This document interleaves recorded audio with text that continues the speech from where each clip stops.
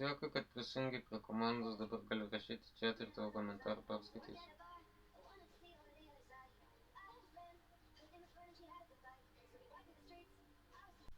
But an uneasy feeling settled in my stomach. I crawled out of my sleeping bag and reached for my backpack, intending to grab my toiletries for a quick morning wash in the stream. As I rummaged through the bag, the unease grew. Things weren't where I'd left them. My clothes were jumbled, my food stores disorganized. With growing dread, I searched for the small waterproof pouch where I kept my most important items. It wasn't in its usual spot. I dumped out the contents of my backpack, my movements becoming more frantic. The pouch was nowhere to be found. My hands shook as I ran them through my tangled hair. The pouch contained my ID, my credit cards, and my phone, my only link to the outside world. It was gone. I crawled out of the tent, my eyes scanning the campsite. Maybe I had taken the pouch out last night and forgotten. But deep down, I knew that wasn't the case. I was always careful with my valuables, especially out here in the wilderness. The campsite looked undisturbed at first glance. My small cooking set was still hanging from a tree branch. My water Бля, bottles prisiminiau, kad dar vardė čia yra pas manęs hatoj. Fuck. Reikės ant pasigauti kažkaip. soft earth near my tent. Girdžiu, Too kaip large šokinėja. to be my own. Someone had been here. Someone had gone through my things while I slept. The realization hit me like a physical blow. I wasn't as alone out here as I had thought. The peace and safety I had felt shattered, replaced by a growing panic. I spent the next few hours searching desperately for the missing pouch, hoping against hope that it had simply been misplaced. But as the sun climbed higher in the sky, I had to accept the truth. It was gone, along with my only means of communication and identification. I sat by the cold fire pit, trying to think rationally through the fear. I had enough food and water to last a few more days. I knew roughly which direction would take me back to civilization, even without my map. I could hike out and find help. But the thought of spending another night here, knowing someone had invaded my campsite once, made my skin crawl. I decided to pack up and start hiking out immediately. I could cover a good distance before nightfall. As I was stuffing my sleeping bag into its compression sack, a twig snapped in the woods behind me. I whirled around, my heart pounding. The forest looked the same as it always had, sunlight dappling the leaves, a gentle breeze rustling the branches, but now it felt oppressive, full of hidden threats. "Hello?" I called out, hating how small and scared my voice sounded. There was no response and just the normal sounds of the forest. I turned back to my packing, my movements now hurried and clumsy. Every rustle of leaves made me flinch. Twice more I could have sworn I heard footsteps, but when I looked, there was nothing there. By the time I had everything packed, my nerves were frayed. I shouldered my backpack, took one last look at the campsite that had been my peaceful haven just hours ago, and set off down the trail. The hike was grueling. Every shadow seemed to move, every sound a potential threat. The weight of my pack and the stress of the situation quickly tired me out, but I pushed on, desperate to put as much distance between myself and the campsite as possible. As the afternoon wore on, doubt began to creep in. Was I going the right way? Without my map or phone, I was relying solely on my memory and sense of direction. The trees all started to look the same, the path less and less distinct. The sun was setting by the time I had to admit I was lost. The trail I had been following petered out into nothing, leaving me standing in a small clearing as the shadows lengthened around me. I was exhausted, Scared and completely turned around, I had no choice but to make camp for the night. With shaking hands, I set up my tent, no longer caring about finding the perfect spot. I didn't bother with a fire, not wanting to draw attention to myself. As full dark settled in, I crawled into my tent and zipped it up tight. Sleep was impossible. Every sound from the forest seemed amplified. The hoot of an owl made me gasp. The scurrying of some small animal nearby had me sitting bolt upright. I clutched my small camping knife, the only protection I had, and tried to steady my breathing. It must have been close to midnight when I heard it. Footsteps, slow and deliberate, circling my tent. I froze, not daring to breathe. The footsteps paused, then started again. Closer this time. A shadow fell across the tent wall. My heart was pounding so hard I was sure it must be audible. I wanted to scream, to run, to do something, but terror kept me paralyzed. A hand brushed against the tent, tracing a line down the nylon. I bit my lip to keep from whimpering.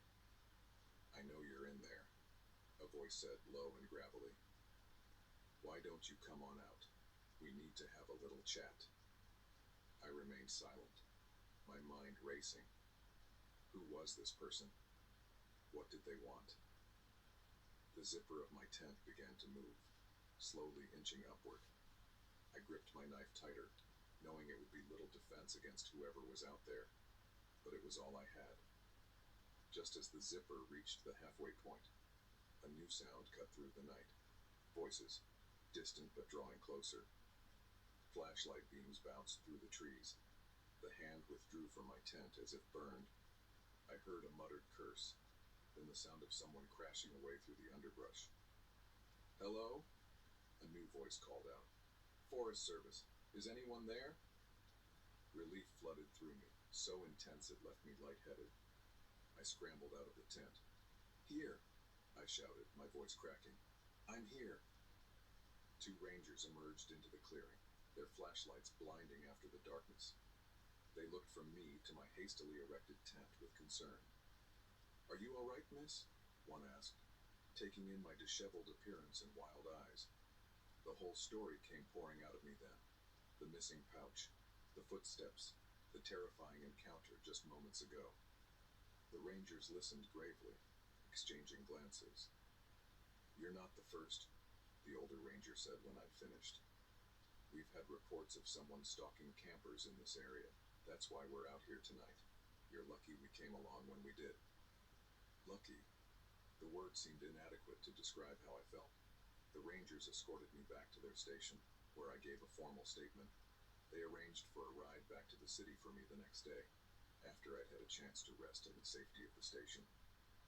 As I lay on the small cot they provided, finally feeling safe enough to sleep, I couldn't help but reflect on how quickly things had changed. In the span of a day, the forest had transformed from a peaceful sanctuary to a place of terror. I knew it would be a long time before I felt comfortable camping again, if ever. The memory of those footsteps, that voice in the darkness, would stay with me.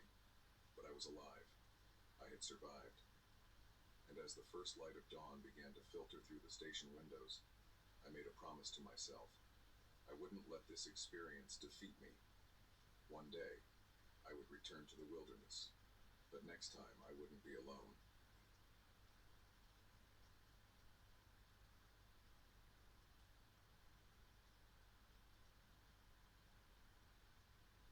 The moment I saw the men with rifles through my camera lens, I knew I was in trouble.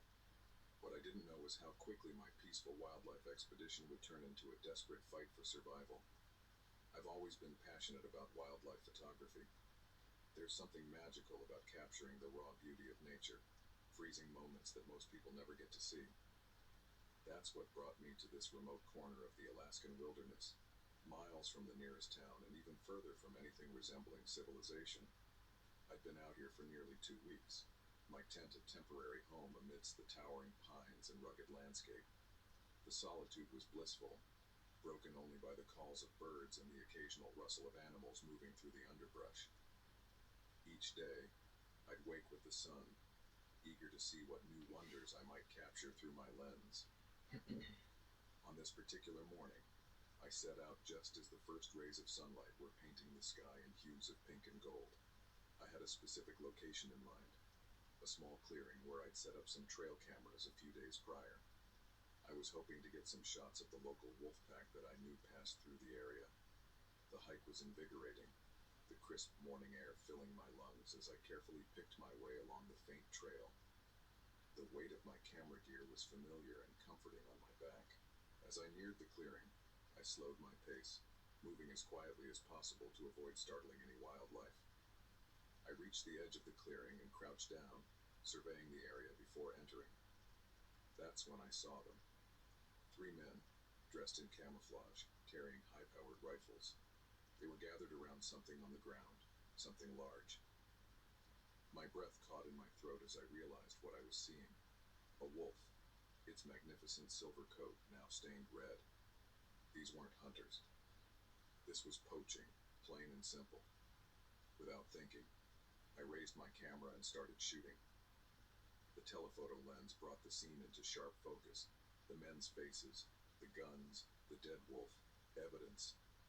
My heart was pounding, but my hands remained steady, years of practice taking over.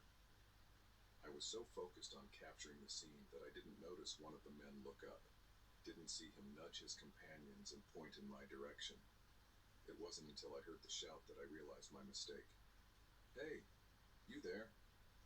I dropped to the ground, but it was too late. They'd seen me. Panic surged through me as I heard them start to move in my direction. I scrambled backward, staying low, then turned and ran. The forest that had seemed so peaceful just moments ago now felt oppressive, full of obstacles trying to trip me up. Branches whipped at my face as I crashed through the underbrush, the sound of pursuit behind me spurring me on. I ran without direction, my only thought to put as much distance between myself and the poachers as possible. My lungs burned and my legs ached, but fear kept me moving. I could hear them shouting to each other, their voices too close for comfort. After what felt like hours but was probably only minutes, I burst out of the trees onto a rocky slope. I paused for a moment, gasping for breath, trying to get my bearings. That's when I heard the gunshot.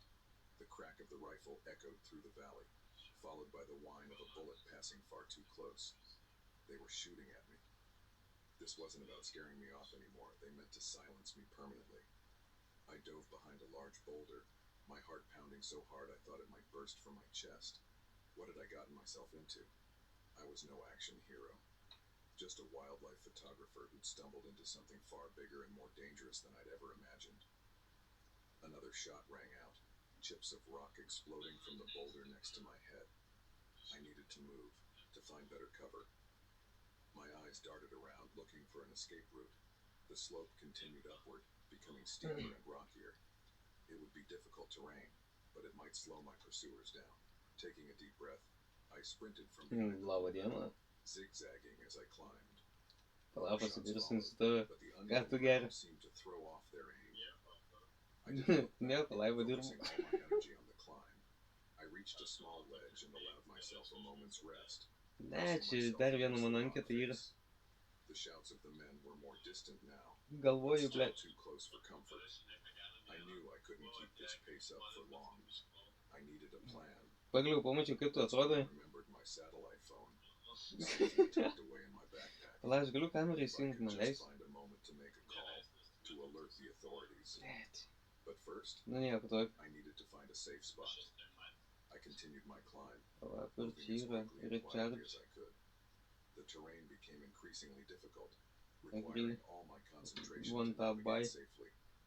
The voices of my pursuers faded, Papa, payment replaced by the successful. sound of my own labored breathing and pounding heart.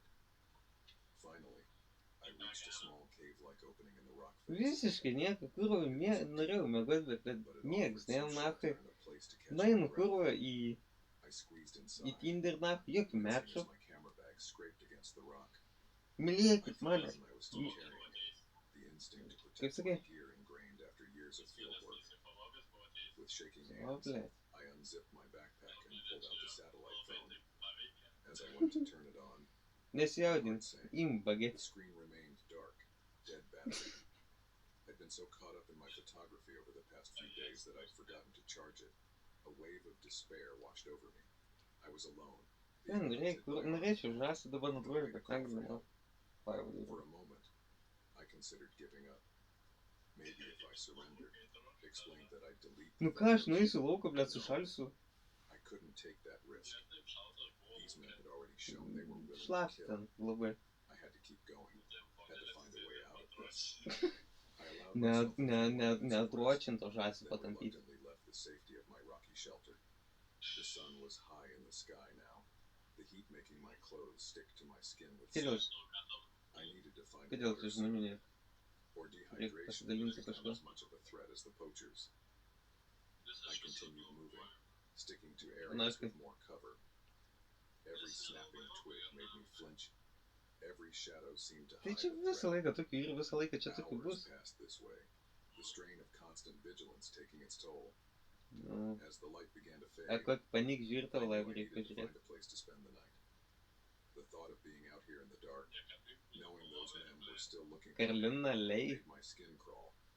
But I had no choice. Bidžiko, I found a dense thicket of bushes and crawled nes inside. vis tiek aukštesnio žmonių, ne, Scratches aš ir from the nekabinsiu. branches. It wasn't comfortable, but it offered some concealment. I curled up, trying to make myself as small as possible. Oi, matai kokie Every sound had kabų intensity, kunkulai. expecting Bet to see a veidas barrel blogas of a gun ir- poking through the Prasme leaves. maišą įsimeti po I ir... clutched my camera bag to my chest. Tinders! As it contained You got a new more match. curse than an asset. Eik tu, matku, As the bože, flashlight of dawn kakoj. began to filter through the leaves, I heard a new sound. Tinderis nemokamas yra, aš tik tai premium nusipirkau, kad unlimited swipai būtų. Not daring to move.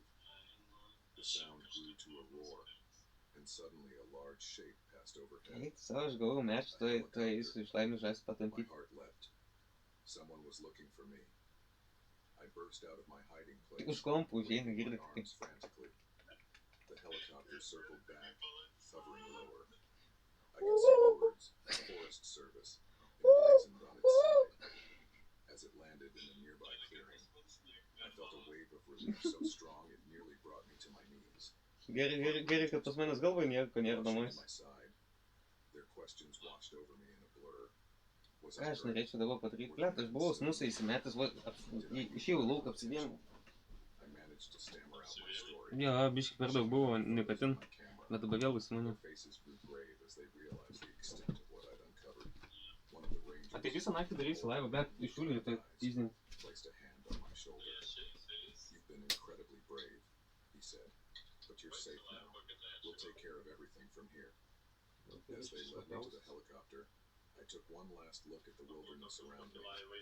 It was as beautiful as ever, the morning sun painting the Žąsį landscape in soft tampysi, ne? light. But now I knew the darkness that Nu, could blėt. lurk in even the most beautiful places. I was alive. I had survived. Gal nori kokių pasiūlymų, buvo, pavyzdžiui, gali To bring iš those kur poachers to pasiimti. justice.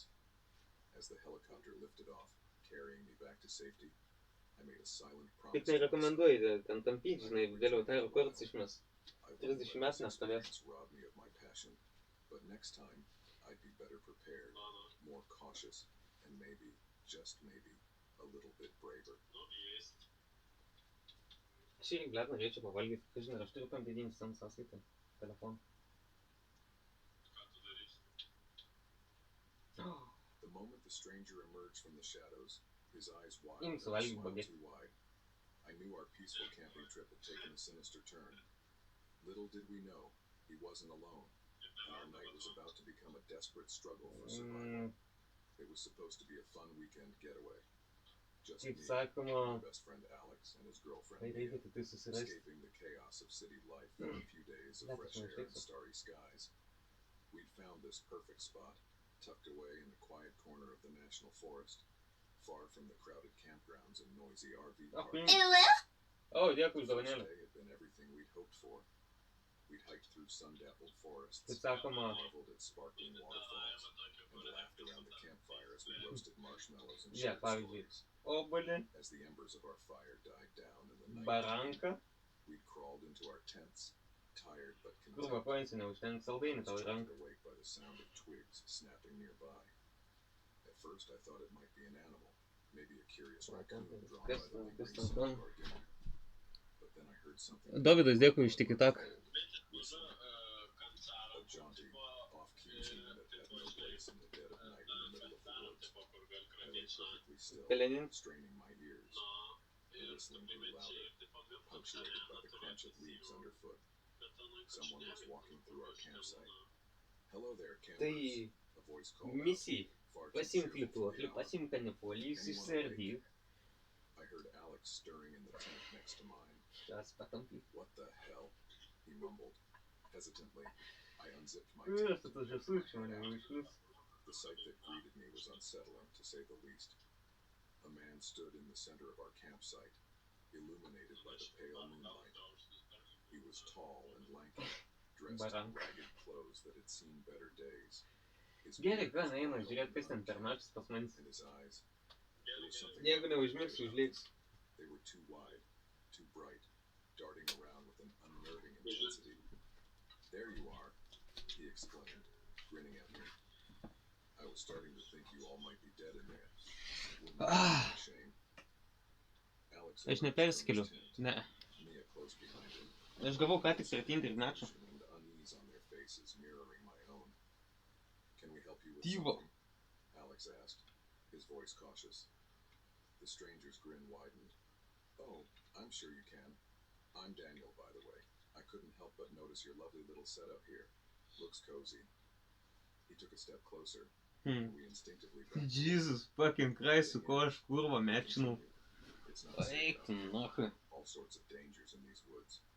I've got a much better spot, nice and secure. Why don't you all come with me? Alarm bells were ringing in my head. Every instinct screamed that this was wrong, that we needed to get away from this man as quickly as possible. Thanks for the offer, I said, trying to keep my voice steady. But we're fine here. We'll be heading out in the morning anyway. Daniel's smile faltered for a moment, a flash of something dark crossing his face. I really think you should reconsider. It's not a request, you see. It's more of a strong suggestion. That's when we heard it, rustling in the bushes around our campsite. More footsteps, coming from all directions. My heart began to race as dark figures emerged from the trees, forming a loose circle around us. Oh God, Mia whispered, grabbing Alex's arm. There were 5 of them, men and women, all with the same wild, desperate look as Daniel. They were dressed in a mishmash of outdoor gear and tattered clothes, and I spotted at least 2 knives among them. Now then, Daniel said, Bля, tau sustrupysiu. forced cheerfulness. Let's try this again. You're coming with us, unless you prefer to take your chances out here.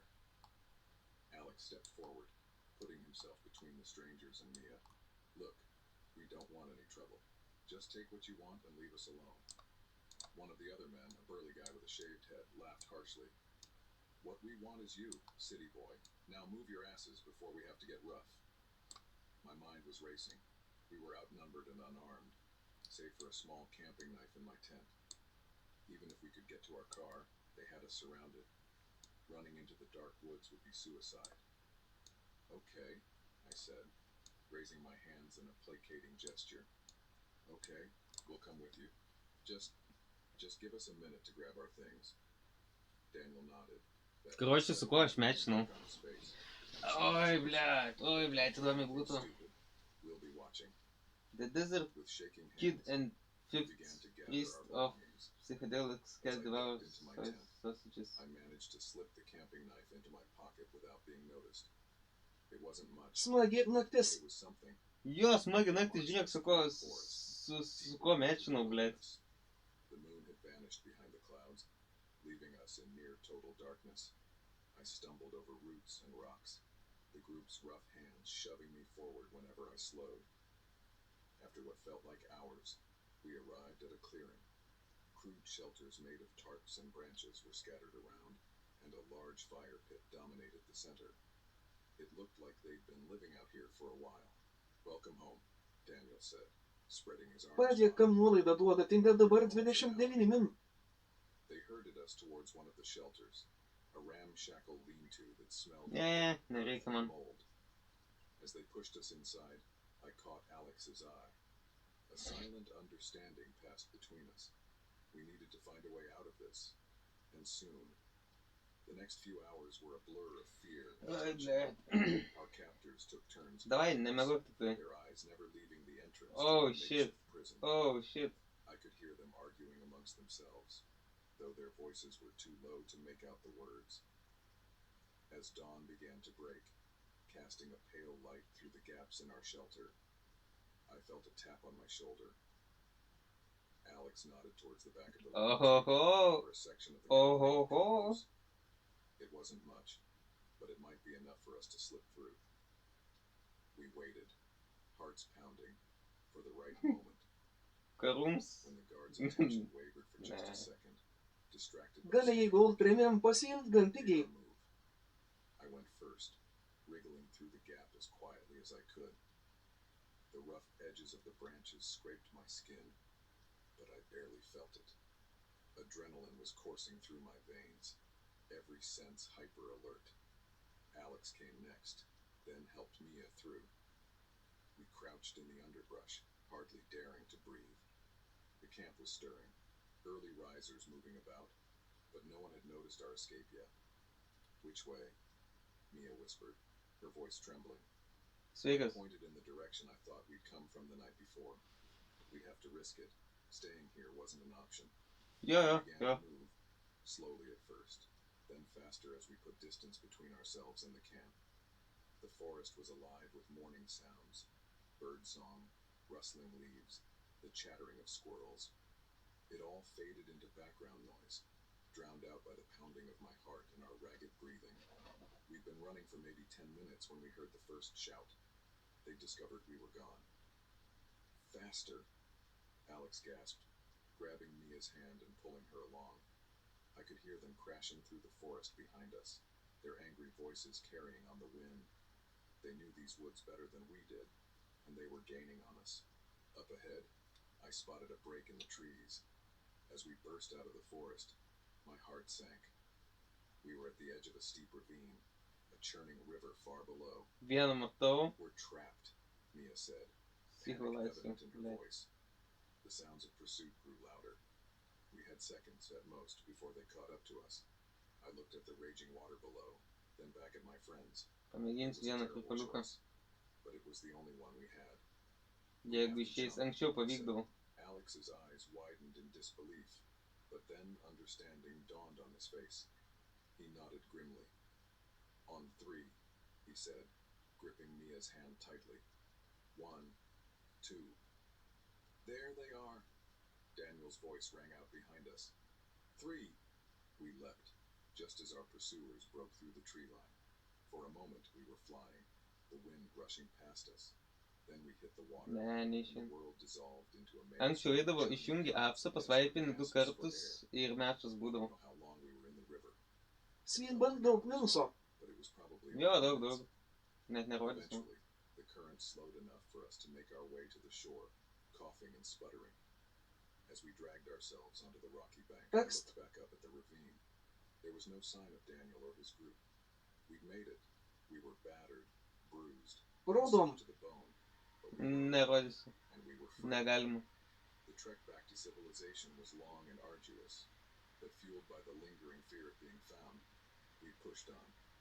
30 yra. Finally reached a Oi, ranger ne, nėra station tiek. and told our story. Nėra, nėra. O pas tavęs yra? Shock on the ranger's face told us just how lucky we'd been. In the days that followed, as we gave statements to the police and tried to process what had happened, one thing became clear. Our simple Neturiu iš viso ekstra. but it had also shown us just how strong we could be when pushed to our limits. I know I'll go camping again someday. The call of the wild is too strong to resist. But I'll never again take the peace and safety of the wilderness for granted, because now I know that sometimes the most dangerous predators in the forest walk on 2 legs.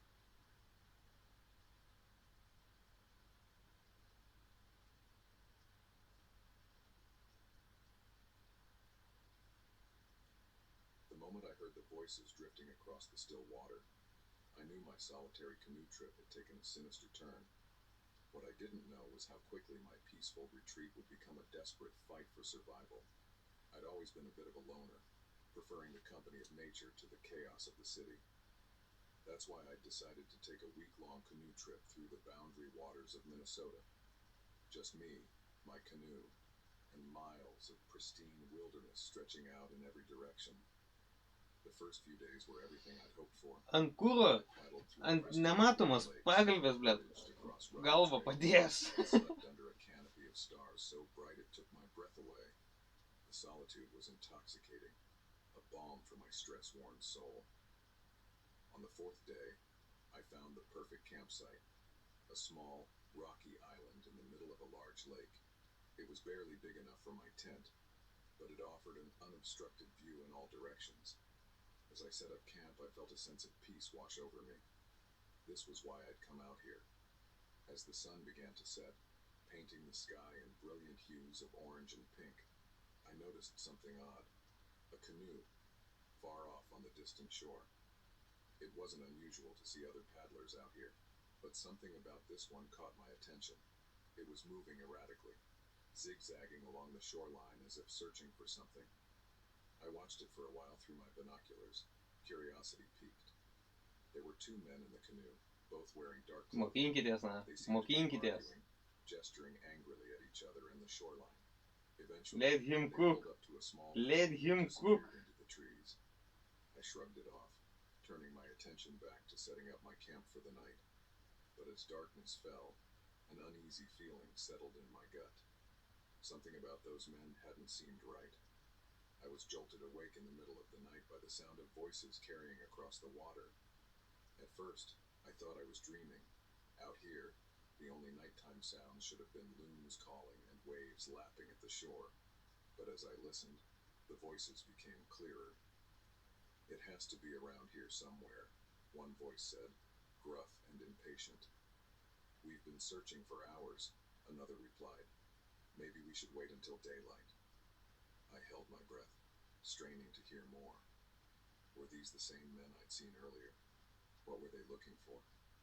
A beam of light cut through the darkness, sweeping across the water. They were using a spotlight, methodically searching the shoreline. I ducked down, grateful for the small size of my island. In the dark, it would be easy to miss. As I lay there, heart pounding, I ran through possible scenarios in my mind. Maybe they were just fellow campers who had lost something. But the late hour, the secretive behavior, it all pointed to something more sinister. The voices grew closer, and I risked peeking out of my tent. I could see their canoe now, a dark shape gliding silently across the moonlit water. They were heading straight for my island. Panic Матея, surged through me. ту-ту-ту. I had nowhere to run, nowhere to hide. My little island suddenly felt like a prison. I scrambled to gather my most important gear, my emergency radio, water filter, and a small bag of trail mix. With shaking hands, I shoved them into a dry bag and slipped into the water on the far side of the island, using my tent as cover. The water was shockingly cold, and I had to bite my lip to keep from gasping. I submerged myself up to my neck, clinging to a Ну, суметинai. dropping as I watched Yeah, the canoe smečinu. approach. It bumped against the shore of Pamaty... my island. Blėt, taip, The parodysiu. two men climbed out. In the moonlight, I could see them more clearly now. They Kokių were super clothed, galių with turi? beards and clothes that had seen better days. Kokių kūro super galių aš turiu, na? Large duffel bag. Kokios mano senos super galios? The man with the spotlight ordered. His companion Засед my там tent пит. and ducked inside. Empty, he reported, but still warm. Someone was here recently. The first man swore. Oh, where could they have gone? They began to search the island, which didn't take long given its small size. PhD. I pressed myself closer to the rocks, praying they wouldn't think to look in the water. The cold was seeping into my bones, and I wasn't sure Сия how much осенит longer I could аркад. stay submerged without starting to shiver uncontrollably. As they completed their search, I overheard snippets of their conversation. Words like stash, border, and patrol floated across the water. With a sinking feeling, I realized what I had stumbled upon. Drug smugglers, using the remote wilderness to move their product across the Canadian border. After what felt like hours, but was probably only minutes, the men returned to their canoe. He couldn't have gone far, one said. Let's check the next island over. I watched as they paddled away, their voices fading into the night. Only when I was sure they were gone did I allow myself to climb out of the water, my limbs stiff and aching from the cold. I knew I couldn't stay here. They would likely return to search again, and next time I might not be so lucky. But I also knew that trying to paddle away in the dark would be dangerous, if not impossible. Skibidi skibidi. With no other choice, Skibidi I skibidi. gathered what gear I could and retreated to the densest patch of undergrowth on the island. Ai, palauk, sakiau, parodysiu. Blet, aš nežinau, ar jie rodo, kad I aš huddled there, wet and miserable as the night įeinu wore pas on. juos į profilį, ar ne? The sound made me flinch. Nu, pizė vėl nebereiks zasijos tampyti, jei paeis. Ne, Dėdė. ne, seniai. I kept expecting to see the beam of their spotlight cutting through the darkness again. But as the sky began to Fuck you lighten talking with about? first hints of dawn, I was still alone. As soon as it was light enough to see, I broke camp as O, kurva, quickly as I baidyklė. could. I loaded my canoe, constantly scanning the lake for any sign of the men. The morning mist Fuck you hung want? over the water, providing some cover but also making it hard to see very far. Ne baidyklė, savotiškai I set gražiai. off, paddling hard. I knew I needed to put as much distance between myself and this place as possible. But I also Nepašokau knew that nuo if I fotelio. hit the water, I would be exposed and vulnerable if they spotted me. For hours, I paddled, my muscles screaming in protest. Every time I heard the faint sound of a motor or saw a shape move through the mist, I would duck into a cove or behind an island, heart racing. It was mid-afternoon when I heard it, the unmistakable sound of a canoe cutting through water. I peered around the edge of the small island I'd been using for cover and saw them. The two men, paddling hard, scanning the lake. They were following my trail. Daug sendė su mecinai. Mind Ble, racing. ne. I couldn't outrun them. Visiškai ne. They were fresher, and their canoe was lighter without all the camp. Nebesdink. I needed another plan. That's when I spotted it. A narrow channel leading into a maze of small islands and shallow reefs. It would be tricky to navigate, especially in a loaded canoe, but I knew it was my only chance. Taking a deep breath, I pushed off and made a break for the channel. Almost immediately, I heard shouts behind me. They'd spotted me. What followed was the most intense paddling of my life. I weaved through the channel, scraping over hidden rocks. Einu kikepsniukų pasikepti. Dėdė. Ble, aš irgi valgyt noriu, bet kuro dabar negaliu. I could hear them behind me. Their curses echoed Pradėčiau ten bliūdais, puodais daužyti, kur aš pas babulensiją hatui. I was running on pure adrenaline, every muscle straining as I pushed myself to the limit. I knew that one wrong turn Kiekviena moteris yra savotiškai graži. the difference between Va, būtent. escape and capture. Finally, after what felt like hours, Nesint rytą valgiau tik salotų be nieko ekst. I burst out of the maze into open water. Arba tu rašai, ble. I could see buildings, a ranger station on the edge of the boundary waters. With a final surge of energy, I paddled towards Nenustepčiau, jeigu rašai tik tokį kumariną, sako, galvoju, voices were fainter now. They wouldn't dare follow me to the ranger station. As I pulled up to the dock, legs shaking so badly I could barely stand, a ranger came out to meet me. One look at my face must have told him Gal something patiks was tau wrong. jo. Dėdė. Are you all right? He asked, helping me out of the canoe. The whole story came pouring out of me then. The suspicious men, the midnight search, my desperate flight through the wilderness. The ranger listened gravely, then immediately radioed for backup. In the days that followed, as I gave statements to the police and tried to process what had happened, one thing became clear. My peaceful canoe trip had turned into a nightmare, but it had also shown me just how strong I could be. Gali mane pakelt nuo fotelio, būsiu dėkingas. I know I'll return to the boundary waters someday. Mhm. The beauty of that wilderness is too powerful. Padėčiau, to bet resist. pats esu But I'll strigęs never lovai. again take the solitude for granted, because now I know that even in the most remote places, darkness can find you. And when it does, you have to be ready to fight with everything you have.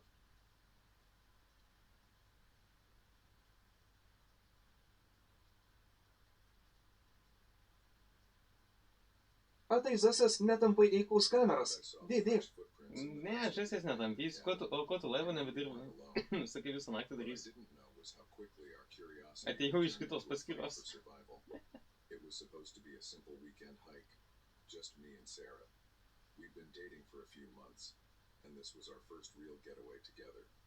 Both of us loved the outdoors, and the promise of exploring an old logging trail in the Cascades seemed like the perfect adventure. The weather was perfect that Saturday morning as we set off, the late summer sun warming our backs as we trudged up. Nesmė žmonių norėjo gulti, galvojau Sarah was a taip. few paces ahead of me, her blonde ponytail swinging in rhythm with her steps. I found myself smiling, feeling lucky to be here with her. We'd been hiking for about 3 hours when we first saw the cabin. It was nestled in a small clearing, half hidden by the encroaching forest. The wooden structure looked ancient, its walls weathered gray by countless seasons. "Hey, check that out," I called to Sarah, pointing towards the cabin. She turned, her eyes lighting Davai up with prisijungit prie curiosity. komandos su širdutė, kad aš girdėčiau, ką jūs rašot. We approached cautiously, our eyes scanning the area for any signs of recent Nes aš activity. čia nematau, kompas yra The gan cabin toli. looked like it had been abandoned for years, with vines creeping up the walls, Ačiū, a ai. thick layer of pine needles Čia coating the kviuks, sagging jo. roof. Should we take a look inside? Klausė žmogus, gal Roblox'e pažaisi dar. Her voice. Robloxą. I hesitated. Something about the cabin made me uneasy. Gyvai. Put my finger on why. Prasisinčiam? I don't know. It might Ar not be safe, prasisinčiam Robloxą? but Sarah was already moving towards the Kas door, daugiau, jei nes. curiosity getting the better of her. Nežinau, galvoju, gal žinau žmogus. Where's your sense of Bet kadangi paklausė apie Robloxą, tai jau supratau, kad I Galim ir einam kartu. wooden steps to the porch. The door was aš nesu slightly žaidęs ajar. Robloxą niekada gyvenime. Es naujas. Dramatic creak that echoed Aš through the niekada trees. gyvenime nesu žaidęs Robloxą. The interior of the cabin was dim, shafts of dusty sunlight filtering through the grimy windows. It was a single room, with an old iron stove in one corner and a crude wooden table in the center. A ladder led up to a small loft area. As my eyes adjusted to the gloom, I noticed something odd. There were fresh Ko ant jie klausais? on the floor, footprints. Scary Reddit stories to fall asleep to. I don't think we're alone out here. Baisias istorijos. She turned to look where I was pointing, her eyes widening as she saw the prints. Maybe it's just other hikers, she Sako, suggested, pažaisk. but I could hear the uncertainty in her voice. Nu, I pipėts. shook my head. Oh, yes. Turiu dar vieną. Ne, fuck. Those prints lead to the Aš jau loft. turiu tokius va tris va. We Va both šitos. looked up at the dark opening above Du us. tiksliau. For a moment, Du tuos turiu. the cabin was Vieną totally šitą. silent. Man reikia dar Then we dviejų heard tokių. a faint shuffling sound from above. Sarah grabbed my Žalių arm, neturiu. her fingers digging into my skin. Blet, kiek čia dar ilgai "We need užtruksiu. to go," she whispered. I nodded, already backing towards the door. But before we could reach it, Yo! a figure nice. appeared at the top Opa. of the ladder. A man, his face hidden in shadow. My lucky day. At us. Well, he said, his voice gravelly and menacing. Jau du žalius turiu. What do we have here? Tada turėsiu My heart du was pounding mėlynus. so hard I could barely hear the rush of Eitu. blood in my ears. I pushed Sarah behind me towards the door. "We're sorry," I said, trying to keep my voice steady. "We didn't know anyone was here. We'll leave now." The man chuckled, a sound devoid of any real humor.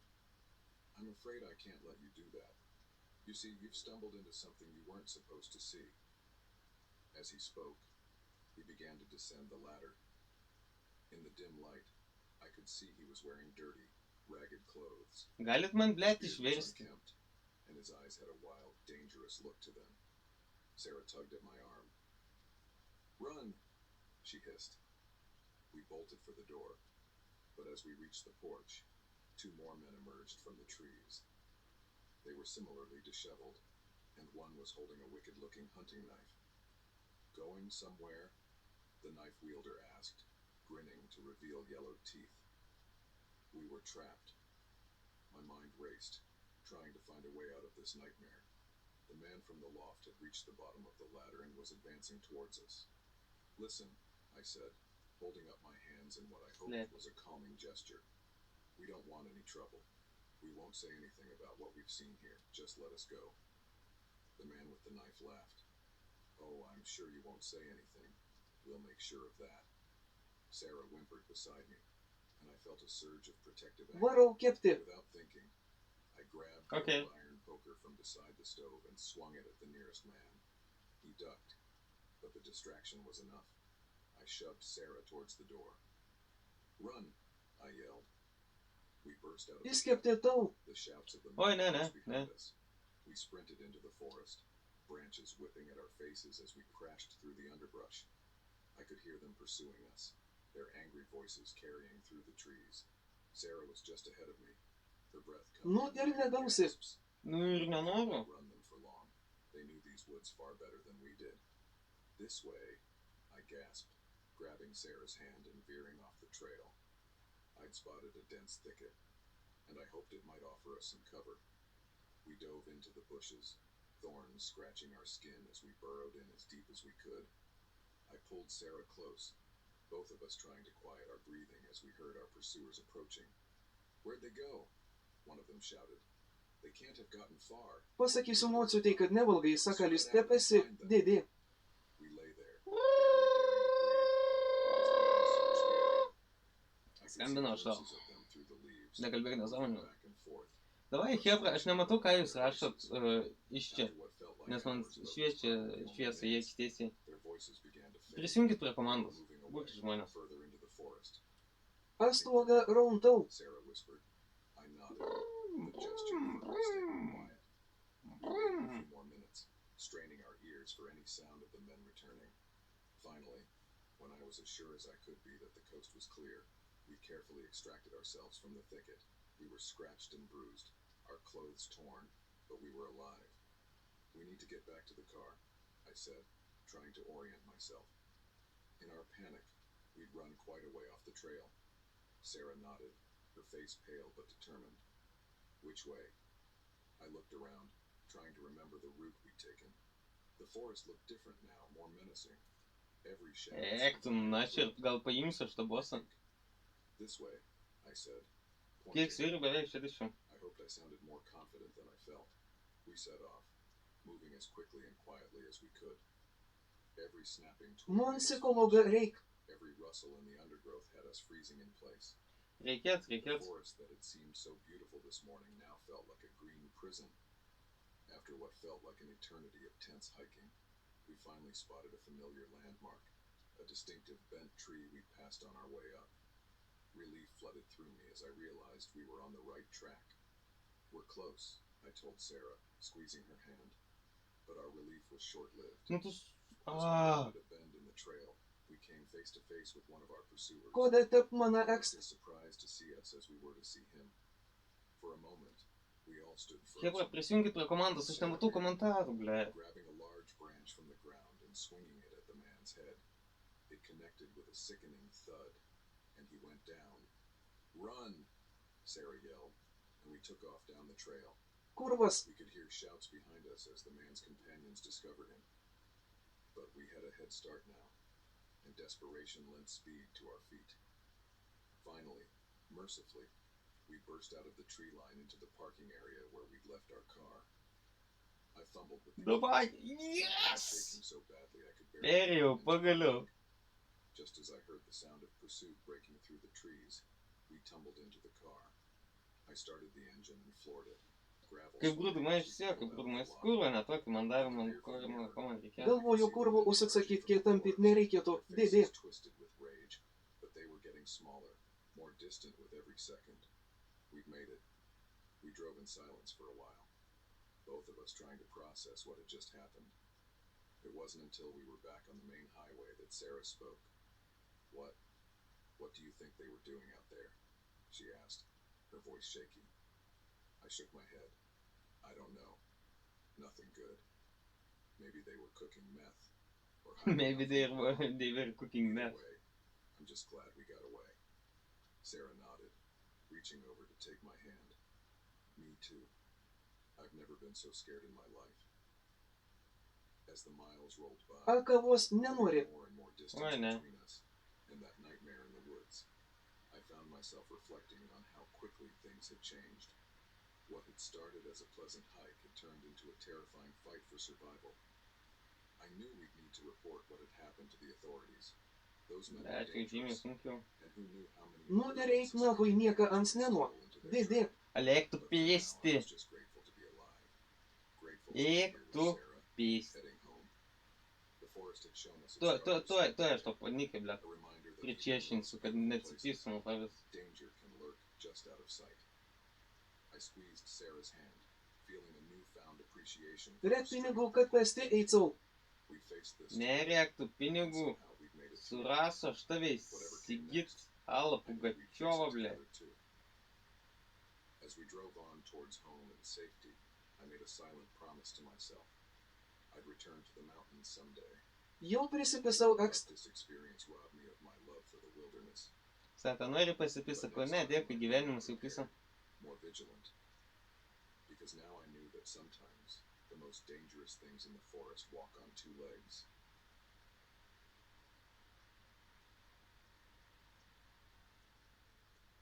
Ar te prasi? Ne, tėt, sako. Nieks mane The tėt moment I found nerašė. the first note pinned to a tree near my campsite, I knew my peaceful research trip had taken a sinister turn. What I didn't realize was how quickly it would escalate into a terrifying game of cat and mouse in the wilderness. I'd come to the Adirondacks to study the Visus man duoda, bet ne tokių, kokių man reikia. It was Yes, supposed to be Nelly. a month-long solo expedition. Just me and the mountains. I'd done trips like this before and always relished the solitude. The chance to immerse myself in nature without distractions. The first week was exactly what I'd hoped for. I set up a base camp in a Bol akinius užsidėjau, bet ne tik galvojau nusiimt. that provided fresh water. Each day, I'd hike to different elevations, meticulously documenting plant species and taking soil samples. The work was engrossing, and the scenery was breathtaking.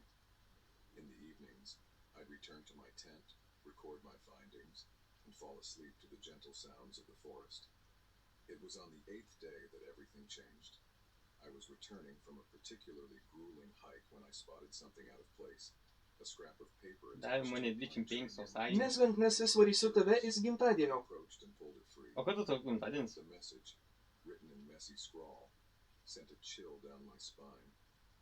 I see you. I looked around, suddenly aware of how exposed I was. The forest that had felt so welcoming now seemed oppressive, full of hidden threats. Nori I susinit. told myself it was Yeah. probably just some hiker playing a prank, but a nagging doubt Kai žinočiau, kad got out of nepasveikint. my mind. Jokauju, I jokauju. slept Kur fitfully that važiuoju, night, būčiau. starting at every sound. The next morning, I contemplated packing up and leaving, but the thought of abandoning my research over what might be a harmless joke seemed ridiculous. So I stayed. though I Kiek found dovanų myself duosi? constantly Dėdė tada apie actually esaką being jas jau. smart. 2 days passed without incident, Padovanosiu and taip, I kas ir started to vibratorių. relax. Maybe it had been a one-off thing after all. But when I returned to camp on the 3rd day, my blood ran cold. Jeigu nepatiks taip, kas galėsiu This time užsipisti. into my O tent. kurva. You shouldn't be here. Fear gripped me. This was no longer a prank. Someone was watching me, stalking me through the wilderness. But why? What did they want? I grabbed my Seit sapling, vasara jau buvo. intending to call for help, Ah. only to find it was dead. Panic surged through me as I realized the battery had been removed. Whoever was doing this had been in my tent, had gone through my things. I needed to leave. Immediately. But as I started Jau to buvau pack tavo up leif gear, PZB a X. terrifying thought struck me. What if they were out there right now, watching me? Tai tipo ką, ble. Would they try to stop me if I attempted to hike out? Eik, tu pis.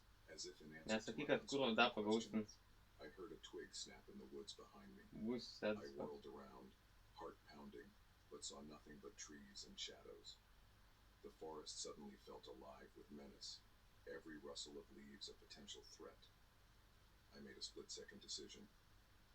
Grabbing Kaip daug mano susirast, ar reik, ar ne, kaip tu galvoji, bet rimtau. down the trail, leaving the rest of my gear behind. I had to get back to civilization. Tau atveju to nelabai da. safety.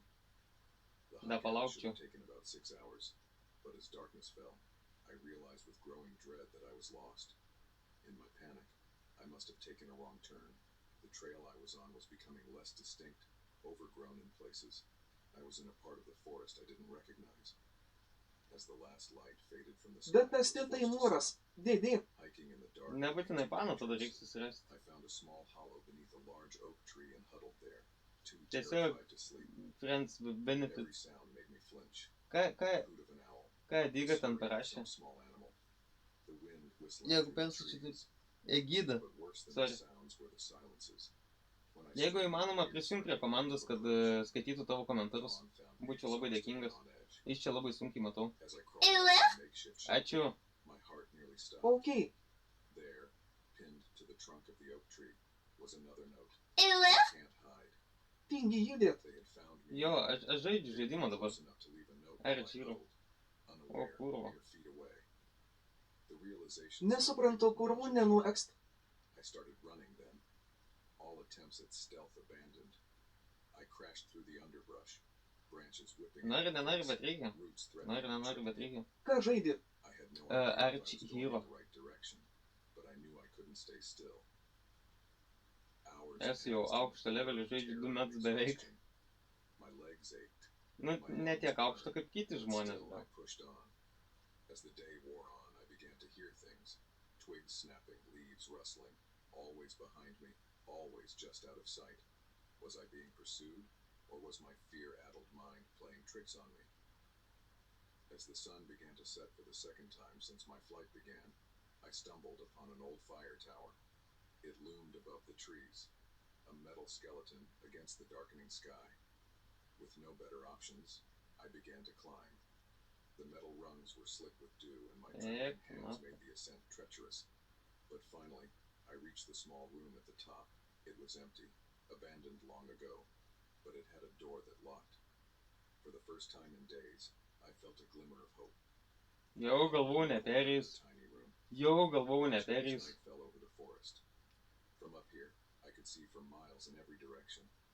Surely, I thought, I would be able to spot anyone approaching. As the hours crawled by, my exhaustion began to overtake my fear. Despite my best efforts, I felt my eyelids growing heavy. I drifted into an uneasy sleep, filled with nightmares of faceless pursuers. I awoke with a start, unsure how long I'd been asleep. The first rays of dawn were just beginning to lighten the sky. There, propped against the far wall of the room, was a piece of Jo, paper dėkui. that hadn't been there Išjungi when I fell hercą. asleep. With shaking hands, I unfolded it. Look behind you. I whirled around. A scream caught in my throat. But there Karoči, was no viskas one jau čia there, išėjo mėgoti. just the door, still locked from the Arba inside. pagaustintas. How was this possible? Whoever was doing this, they weren't just tracking me. They were toying with me, enjoying my terror. In that moment, something in me snapped. The fear that had been driving me for days transformed into a cold, hard anger. I was done running, done being a victim. It was time to turn the tables. I spent the day in the tower, conserving my energy, planning.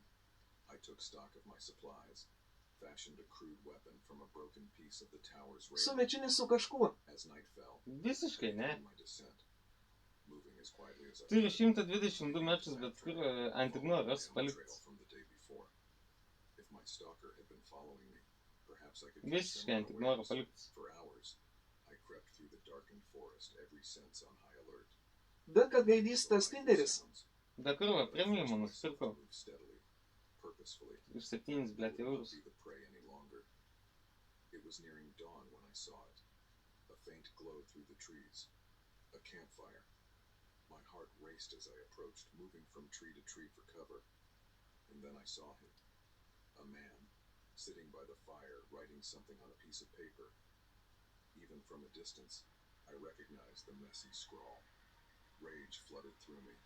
This was the person who had terrorized me, who had turned my peaceful research trip into a nightmare. Without conscious thought, I felt Andžias myself herojus. moving towards him, my makeshift weapon raised. Visai neblogas, sakyčiau. Suddenly, his eyes widening in shock as he saw me. He scrambled to his feet, but it was too late. What happened next was a blur. There was a struggle, shouts echoing through the pre-dawn forest. Va, blėt, pirmas įkmė tiek daug I energijos stood duoda. over him, breathing heavily, my improvised club Oi, still tu nuoširdžiai. tightly in my hand. He was alive, but unconscious.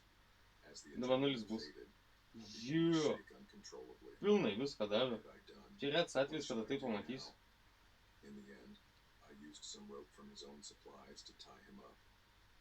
Then, using his satellite phone, functional, unlike my own sabotaged one, I called for help. The authorities arrived a few hours later. As it turned out, The man was wanted for a series of similar incidents in other parks. He'd get the help he clearly needed, and I had a lot to process. As I sat in the back of a ranger's truck, a shock blanket around my shoulders, I looked out at the forest. It was beautiful in the morning light, peaceful even, but I knew I'd never see it the same way again.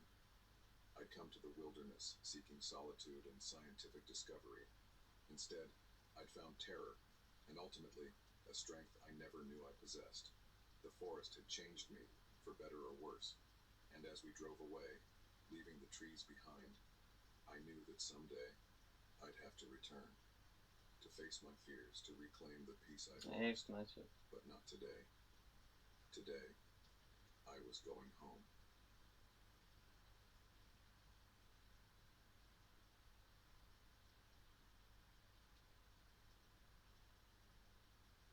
Du šūdinus skilus davė. Strangers emerged from the darkness, their Kodėl eyes tai? glinting in the firelight.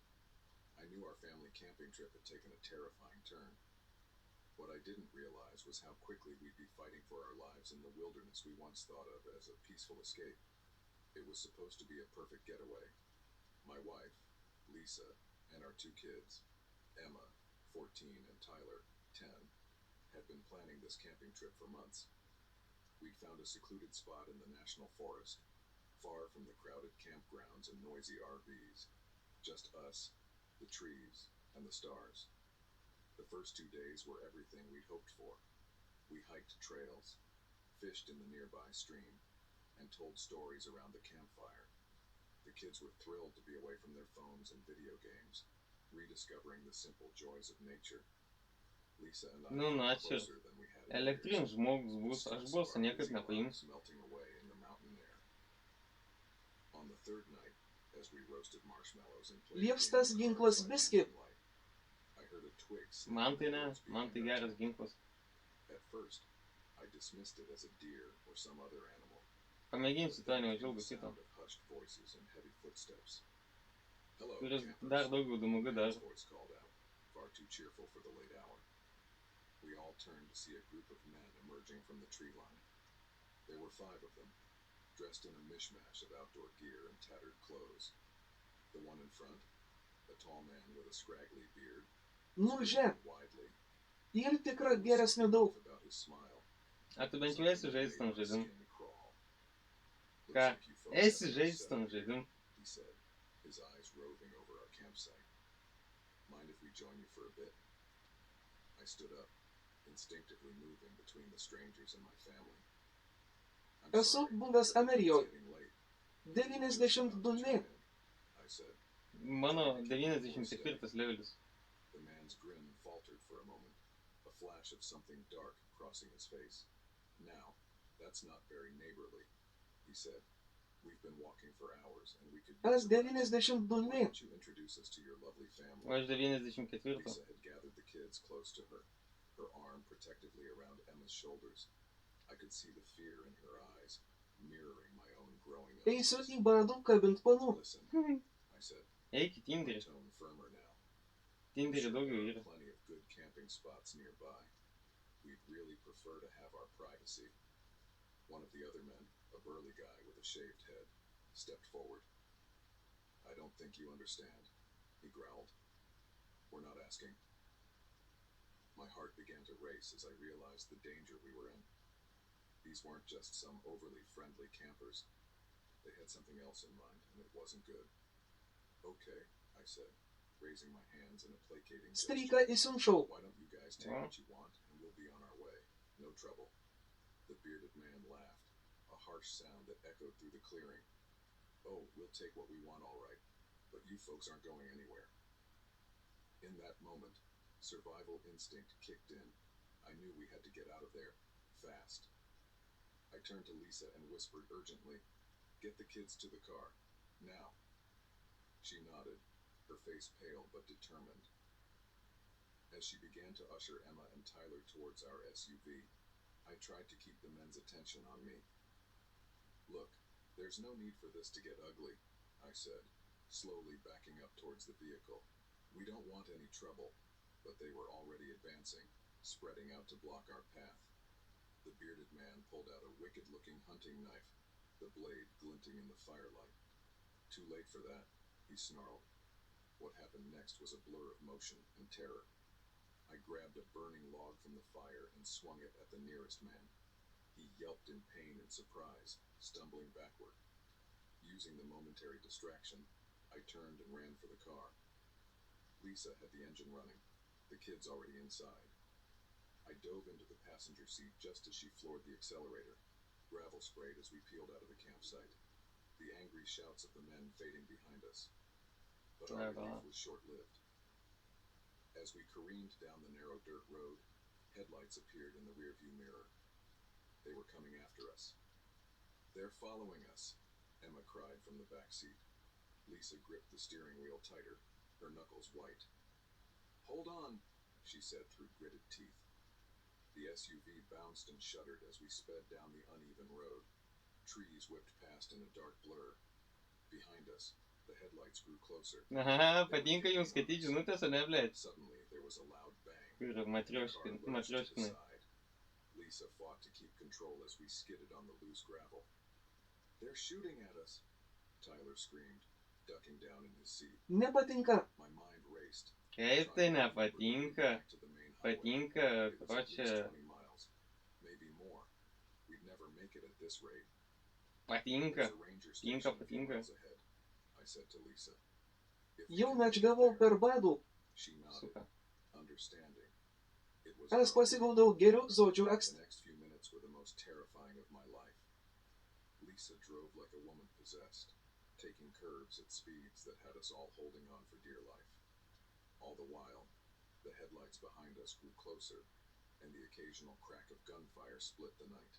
Su 26 metų moterimi iš oro. Faster, the trees opened up to reveal a small clearing.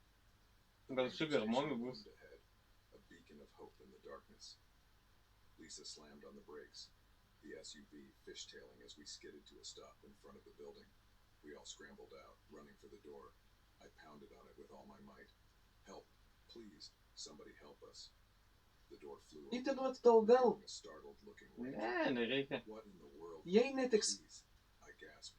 "There are men chasing us. They have guns." The ranger's eyes widened, but to his credit, he reacted quickly. He ushered us inside, locking the door behind us.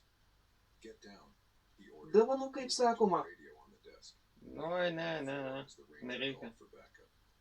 Outside, O, pagavau vieną gerą knygą. tires as our pursuers arrived. Ah, What followed was a tense Blet, aš boso standoff. niekaip neįvyksiu. The men tried to break in.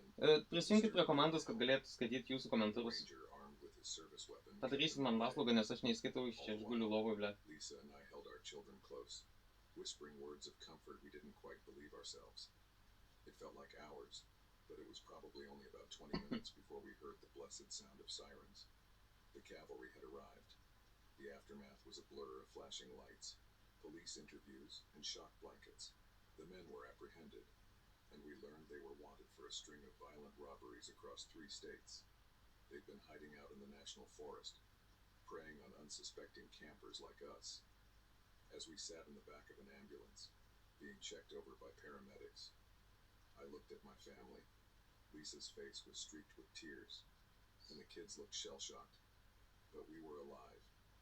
We had survived. Eik, kas In the čia days and weeks that susipeilinau. followed, we struggled to process what had happened. The woods, once a place of peace and adventure for us, now held a darker meaning. Nightmares plagued us all, filled with shadowy figures and the sound of gunshots. But slowly, we began to heal. We talked about our fears, supported each other through the tough moments, and eventually, we made a decision that surprised even me. We decided to go camping again. It wasn't easy. The first time we set up a tent after the incident, every snapping twig made us jump. But we pushed through the fear, determined not to let those men rob us of something we loved. Now, as I sit by a campfire once more, watching Emma teach Tyler how to roast the perfect marshmallow, I feel a profound sense of gratitude. We came close to losing everything that night, but we didn't just survive. We reclaimed our love for the wilderness. The forest is still beautiful, still full of wonders, but now we appreciate it with open eyes. Davai, Hebra, Both its magic prisijunkit and prie its komandos. dangers. We're more careful, Kad galėčiau laisvai atsakyti. but we're also stronger. OnlyFans, ai, pasikurti OnlyFans, ne, As dėkui. the stars come out overhead and the fire crackles softly, I catch Lisa's eye across the flames. She smiles. O dabar and I see in her bus face the same mix of emotions. sunkiai. Lingering fear, yes, but also pride, love, and a deep, abiding peace. Tai nachui trinų badų paskyrą gaidžių gaidys. And that, I realize, is Kodėl? the greatest adventure of all.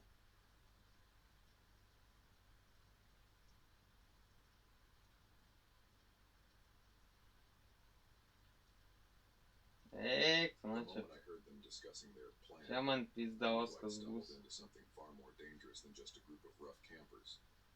What I didn't realize Baigęs was laik how ir quickly mūkį. my peaceful hike would turn Po into to. a desperate fight for survival. I've always been an avid hiker, finding solace in the quiet of the woods and the challenge of conquering new trails. This particular weekend, I decided to explore a lesser-known path in the Ozarks. It was a bit more rugged than my usual routes, but the promise of pristine wilderness and spectacular views was too tempting to resist. The first day of my hike was everything I'd hoped for. The trail wound through dense forests and along ridgelines that offered breathtaking vistas of the surrounding mountains. The air was crisp and Į clean, vieną with the susituokusios. scent of pine and wild herbs. As the sun began to set, I found a small clearing to set up camp for the night. I was just finishing my dinner of Opa. hiking food when I heard it. Voices. Jau galvojau, nebeišeis, jau kito levelio nebegalėsiu eiti. First, I was Viskas. surprised. I hadn't seen another soul all day and thought I was miles from the nearest campsite. Ir season rewards. Kiek aš esu? 34 tūkstančiai. They were low, urgent, almost angry. Curiosity got the better of me.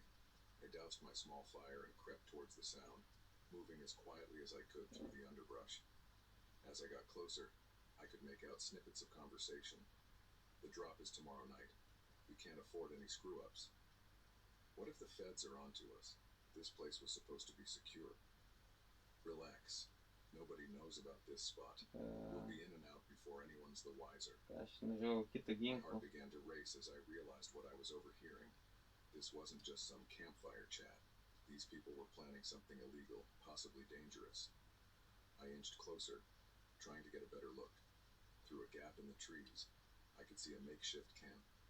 There were 3 men, rough-looking characters who seemed out of place in the wilderness. They were gathered around a map spread out on a crate, pointing at various locations. Kitą ginklą įsimečiau lanką, ble. A twig snapped under my foot. The sound seemed deafening in the quiet forest.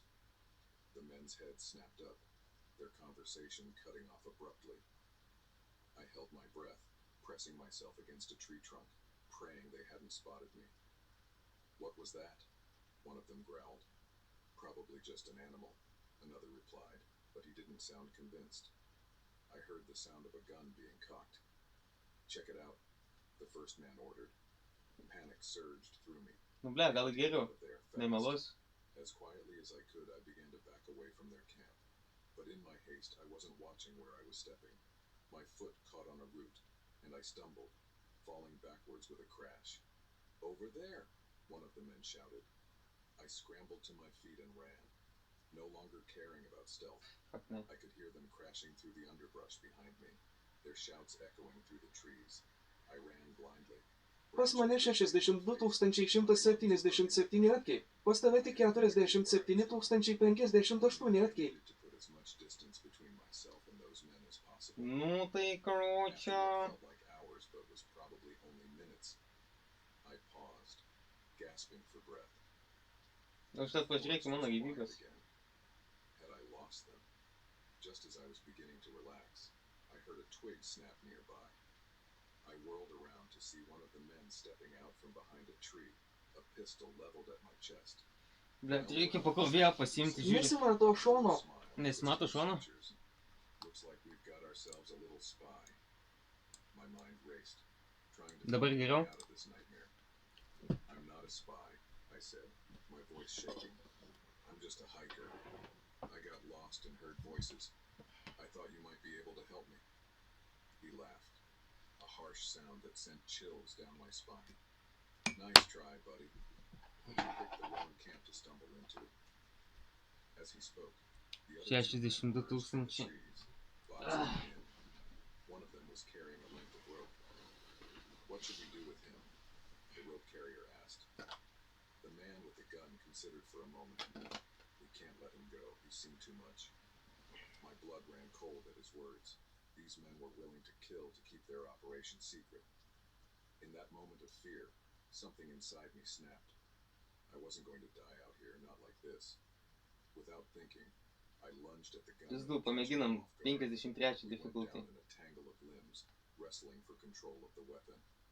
I heard the other men shouting, felt hands grabbing at me, but I focused all my energy on keeping that gun pointed away from me.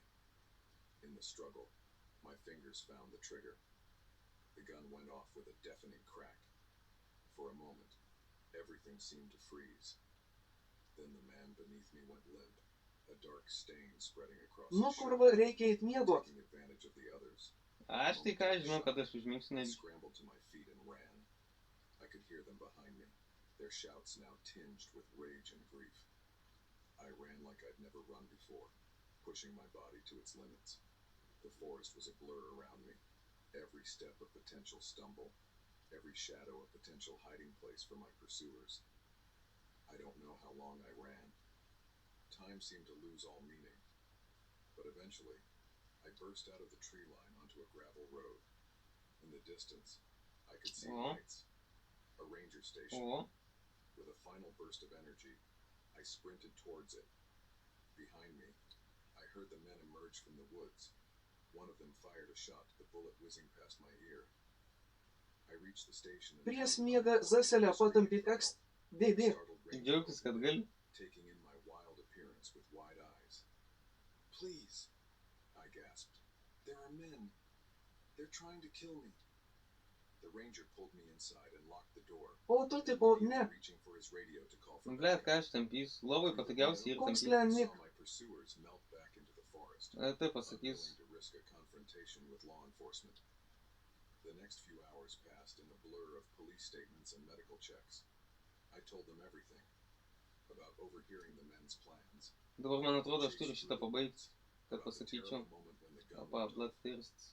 The authorities took my story seriously. They Nu tai sviesas visi kundė ir peks. I knew the men would be long gone. They found the makeshift Ne, dabar nežinau. along with evidence of a Ne, ir vis tiek matysios, kurva, kad krūt. The man I'd shot was discovered too.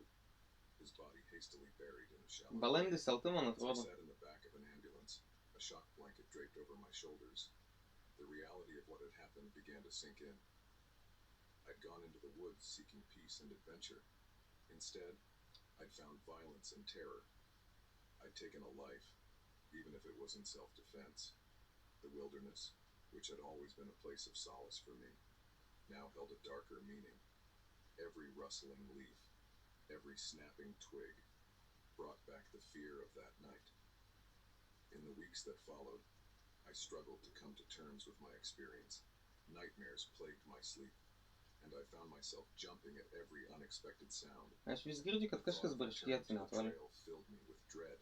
Ir man tas Gal nepatinka. leip sustabdyt. With the Dėdė. help of therapy and the support of my loved ones, Va būtent noriu padrošti. I realized that Turiu what happened laivas to me statyti. was a freak occurrence, not a reflection of the inherent danger of the wilderness. 6 months after that fateful hike, I found myself standing at the trailhead once again. My hands were shaking as I adjusted my backpack, but I was determined. I wouldn't O let laikai fear rob atėjo. me of something I loved. As I took my first steps back into the forest, I felt a mix of anxiety and exhilaration. Ne, bet aš vis girdžiu, kad kažkas kurva The air netoli fresh hatos and barška invigorating. tarška. With each step, Kurva stabaliai koks skinwalkeris, kurva kmura. I know now that the wilderness, like life itself, contains both beauty and danger. What happened to me was terrible, but it also showed me how strong I could be when pushed to my limits. As I hiked deeper into the forest, I felt a sense of peace wash over me. I was reclaiming this space, transforming it from a place of fear to one of healing and growth. Patampai ir grįžti It ekst. was long and challenging, but I was ready to face it, one step at a time. O tu kaip pavyzdžiui, tampai žąsi, tu užsidarai užuolaidas. Older now, Tu nėra tokio jausmo, kad kažkas tave but still stebi, in ble. love with the wild places of the world.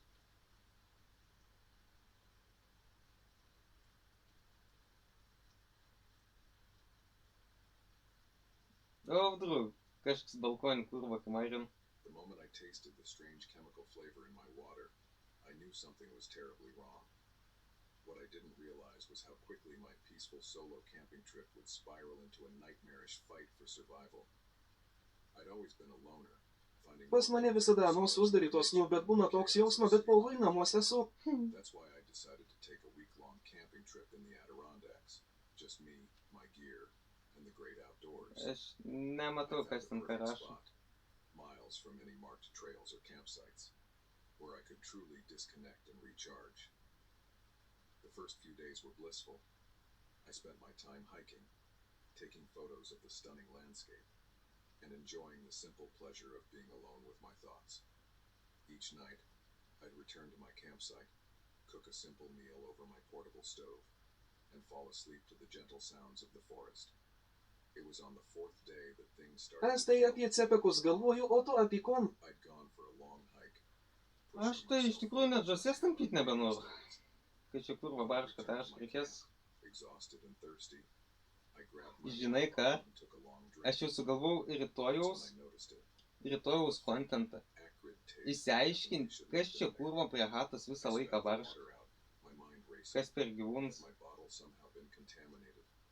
But as I examined it, I realized with growing horror that all of my water supplies tasted the same. Someone had tampered with them while I was away. My heart began to pound as the implication sank in. I wasn't alone out here. Someone had been in my camp, had deliberately contaminated my water. But why? And were they still nearby? I scanned the trees surrounding my campsite, suddenly aware of how exposed I was. The forest that had felt so welcoming now seemed to loom menacingly, every shadow potentially hiding a threat. I needed to leave. O jeigu iš tikrųjų kokį skinwalkerį pagautumėm? Eik tu načert. Žąselė. Pagalvokit skinwalkerį pagauti. Nepagautų, tiesiog prigauti. Ir kuročią laivas baigėsi, nes mane kurva papjauna. Fighting against the growing weakness in my limbs, I managed to stuff my essentials into my backpack. I had to get to safety. Žinot, kas yra skinwalkeris? Because surely that's what it was. Incapacitated me completely. As I shouldered my pack and took my first unsteady steps away from the campsite, I heard it. Naikinti, tu tiesiog pasižiūrėk, kas yra skinwalker. Pasijė kitą lovą. Ne, ta pati. There it was again. Ta pati, ta pati. Unmistakable sound of footsteps approaching. Panic gave me a burst of energy. Ar baisus ans. Biški bais. Kurva, išnaudojau savo. Netyčia išnaudojau. Then the sound of pursuit. I crashed through the forest, branches whipping at my face, roots threatening to trip me at every step. Daug laiką neturiu. My vision blurred, and my movements felt sluggish and uncoordinated. But fear kept me going, pushing my body beyond its limits. I don't know how long I ran. Time seemed to lose all meaning in a haze of terror and exhaustion. Eventually, I broke through a line of trees and found myself Prisijunk prie komandos. Far below, I could hear the rush of a river. For a moment, I stood swaying at the edge, unsure what to do. Then I heard voices behind me, getting closer. I was trapped. In desperation, I began to climb down the ravine. It was steep and treacherous, loose rocks skittering away under my feet. Several times I nearly lost my footing, saved only by a desperate grab at a protruding root or rock. Halfway down, my luck ran out. My foot slipped on a patch of loose gravel, and suddenly I was falling, tumbling down the steep slope. I hit the ground hard, the impact knocking the wind out of me. For a moment, I lay there, dazed and gasping for breath. Galvoju, ar eit miego, ar zasitampi tekst. Dėdė. My pursuers had reached Žąsi, the edge of the ravine. žąsi, I looked up to žąsi. see two men peering down at me, their faces twisted with frustration and anger. "He's down there," one of them yelled. "Find a way down." Ignoring the pain radiating through my body, I staggered towards the river. It was my only chance now. I waded in, the icy water shocking me back to full alertness for a moment. Then I let the current take me, praying it would carry me to safety. The river was fast and rough, tossing me around like a Gerai, rag kur doll. čia koks mano nikas Nu yra? koks klen? Keep my head above water. Esi buvęs pas Kiksį? Drug-induced weakness and the pull of the current. Wow. Several times I went Pas under, ką tokį? swallowing mouthfuls of Pas water kiek, before ne? managing to surface again. I had Klanas no idea tai how long I was in the river. It could have been fighter months or klanas hours. kažkoks. All I know Aišku. is that eventually O mano I nikas... washed up on a rocky shore, coughing and shivering. The sky was growing dark, and I realized with a start that I'd lost an entire day.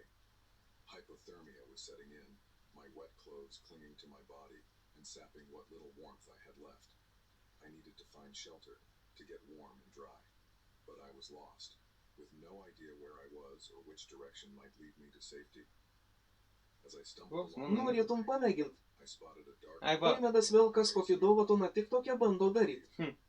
va, iš didžiosios raidės balandis, tai va, mano nikas. I crawled into the cave, collapsing onto the cold stone floor. Every part of me ached, and the residual effects of the drug were making it hard to think clearly. But I knew I couldn't rest for long. My pursuers could still be out there, searching for me. Using the last of my strength, I gathered some dry leaves and branches from just outside the cave and managed to start a small fire.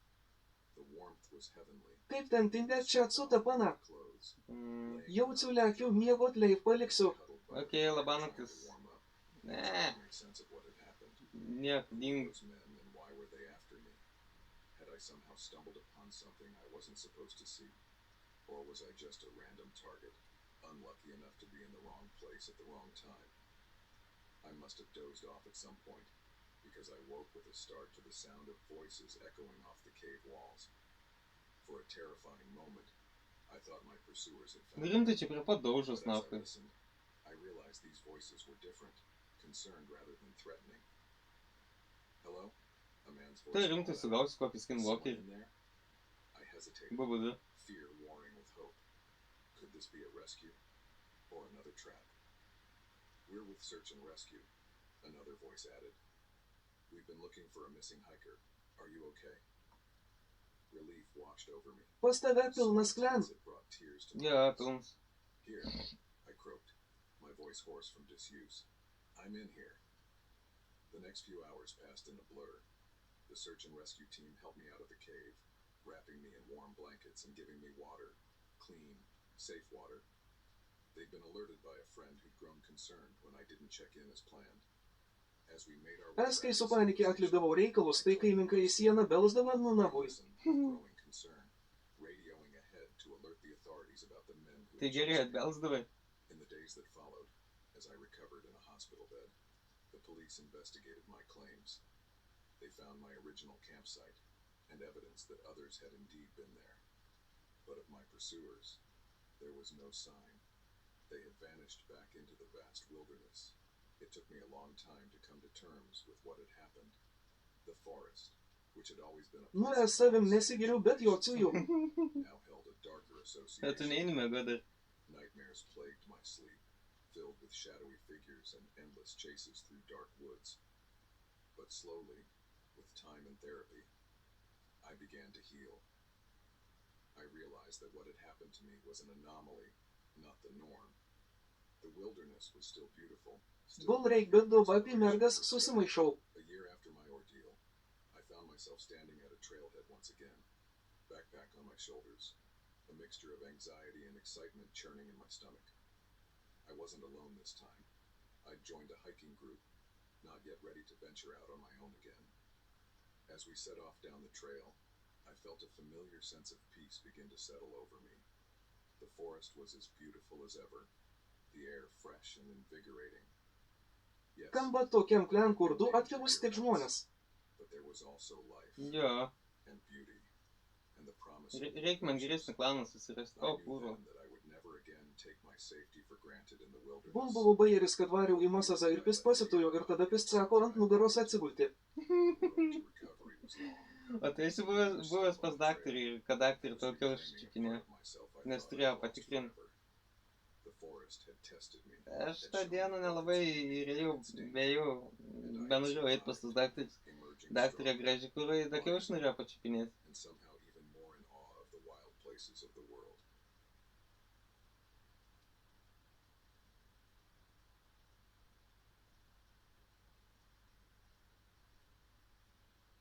Jau esu ne vieną kartą, bet vos susilaikiau, zyriau į viršų. With its torn tents and scattered belongings, I knew our fun weekend getaway had taken a dark turn. What I didn't realize was how quickly we'd find ourselves fighting for our lives in the very wilderness we'd come to enjoy. It was supposed to be a perfect trip. Just me and my three best friends, Mike, Sarah, and Jess, escaping the city for a long weekend of hiking, campfires, and stargazing. We'd found this spot on Bet vieną kartą buvo, bet nezvenč. deep in the national forest, far from the usual tourist trails. The promise of true Jeigu tai apirboji, jau raminkis ir žil. Pliosku vieną, opa. We sang along to Panašiai kurva, pasakai, žin. and talked about all the things we wanted to do once we reached our destination. As we turned onto the narrow dirt road that led to the campground, Man šitas čempas patinka vien dėl to, nes kiaurai sienas eina. I felt a sense of adventure I hadn't experienced in years. We arrived late afternoon and quickly set about making camp. Mike and I put up the tents while Sarah and Jess gathered firewood. By the time the sun was setting, we had a cozy little setup. 2 tents, a crackling fire, and the Pas mane pajėgumai, o jei per naktį dėkim 9 kartai kokie akst. that first night was Nu, everything I na, hoped for. We sat around the fire. Labai reikalinga man informacija, žinai. The stars came out, more brilliant than I'd ever seen them, unspoiled by city lights. As we turned in for the night, the only sounds were the gentle rustle of leaves and the distant hoot of an owl. The next morning, we set out for a day hike, eager to explore the surrounding area. The trail wound through towering pines and across babbling streams. We took plenty of breaks, Kurva telikas įsijungia. simply enjoying being out in nature. Jau išikaja, ne? Back to camp, that things started to feel off. The trail seemed different somehow, though none of us could quite put our finger on why. We chalked it up to our tired legs and the changing afternoon light, but an uneasy feeling had settled in the pit of my stomach. That's when we stumbled upon another campsite. At first glance, it looked like any other. A couple of tents, a fire pit, camping gear strewn about. But as we got closer, we Kaip reiks atsikelt 6 val. the tents were slashed open, their contents spilled across the ground. Sleeping bags lay in muddy heaps, and a cooler was overturned, its contents picked over by animals. But worst of all was the sense of violence that hung in the air. This wasn't just an abandoned camp. Something bad had happened here. We should go, Sarah whispered. Nebesvaik paskutinės dienas, neiti sul. Before we could move, Kodėl paskutinės dienos? the distant rumble of engines, getting closer. Hide, Mike hissed, pulling us towards a dense thicket of bushes. We crouched down, barely daring to breathe. Nesisvarau į Turkiją ekst. Ai, rimtai. 6 men surrounded, all carrying weapons, rifles and large hunting knives. They looked rough, dangerous, nothing like the typical campers or hikers we'd expect to see out here. Anything, one of them called out, gesturing at the destroyed campsite. Another man shook his head. Looks like Ryt vėl reiks pakurti. no sign of the maps. Keep searching. The first Kas yra, ta prasme, gotten far. Foot. And we need those maps back. pradėjo patikt laivus daryti. My heart was pounding so hard I was sure they'd hear it. These men were clearly dangerous, and whatever they were involved in, we'd just become unwitting witnesses. For what felt like hours but was probably only minutes, we stayed frozen in our hiding spot as the men searched the area. Finally, mercifully, they returned to their ATVs and roared off down the trail. Man kas skanda į mazą į kojos pirštelį ir dar man kojas traukia kėdarį. Before we dared to Netyčia, nedariau. What the hell was that? Jess whispered, her voice shaking. I don't Biškiai, know. nes nedarydavau kles santykiuose buvau. Now, we set off at a quick pace, no longer Nice, dar 10 levelių. trail. Our only thought was putting as much distance Dar between us 10 and levelių. these men as possible. But as the sun began to set and the forest grew darker, a horrifying realization set in. We were lost. In our panic to get away, we veered off in a direction none of us recognized. The trees all looked the same in the fading light, and without the trail to guide us, we had no idea which way led back to our camp. Seip, jei daugiau rasito, kol būtų įdomiau. Voicing what Ir dar ešerys vinguruoja. those men are still out there, and who knows what else. Maybe we should just pick a direction and stick to it, Jess suggested. But before we could decide, the sound of engines, growing closer. Run! Mike yelled, and we took off into the darkness.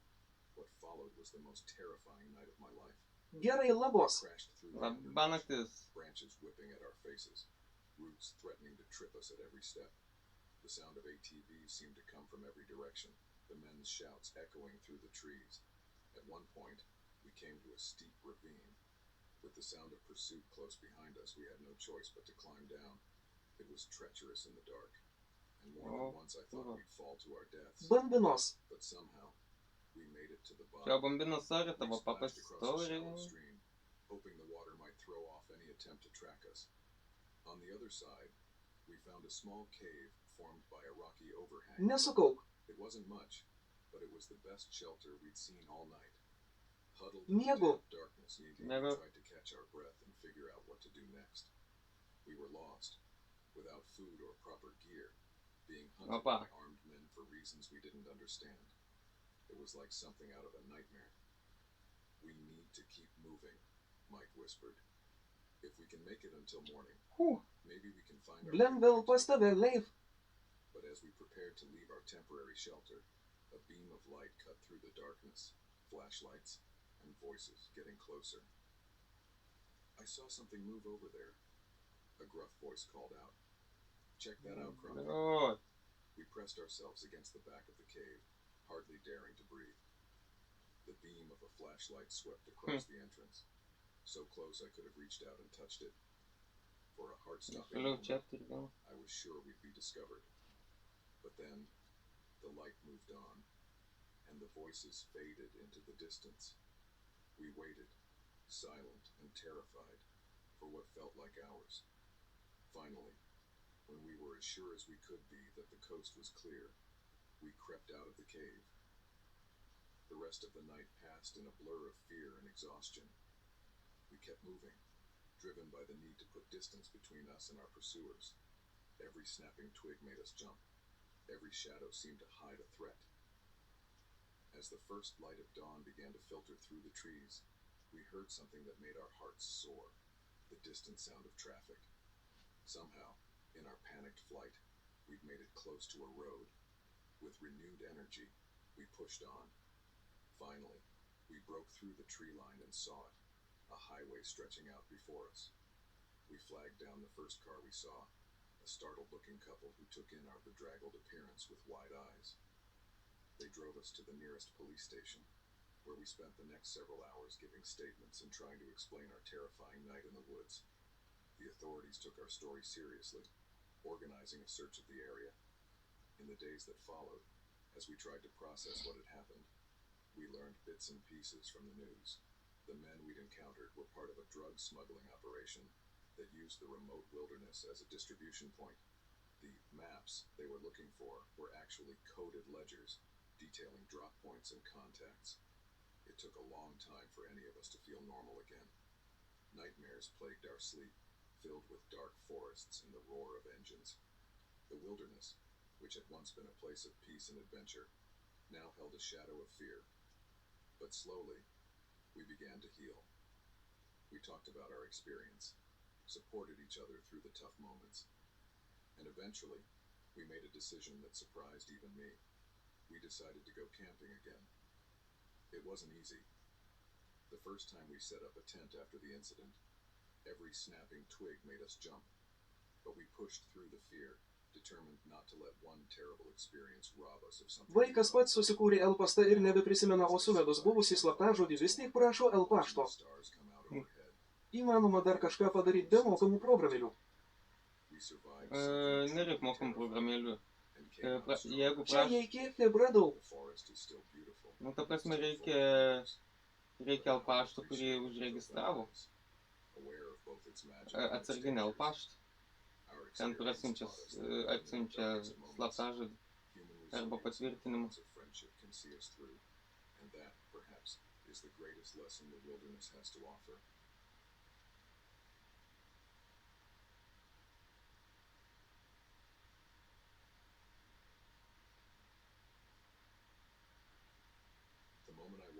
find a stranger looming over me in the darkness. I knew my Ojei, jo jis nebus uždėjęs. turned into a nightmare. What I didn't realize was how quickly I'd be fighting for my life in the very wilderness I'd come to enjoy. Pas mane telefonė yra iš viso va šitai. Aš prapusiu telefoną, prapusiu savo visus emailus. That's why I decided to take a week-long camping trip in the Adirondacks. Just me, my gear, and the great outdoors. I'd found a perfect spot, miles from any marked trails or campsites, where I could truly Tada padas disconnect from the Hadrizė. challenge. The first few days were blissful. I spent my time hiking, taking photos of the stunning landscape, and enjoying the simple pleasure of being alone with my thoughts. Each night, I'd return to my campsite, cook a simple meal over my portable stove, and fall asleep to the gentle sounds of the forest. It was on the fourth night that things started to feel off. I'd gone to bed early, exhausted from a long day of hiking, but something woke me in the middle of the night. At first, I thought it might have been an animal rustling around outside my tent, but as I lay there, straining my ears, Tai I kloun realized nusipirk. the sounds were too deliberate, too careful to be wildlife. My heart began to race as I heard the slow, methodical sound of my tent zipper being opened. I held my breath, hoping against Dabar hope man that duos this was gyvybę. just a vivid nightmare. But the cool O, night čia air nedavė that gyvybę. rushed in told me this was all too real. A shadowy figure loomed over me, backlit by the faint moonlight filtering through the tent opening. Tas pats ir tau mokama programa pirk. Tall and broad-shouldered, but his face was hidden in shadow. For a moment, we both froze, the silence broken only by my thundering heartbeat. Then, Geriausias ragelis, kurį esi prapisęs. I lashed out with my sleeping bag, tangled in Alkatelis, his net legs. neatsimenu, As he stumbled, neatsimenu I koks ten scrambled for the alkatelis small buvo. knife I kept nearby. Net niekur neberandu aš. Ne tiesiog kiek turi bat. Man irgi.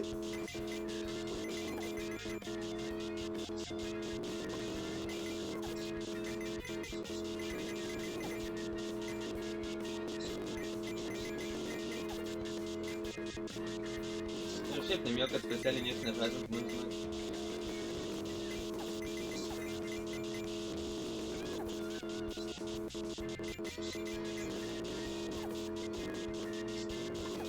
Sauriai gerą ragelis pagal tuos laikus. Padainuok. Ai, aš galvoju, žinau. Jau pradėjau dainuoti.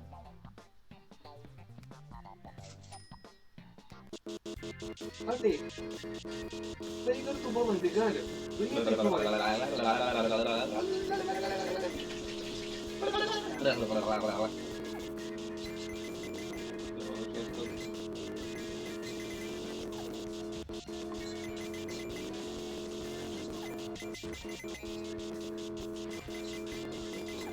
Patamdyk tam patonas gėks. Ne, tam patonas yra kuputė.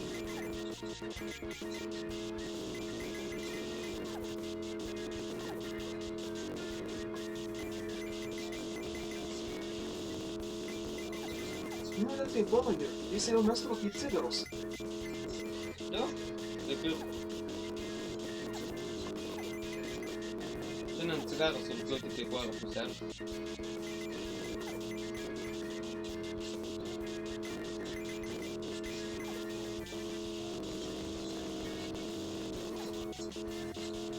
Nu tu suka. Jie tam patonas gėk, kad taip turi vykti. Tas gėjimas kasko labai garsiai veikia. I squinted at the dark gap. Taip, pala dar pakilinsiu šį. Want to check it out? Alex grinned, always up for a bit of adventure.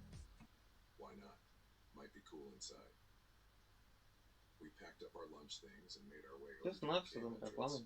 Ant padaryk ir gerai bus. From a distance, easily big enough for us to walk through without Nu kiek sykių man neišmeta? Alex pulled out his headlamp, and I switched on my flashlight. Pamenu, mėsmalės gėjim buvo. At first, it seemed like a typical small cave, cool, damp, with the occasional drip of water echoing off the walls. But as we moved deeper, the space opened up into a larger cavern, And that's when we saw it. Stacked against one wall were crates and 50 boxes, galvų. some sealed, others Kiek partially mėnulis? open. Scattered around were various items, electronics, jewelry, even Sija filmą pasiilgęs dar. It didn't take a genius to Ne. Tai mėsa ir kaulus mult reikėjo.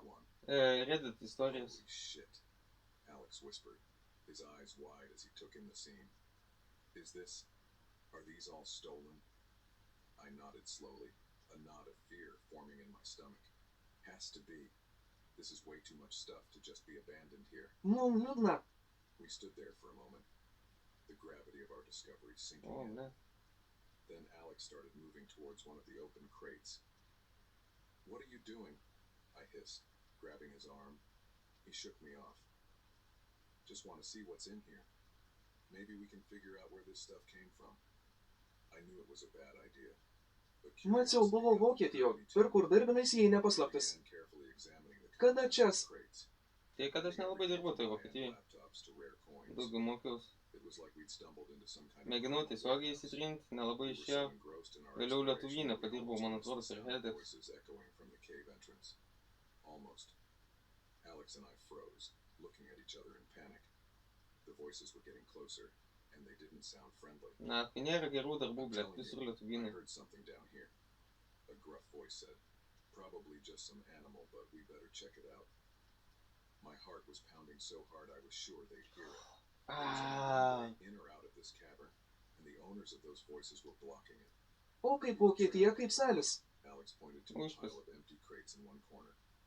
Without a word, we Bent jau hurried mane. over and squeezed behind them, trying to make ourselves as small as possible.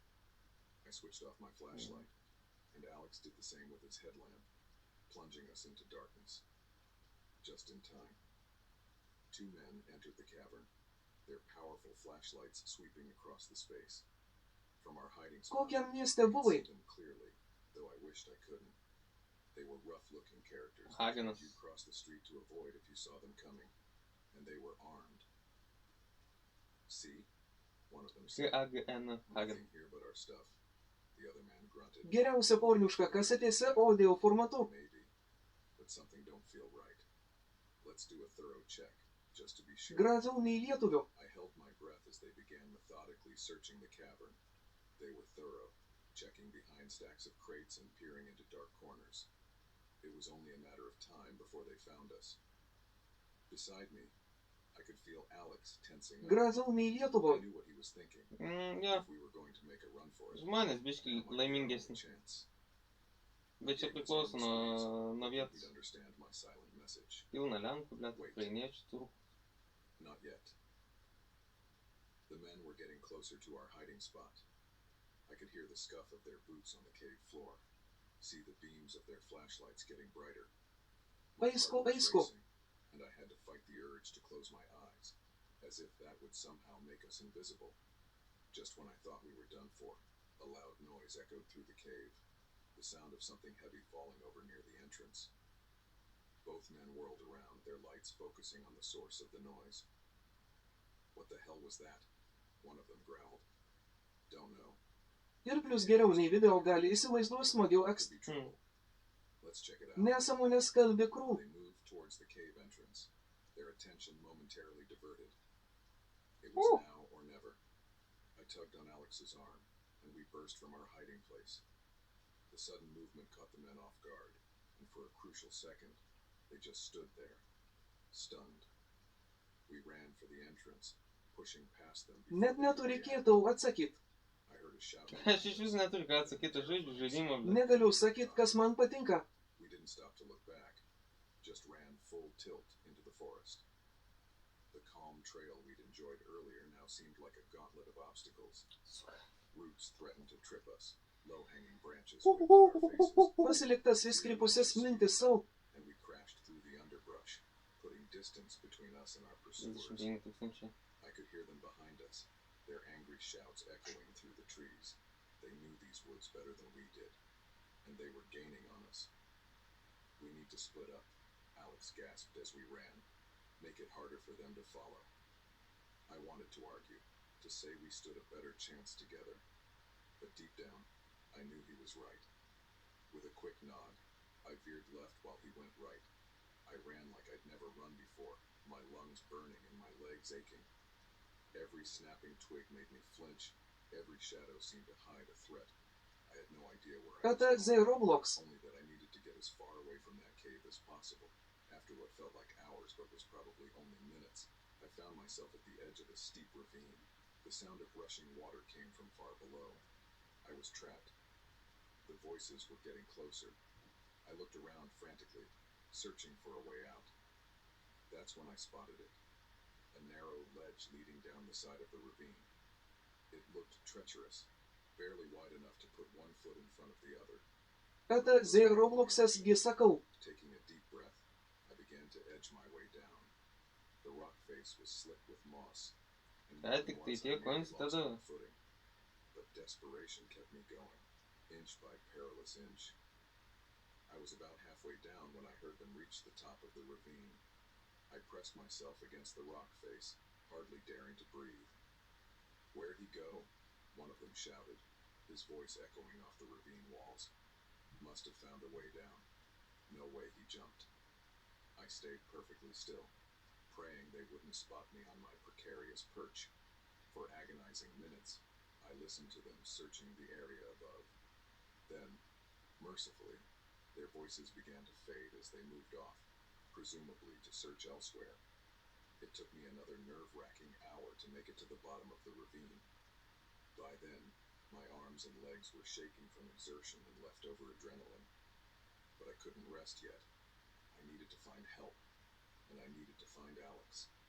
I followed the river at the bottom of the ravine, hoping it would lead me to civilization. As the sun began to set, painting the sky in brilliant hues of orange and pink, I finally heard something that made my heart soar, the distant sound of traffic. Summoning the last of my strength, I clambered up the riverbank and through a final stretch of woods. And there it was, a highway stretching. I've never been so happy to see asphalt in my life. I flagged down the first car I saw, probably looking like a madman with my torn clothes and wild eyes. The startled driver, a kind-faced woman in her 50s, listened to my breathless explanation. Oh, kurwa. What followed was a whirlwind of and anxious waiting. Блять, įsigandau, nahai. They'd found Alex. He was dehydrated and scratched up, but alive.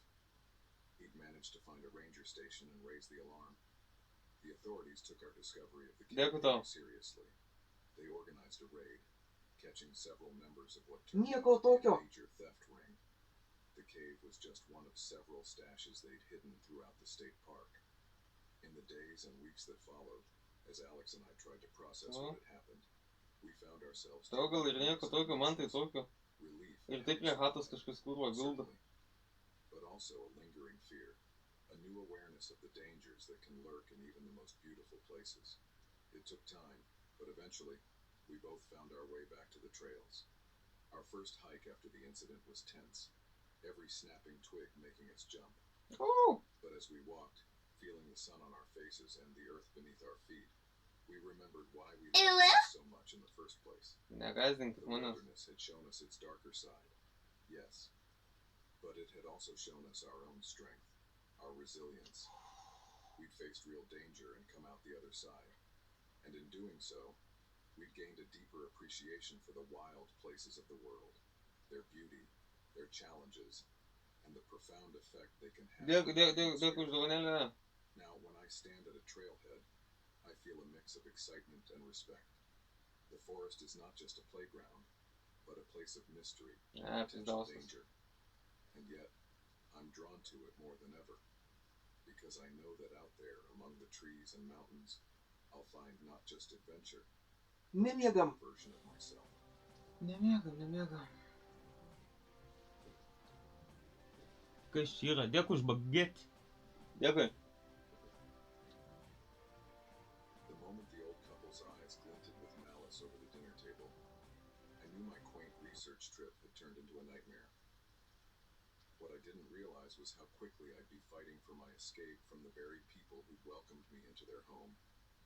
I came from a small town in Virginia for my anthropology thesis, studying the evolution of rural communities. O, 2000 beveik. It was supposed to be a Atsidarysiu straightforward naują field study, žemėlapį. observations, and immersing myself in local culture. Nu, jeigu tu sėdėsi tik tokia, tai kažin ar tu užmigsi. Picturesque, isolated, and seemingly untouched by time. My first week had gone smoothly. The locals were friendly, if a bit reserved, and I'd gathered some fascinating data. But it was Mr. and Mrs. Harding who really caught my attention. They were the town's oldest residents, a couple in their late Aš 80s nieko who had nedarau. their entire lives. When they invited me to dinner, I Žiūrėk, jumped dabar at the užsiniks chance. man. It was an anthropologist's dream, a direct link to the town's past. Their house was exactly what you'd expect from an elderly couple in a small town. Doilies on every surface, faded family photos lining the walls, and the faint smell of mothballs in the air. Mrs. Harding fussed over me as soon as I arrived, insisting I take off my coat and make myself comfortable. "It's not often we get visitors," she said, her wrinkled face creasing into a smile. "Especially not young folks like yourself." Mr. Harding nodded from his armchair, pipe clenched between his teeth. "Town's not what it used to be," he grumbled. "Young people all moving away, no respect for tradition." I sat down, notebook in hand, eager to hear more. This was exactly the kind of perspective I was looking for. As Mrs. Harding busied herself in the kitchen, I asked Mr. Harding about the town's history. He was happy to oblige, spinning tales of the town's founding, the hardships they'd faced, and how things had changed over the years. I was so engrossed in the stories that I barely noticed the time passing. It wasn't until Mrs. Harding called us to dinner that I realized how late it had gotten. The sun had set, and a thick fog had rolled in, obscuring the view from the windows. "You'll stay for dinner, of course," Mrs. Harding said. It wasn't a question. 20 000. I hesitated, not wanting to impose, but they insisted. Oba. And truth be told, the smell wafting from the kitchen was mouth-watering, so I agreed, settling into a chair at their dining room table. The food was delicious, a hearty pot roast with vegetables from their garden. As we ate, the conversation flowed easily. The Hardings were full of questions about my research, my background, my family. Čia apie viską, žinau, kalba. Čia yra laisva teritorija, ble. How intently they watched my reactions, but I was too caught up in the moment. Kas ką nori, tas tą kalba. The wealth of information I was gathering. It wasn't until dessert Tau that čia I ne started to feel. bobelkų, ble, laivas. Čia Mrs. balandžio Harding laivas. brought out a homemade pie, setting it on the table with a flourish. "It's a special recipe," she said, her eyes twinkling. "Been in the family for generations." I took a bite, and immediately noticed something strange about the taste. It was sweet, but with an underlying bitterness that made my tongue tingle. "What kind of pie is this?" I asked, trying to keep my tone casual. Mr. Harding chuckled, a low, unsettling sound. "Oh, it's our own special blend. Helps people relax." That's when I noticed the room starting to spin. My limbs felt heavy, and my thoughts were becoming foggy. With growing horror, I realized I'd been drugged. I tried to stand, but my legs wouldn't cooperate. Tai aš mėgu. I stumbled, catching myself on the edge of the table. Davai, ruošiu prisijungti prie komandos, man lengviau bus. Instead, they watched with an eerie calmness, their earlier warmth replaced by cold calculation. What did you do to me?" I slurred, fighting to stay conscious. Mrs. Harding's smile turned cruel. "Now, dear, don't fuss. It'll all be over soon. You'll be joining our family just like the others." My blood ran cold at her words. Others? How many people had fallen into this trap before me? With the last of my strength, I lunged for the door, but Mr. Harding was faster than he looked. He caught me easily, his grip surprisingly strong for a man his age. "You're not going anywhere," he growled. "This town needs Kad, your jie čia blood, bugeliai. and you're it." I struggled weakly against his hold, but the drug was taking full effect. The room swam before my eyes, and darkness crept in at the edges of my vision. The last thing I saw before losing consciousness was Mrs. Harding's face. Her kindly grandmother facade replaced by something ancient and hungry. Jaučiu, čia nepaklausiu nieko. And the smell of damp earth. For a moment, I couldn't remember where I was or how I'd gotten there. Then it all came rushing back. The dinner, the drugged pie, the Hardings' sinister plan. I tried to move, only to find my wrists and ankles bound tightly. As my eyes adjusted to the gloom, I realized I was in some kind of cellar. The walls were rough stone, and the only light came from a small barred window near the ceiling. I could hear movement above me, footsteps and muffled voices. Panic threatened to overwhelm me. But I forced myself to think. I needed to find a way out of this. I twisted my wrists, testing the bonds, but they were frustratingly secure. Whoever had tied them knew what they were doing. Hours passed, marked only by the shifting of light through the tiny window. I drifted in and out of consciousness, the remnants of the drug still coursing through my system. Each time I woke, I hoped it had all been a terrible dream, but the ropes digging into my skin and the cold floor beneath me were all too real. Finally, Tai čia I visą heard laiką the creak taip. of the door opening. Light spilled down a set of stairs, and two figures descended, Mr. and Mrs. Harding, looking for all the world like a sweet elderly couple, save for the malevolent gleam in their eyes. "Good morning, dear," Mrs. Harding chirped, as if this were a normal social call. "I do hope you slept well." I glared at them, finding my voice at last. "What do you want from me?"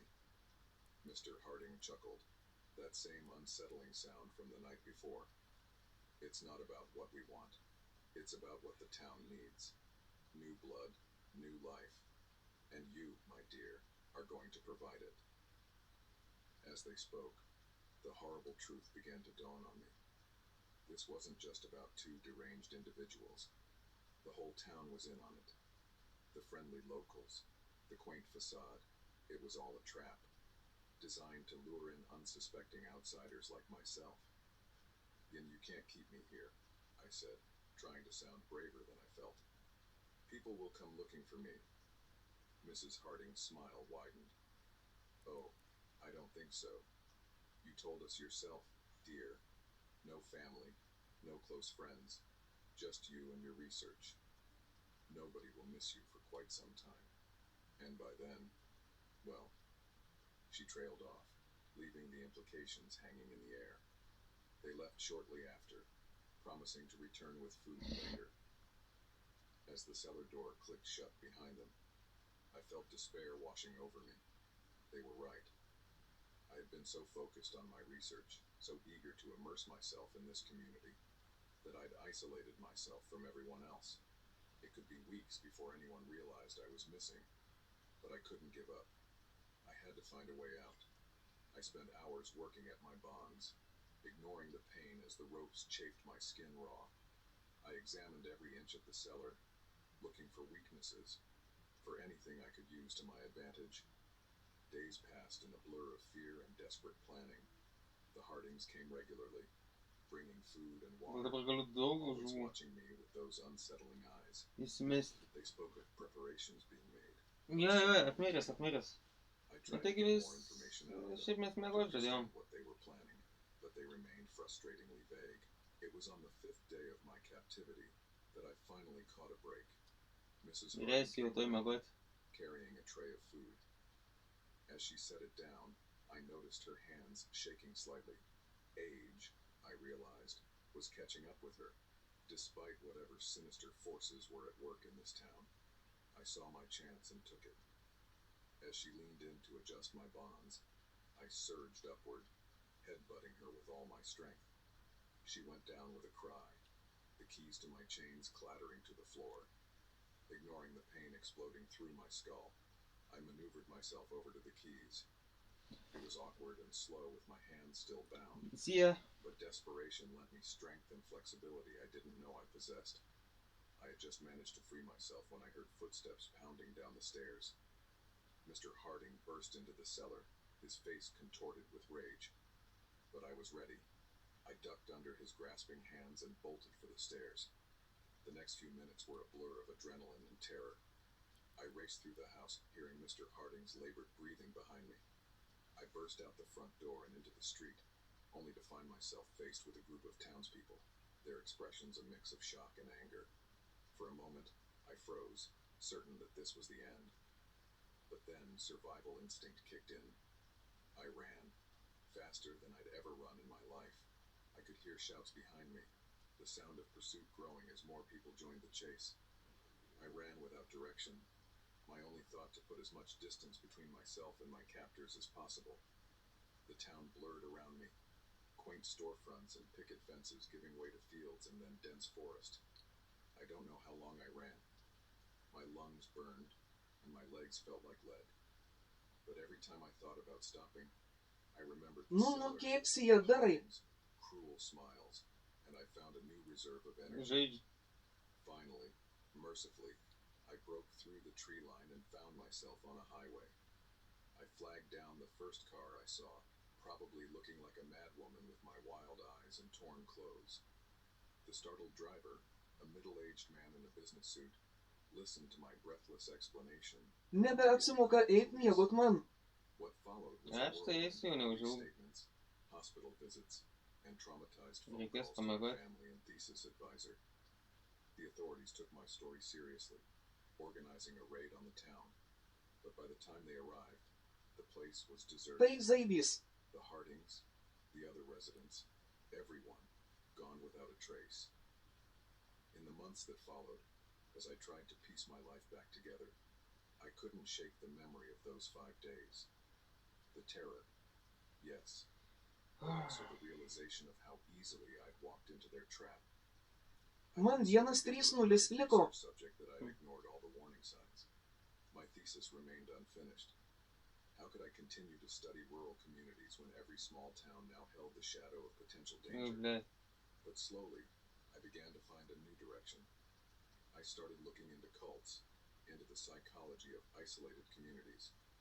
I wanted to understand what could drive Čia geriausia an entire vieta, kur town dingo. to such extremes.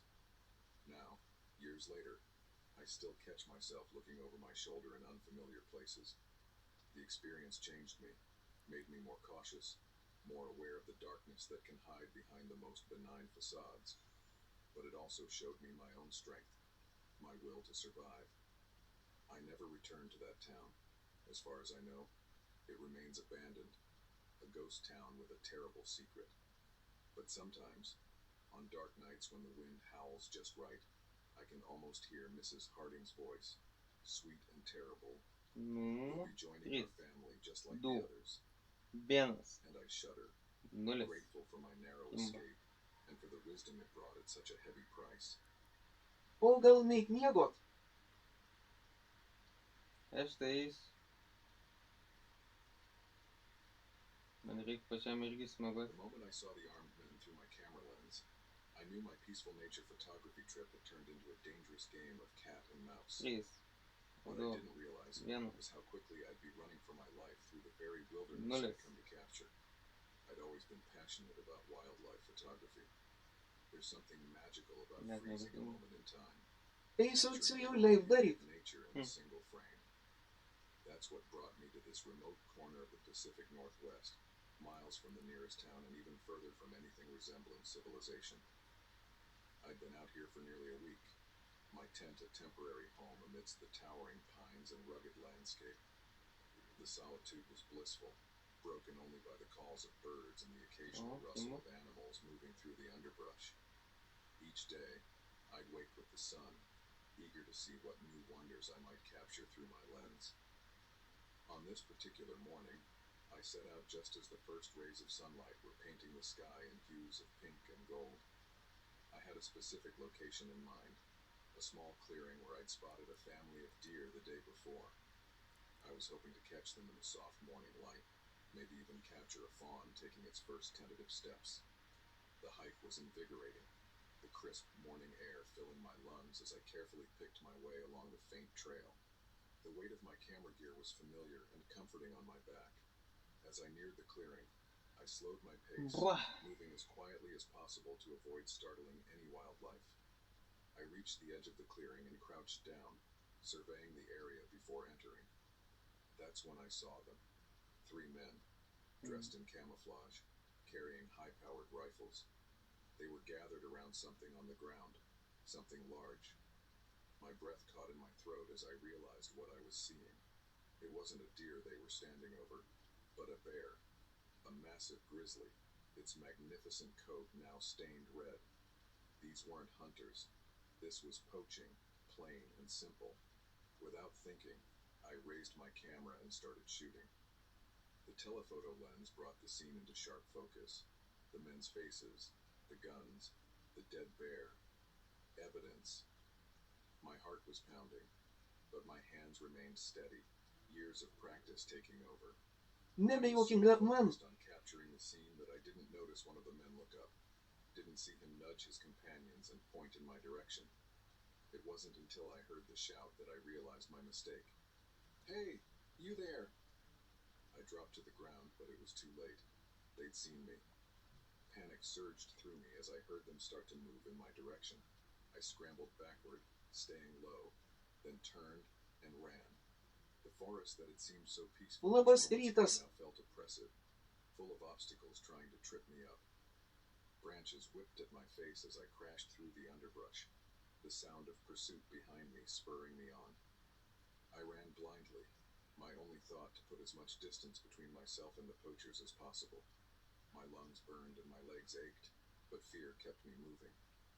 I could hear them shouting to each other, their voices too close for comfort. After what felt like hours, but was probably only minutes, Paskutinę žuvį I pagaunu, burst kur through the trees onto a rocky paskutinę slope. kuprinę ir Paused eisiu for a miegoti. moment, gasping for breath, trying to get my bearings. That's when I heard the gunshot. The crack of the Bus rifle echoed atėjo. through the valley, followed by the whine of a bullet passing far too close. They were shooting at me. This wasn't about scaring me off Yeah. anymore. They meant to silence me permanently.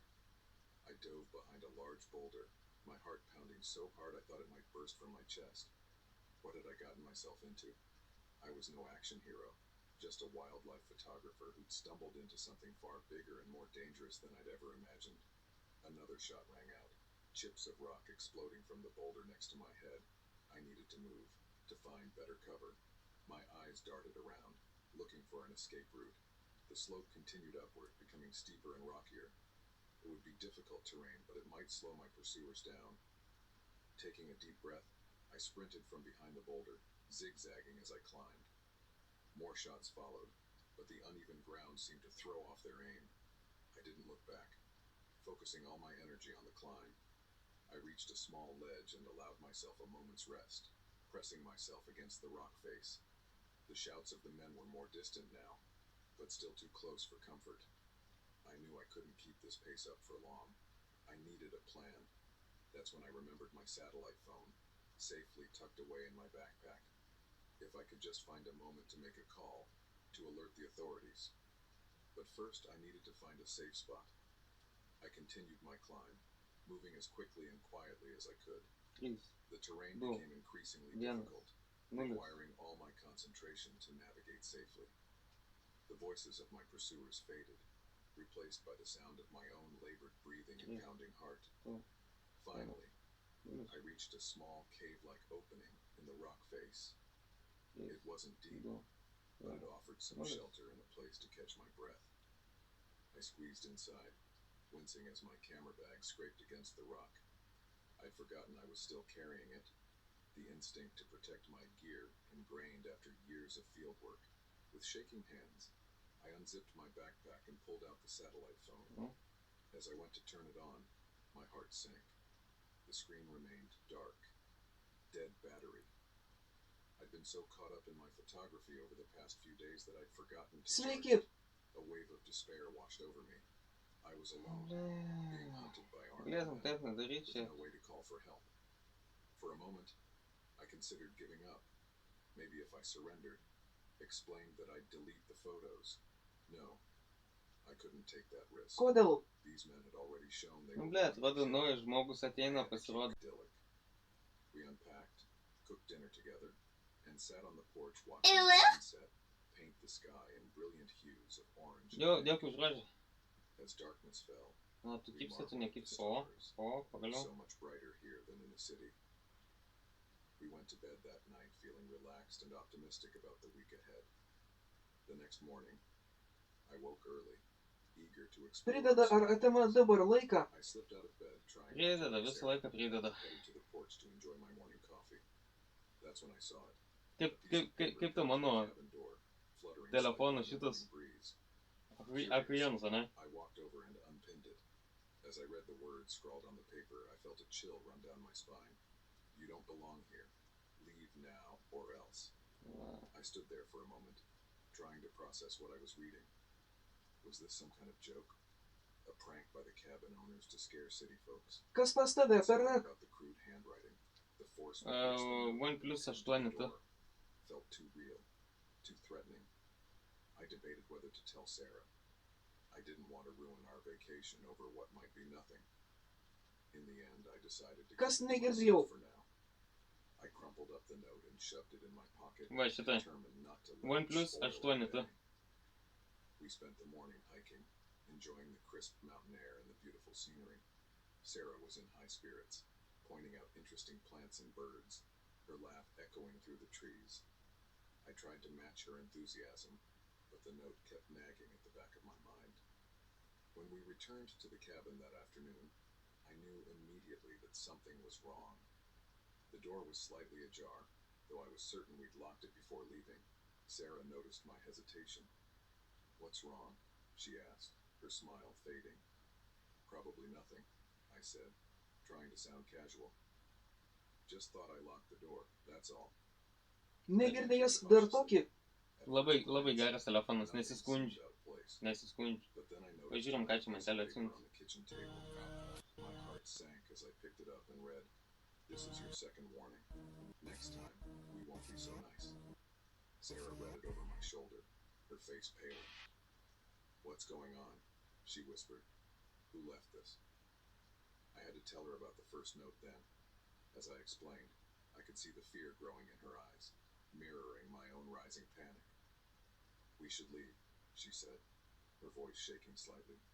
"Pack up and go home." Part of me agreed with her, but another part, a stubborn, angry part, didn't want to be chased away from our vacation by some unseen threat.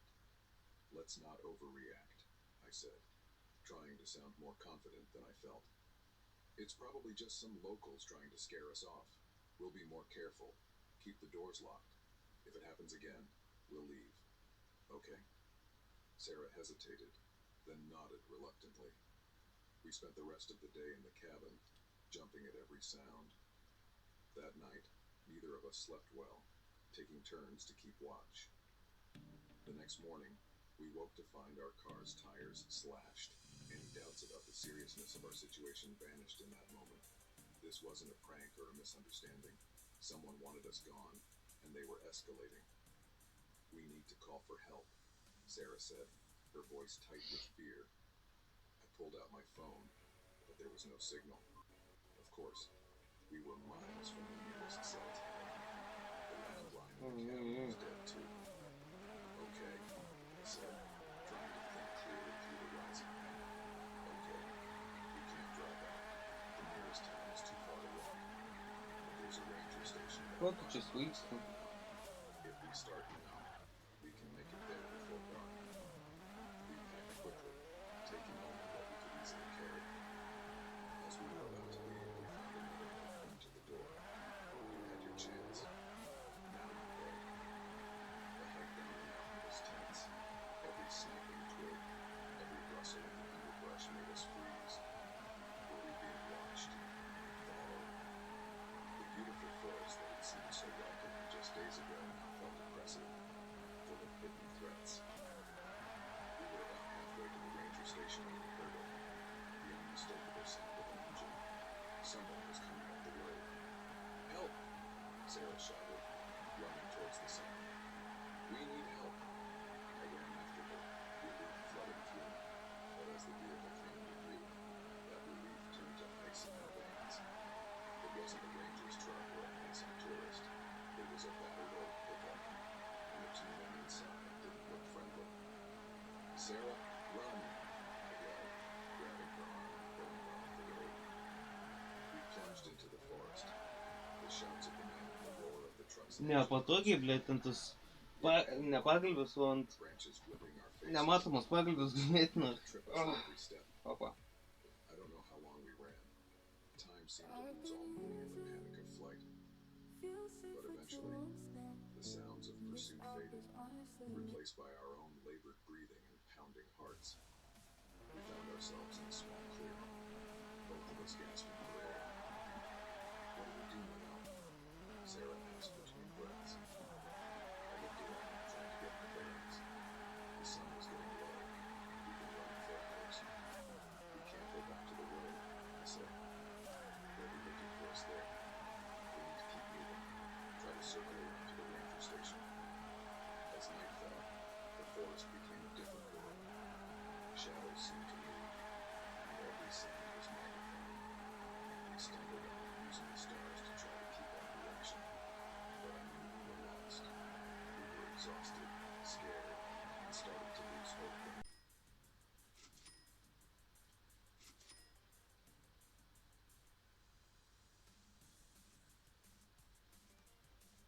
The moment we realized all the trails back to civilization had been blocked or disguised, I knew our casual hiking trip had turned into a nightmarish game of survival.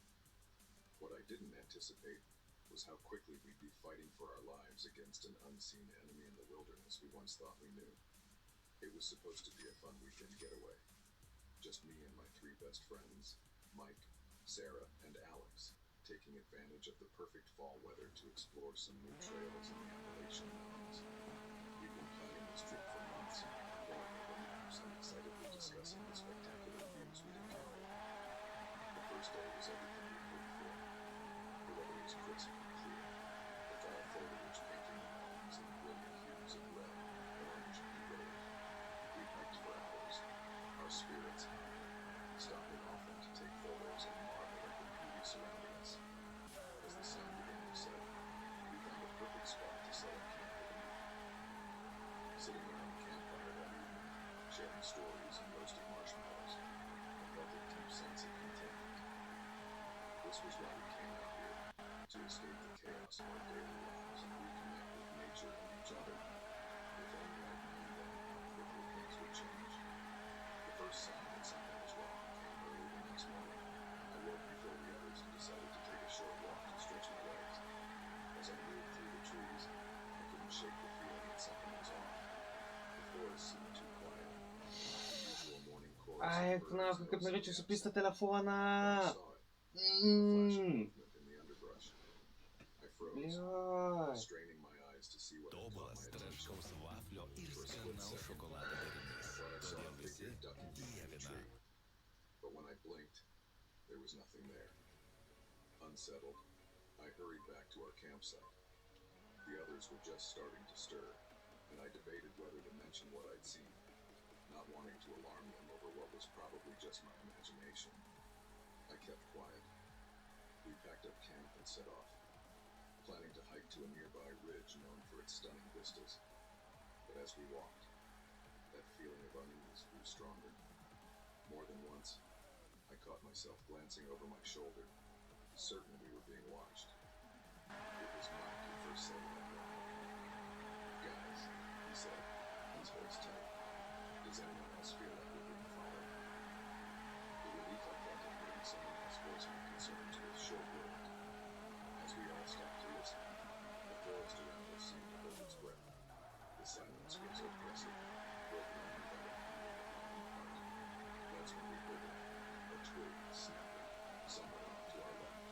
We all whirled towards the sound, but there was nothing to see but trees and shadows. "It's probably just an animal," Sarah said, but her voice quavered with uncertainty. We picked up our pace, the carefree atmosphere of the moment evaporated in an instant. As we walked, we found ourselves clustering closer together, our eyes darting from tree to tree, searching for any sign of movement. It was early afternoon when we realized we'd made a terrible mistake. In our haste and growing paranoia, Niek nebematau akim. we veered off the main trail without noticing. We found ourselves in a part of the forest none of us recognized. "No problem," Alex said, pulling out his GPS. "We'll just backtrack to the main trail." But as we tried to retrace our steps, we made a chilling discovery. The path we'd taken seemed to have vanished disturbed undergrowth. It was as if someone had deliberately tried to erase our trail. Panic started to set in as we realized the implications. Someone was out there. They didn't want us to leave. We spent the next few hours trying to find our way back to a marked trail, any trail, but every path we took seemed to lead us deeper into the wilderness. Worse, we kept finding signs that we weren't alone.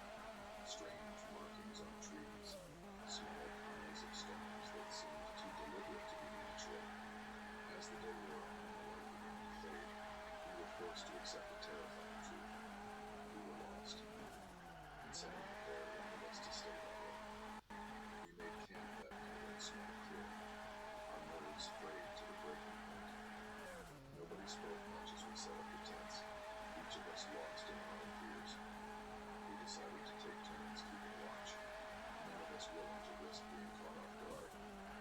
I took the first watch, sitting with my back against a tree, straining my ears for any sound out of place. The hours crawled by, each rustle of leaves making me flinch. It was near the end of my shift when I saw a light flickering between the trees.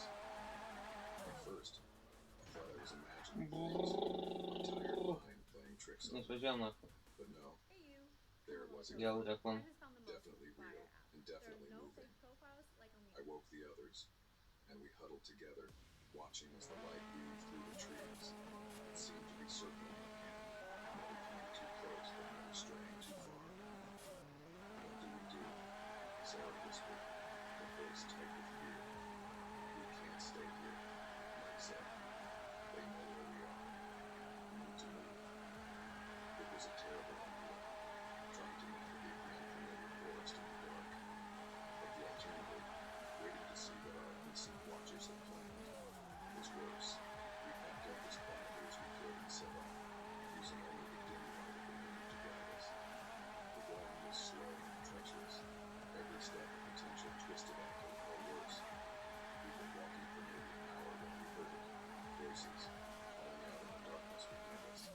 They were still distant, but clearly searching and getting closer. Panic lent us speed, and we started to run.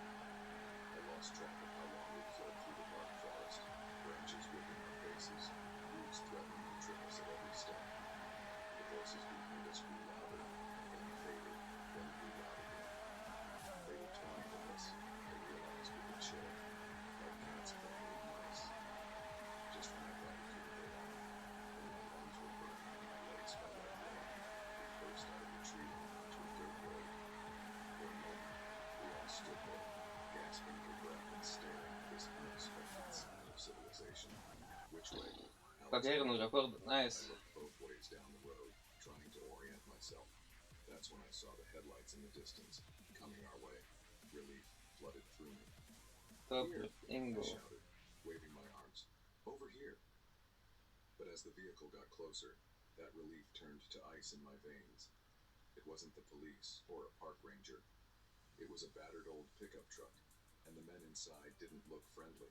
"I've run," Mike yelled, grabbing Sarah's hand and pulling her back towards the trees. We plunged back into the forest, the shouts of the men and the roar of the truck's engine close behind. We ran blindly, no longer caring about direction or stealth, our only thought to put distance between us and our pursuers. I don't know how long we ran. Time seemed to lose all meaning in the panic of flight, but eventually, the sounds of pursuit faded, replaced by our own labored breathing and pounding hearts. We found ourselves at the edge of a steep ravine, a river churning far below. We were trapped. What do we do now? Sarah asked, her voice trembling. I looked at the others, saw the fear and exhaustion in their faces. We were out of options. We have to cross, I said, pointing to a fallen tree that spanned the ravine. It's our only chance. The crossing was terrifying. The log swayed beneath our feet, slick with moss and rock. One misstep would mean a fatal plunge into the rapids below. The fear of what lurked behind us was greater than our fear of falling. Somehow, we all made it across. On the other side, we found a small cave, hidden behind a curtain of vines. It wasn't much, but it was sheltered. We huddled in that cave for what felt like days, taking turns to keep watch.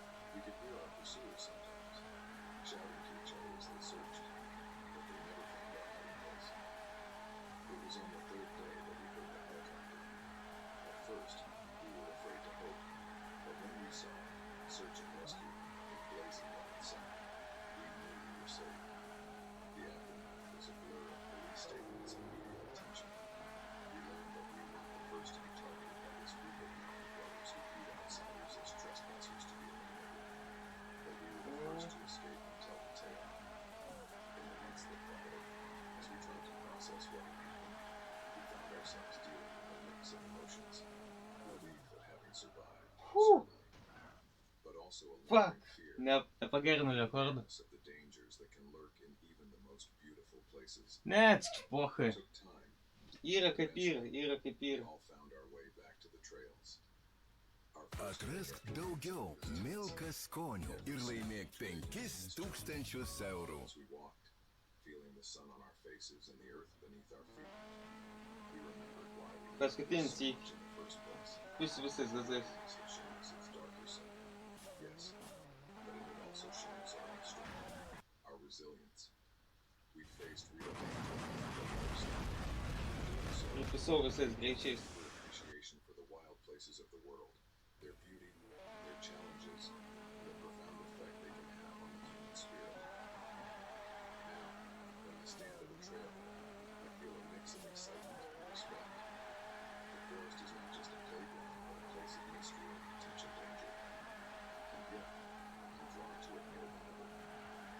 Because I know that out there, among the trees and mountains, I'll find not just adventure, but a truer version of myself.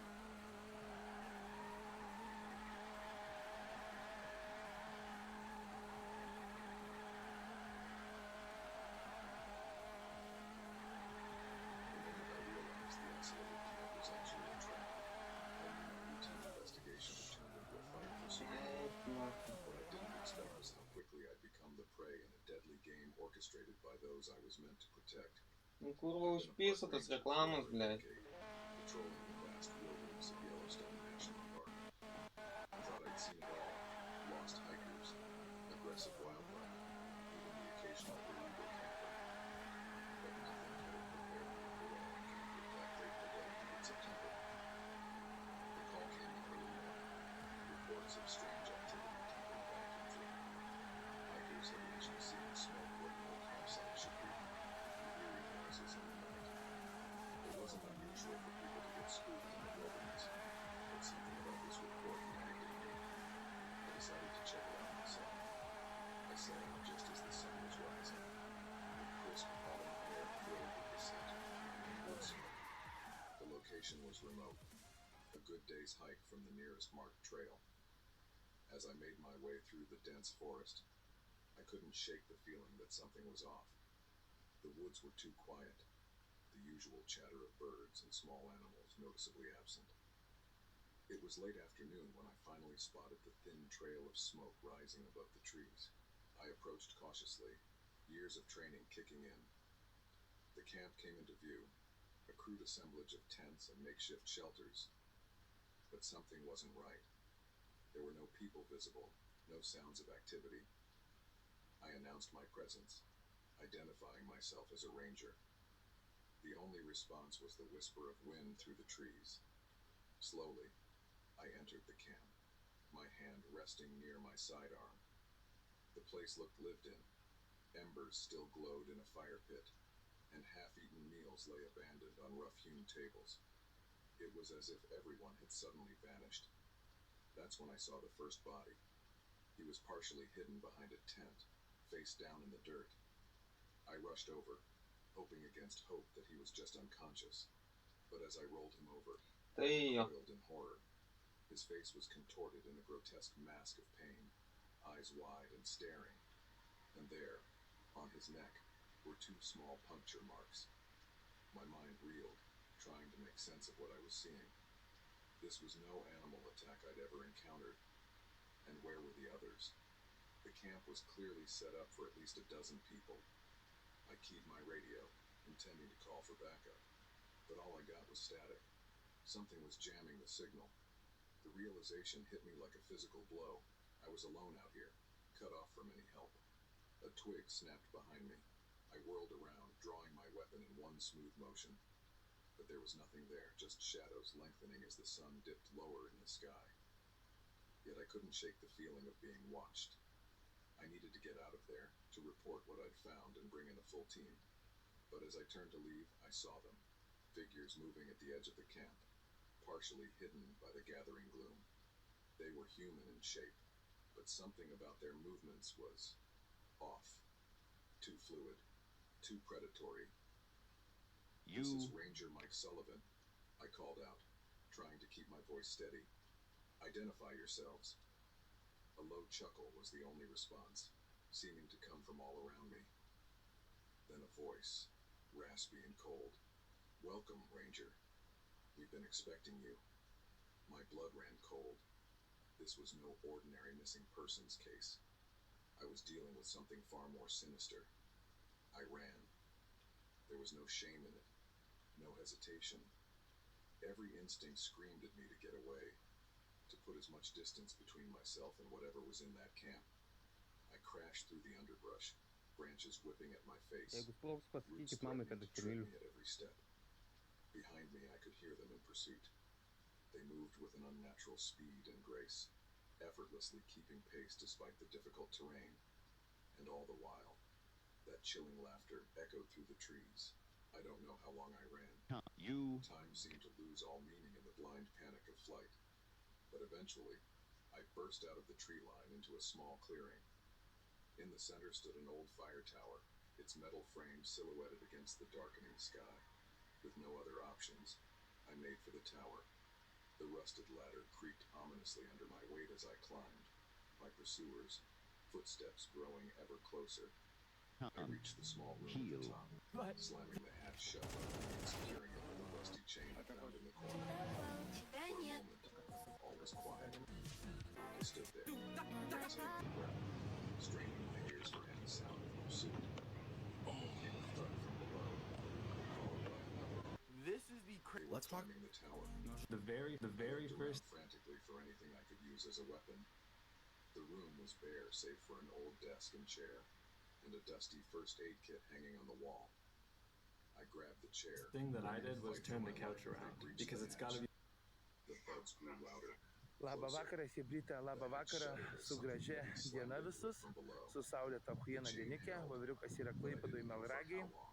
Kaip ir šiandien sakiau per laivą, darau video skirtą dėl senų kontentų, dėl senesnių įvykių, kurie vyko vasario mėnesį, kurie dabar prieš mėnesį vieną kitą vyko, tai tiesiog Now, I wasn't so sure. Another slam against the hatch. I saw the metal begin to buckle. Whatever was down there, it was strong. Inhumanly strong. In desperation, I turned to the first aid kit. Inside, I found the usual supplies, bandages, antiseptic, and a small silver cross that someone had left behind. On a hunch, I grabbed the cross, its weight oddly comforting in my hand. The hatch burst open with a screech of tortured metal. A figure pulled itself up, movements fluid and unnaturally fast.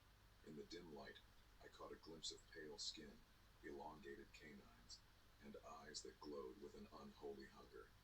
Without thinking, I thrust the silver cross forward. The effect was immediate and shocking. The creature recoiled with a screech of pain, smoke rising from where the silver had touched its flesh. Taking advantage of its momentary distraction, I charged forward, pushing with all my might. The creature, caught off balance, tumbled back through the hatch. I heard a series of thuds and inhuman shrieks as it fell out of the tower. I slammed the hatch shut again, securing it as best I could with the mangled chain. I was trapped. The weight hadn't saved for a 100-foot drop, as if in answer to my desperate thoughts. A searchlight swept the area. This is wild. The FBI are now saying that it appears that... Someone had Do noticed not start. and sent out a search party. But would they reach me in time? The creatures below seemed agitated by the noise and light. I could hear them snarling, their inhuman voices carrying clearly in the night air. The hatch shuddered again as they renewed their assault. The helicopter drew closer, its searchlight zeroing in on the tower. I waved frantically, shouting at the top of my lungs, "Please, let them see me. Let them understand I'm in danger." Just as the hatch began to give way, a rope ladder dropped from the hovering helicopter. I didn't hesitate. Negaliu prisijungt, blėt, niekur. Matot mano slaptažodžius, knachai. Just as pale hands reached me. As I was pulled to safety, I looked down. The creatures had emerged onto the balcony, Their faces twisted in fury as their prey escaped. The searchlight illuminated them fully. The first time, I felt my breath catching my throat. But no longer. Whatever they were, they were something ancient. Something that should not exist in our world. The debriefing that followed was surreal. My story was met with disbelief and concern for my mental state. No bodies were found at the camp. Just an creatures I'd encountered. They found blood scratches on my arms and the battered silver cross I still clutched. Anime news. In the end, the official report cited an unknown animal attack. Hallucinations brought on by stress and possible exposure to toxic plants. But I knew the truth. Mėgat visi? Kas nemėgat, parašykit į chatą. They were still waiting, watching. I still work as a ranger. Someone needs to be out there, aware of the real dangers that lurk in the shadows. I no longer patrol the line and never enter the backcountry without a silver cross on my neck. The wilderness holds many secrets, some beautiful, some terrifying. That day, I glimpsed something that shook my understanding of the world. And while part of me wishes I could forget, a larger part knows that ignorance is not Bandyk dar bliss. kartą, kelkis ir eik rytoj poryt. So I watch. Let's do this. Creatures of the night decide to venture once more into the world of light. The world rejected. Impulsas asmeniniams. So, let me ask. I said I'd look after Pan because that job's important to go on. I didn't want him to miss it. But now you can watch her. Agree? Aš tai žadėjau eit miegot, bet niekad nebeužmigau, kavos būsiu persigėriau. Tuoj pasidėsiu savo kamerą atgal į vietą. Šiaip buvo Tinderį užsisėdėjau, blėt. Iki kol nepagausino mane. Arba nepagausino, išėjo miegot. Vienas iš dviejų. Miles from any marked trails or campsites where I could truly disconnect and recharge. The first few days were blissful. I spent my time hiking, taking photos of the stunning landscape, O tu dėl ko nemėgi? and enjoying the simple pleasure of being alone with my thoughts. Each night, I returned to my campsite, cook a simple meal over my portable stove, and fall asleep to the gentle sounds of the forest. It was on the fourth day that things started to feel off. I'd gone for a long hike, pushing myself further than I had on Many people. I was certain I'd closed it fully before leaving that morning. A chill ran down my spine as I approached cautiously. Inside, things seemed undisturbed at first glance, but as I looked closer, I realized the items had been moved. My sleeping bag was slightly askew, and my backpack wasn't where I'd left it. Someone had been in my tent. I stood there for a moment, heart racing, unsure what to do. Should I pack up and leave? But it was already late afternoon. Would you And I ever was snitch on your... miles from anywhere. The thought of hiking out in the dark was not appealing. I decided to stay, but sleep Kas pas mane Instagram'e, kur close at hand. nuotraukų. That night, every snapping twig and rustling leaf had me on edge. Kokią žuvį buvau pagavęs, Dozed matot jūs? fitfully, jerking awake at the Ahujienas sound of žuvis, ane? The next Lynas morning, 3 kilogramų, I blėt. woke to find my boots, which I'd left outside the tent, moved several feet away. This was no animal. Someone was deliberately messing with me. Prie I kokio spent the day traktoriaus, blėt. hiking nearby, Aš jums parodysiu, partly man. to clear Niekas my jums head, nerodys, o partly grybus. to see if I could spot any signs of another campsite. But the woods seemed empty save for the usual wildlife. As evening approached, I reluctantly returned to my camp. That's when I saw it. A figure standing just at the edge of the clearing, half hidden by a tree. My heart leapt into my throat. Hello, I called out, trying to keep my voice steady. Is someone there? No response. The figure didn't move. I took a step forward, and in that instant, they vanished into the shadows Kai of the baudas, blėt, forest. išrašinėjau už pavydus I ran nuotrauką. to where they had been standing, but there was no sign. Komentaras vienas dingo. No footprints. Buvo parašyta be gera mentas žopa, bet komentaras kaip dingo, tai I dingo. didn't even try to sleep. I sat by my fire, knife in hand, jumping at every sound. As the flames died down to embers, I saw Mano golfas, a blėt. dark silhouette standing just beyond the fading circle of light, watching me. I stood up quickly, brandishing my knife. Who's there? What do you want? Paloskės pats nusipiešiau. Again, no Lygiai. response. But Nieks this tai time, paloskį the figure nemoka didn't piešti. disappear. It just stood there, unnaturally still. In that moment, fear gave way to Puriškiamais anger. dažais, na? I was tired of Kaip being kitaip? toyed with. I charged forward, determined to confront whoever or Jeigu whatever was nežinot, čia tormenting po mano me. Instagramą vaikščiau. But as I reached the spot where the figure was, Įvertinkit man tapybą nuo 1 iki I 10. spun around, searching the darkness. Jeigu kažkas esat But I gyvi. was alone. Kelkitės! So I thought. A twig snapped behind me, and I whirled Kur to daug see miega the čia pas figure mane standing čiate. where I had been moments ago, next to my dying Nieks fire. nevertin. How had they moved so quickly Nu, and silently? super. Panic surged through me. This was no ordinary person. I ran blindly into the forest. Kokią mašiną pasiėmiau, blėt? Branches whipped at my face. Ko as I pridariau, crashed through the nachui? underbrush. My breath coming in O ragged kur mano gasps. sudaužyt? I ran until my lungs burned and my legs felt like lead. Finally, I collapsed against a tree. O čia man mašiną sudaužyt po The forest avarijos. was silent save for my pounding heart and heaving breaths. As my eyes adjusted to the darkness, I realized I had no idea where I was.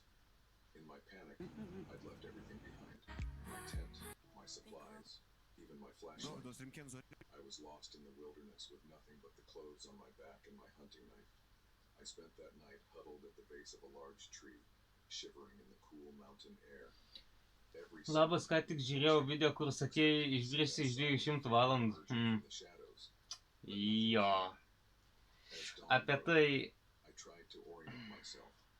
The rising sun gave me a general sense of direction. Tam I baigėsi. had no idea how far I'd run or which way Išlipau. would lead me back to civilization. I picked a direction and started walking, hoping to find a trail or a road. Išlipau. Hours passed. The sun Gročia. down Reikia mercilessly. pasidėti. Thirst clawed at my throat, and hunger gnawed at my stomach. But worse than the physical discomfort Vandens was the įpisti. constant fear. Every time I looked over my shoulder, I expected to see that figure standing there, watching silently. Aš irgi matau, blė. Išlipau. The sound of running water. Hope surged through me as I quickened my pace. I burst through a line of trees to find a small stream gurgling over rocks. I fell to my Buvau pasiekęs cupping the cool water, 195 valandas. 195 valandas buvau pasiekęs. Au, vienas. Vienas. Blėt, nebeveikia mano šviesos. Jo.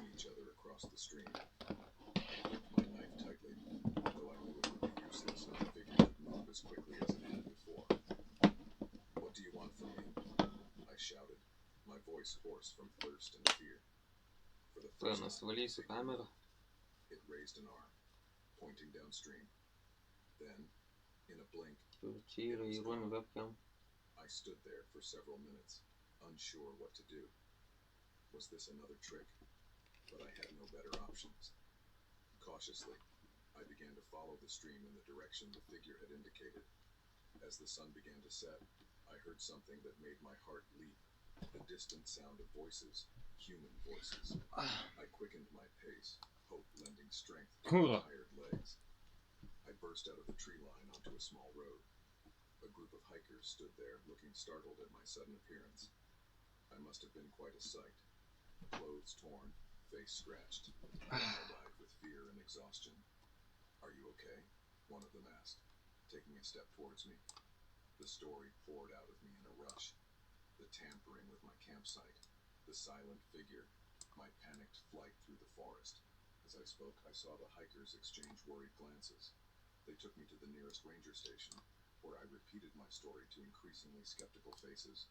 The rangers organized a search of the area where I'd been camping, but found no evidence of an intruder.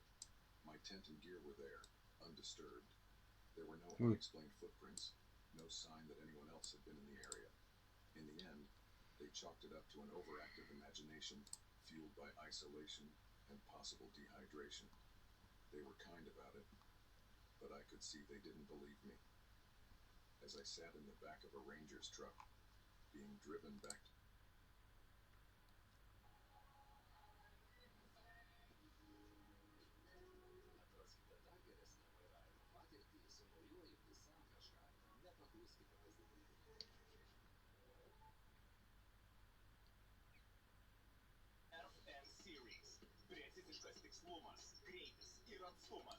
Hello everyone, I am the storyteller and I am here to help you today.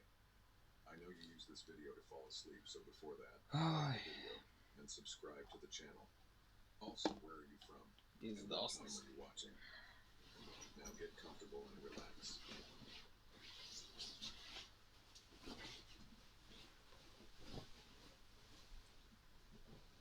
I never should have trusted him, but when you're alone on a dark, deserted road and a friendly mechanic offers to help, what choice do you have? I didn't realize until it was too late that his smile hid something sinister, and that accepting his help would be the beginning of a nightmare. It had been a long day. I was driving back from a business trip, eager to get home and collapse into my own bed. The sun had set hours ago, and the headlights of my old sedan cut through the darkness, illuminating an empty stretch of highway bordered by dense forest on both sides. I hadn't seen another car for miles. That's when I heard it, a sputtering sound from the engine, followed by a series of ominous clicks. No, no, no, I muttered, gripping the steering wheel tighter as I felt the car losing power. I managed to guide it onto the shoulder before it died completely, leaving me stranded in the pitch-black night. I sat there for a moment, heart pounding, trying to think. My phone showed no signal. Of course. I popped the hood and got out, shining my phone's flashlight into the engine compartment as if I'd suddenly developed mechanical expertise. The tangle of hoses and metal meant nothing to me. Just as I was debating whether to start walking or wait for a passing car, I saw headlights approaching in the distance. Relief washed over me as a tow truck slowed and pulled up behind my car. A man stepped out, tall and lean in grease-stained coveralls. He looked to be in his 50s, with salt and pepper hair and smile lines around his eyes. Having some trouble? He called out, his voice warm and friendly. Yeah, it just died on me, I said, gesturing helplessly at the car. I have no idea what's wrong. He introduced himself as Mike and started examining the engine with the practiced eye of someone who'd done this 1,000 times. Looks like your alternator might be shot, he said after a few minutes. I can tow you to my shop if you'd like. It's not far from here.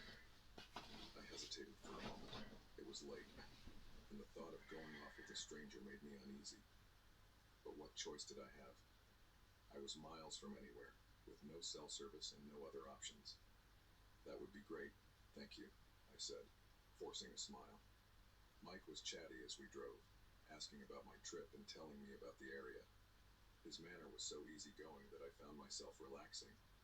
Maybe I'd gotten lucky, finding help so quickly. We pulled up to a small garage about 20 minutes later. It was set back from the road, surrounded by trees. A single floodlight illuminated the gravel lot. Let's get your car unloaded and I'll take a look, Mike said. Shouldn't take too long to fix. I stood awkwardly to the side as he worked, shivering slightly in the cool night air. The garage was cluttered but clean, tools neatly organized on pegboards. Faded posters of classic cars decorated the walls. After about an hour, Mike straightened up from under the hood, wiping his hands on a rag. Well, I've got good news and bad news, he said. Good news is, I know what the problem is. Bad news is, I don't have the part I need to fix it. I'll have to order it. Won't be here until tomorrow afternoon at the earliest. My heart sank. Oh, I said, trying to hide my disappointment and growing unease. Is there a motel nearby where I could stay? Mike shook his head. Nearest one's about 30 miles away.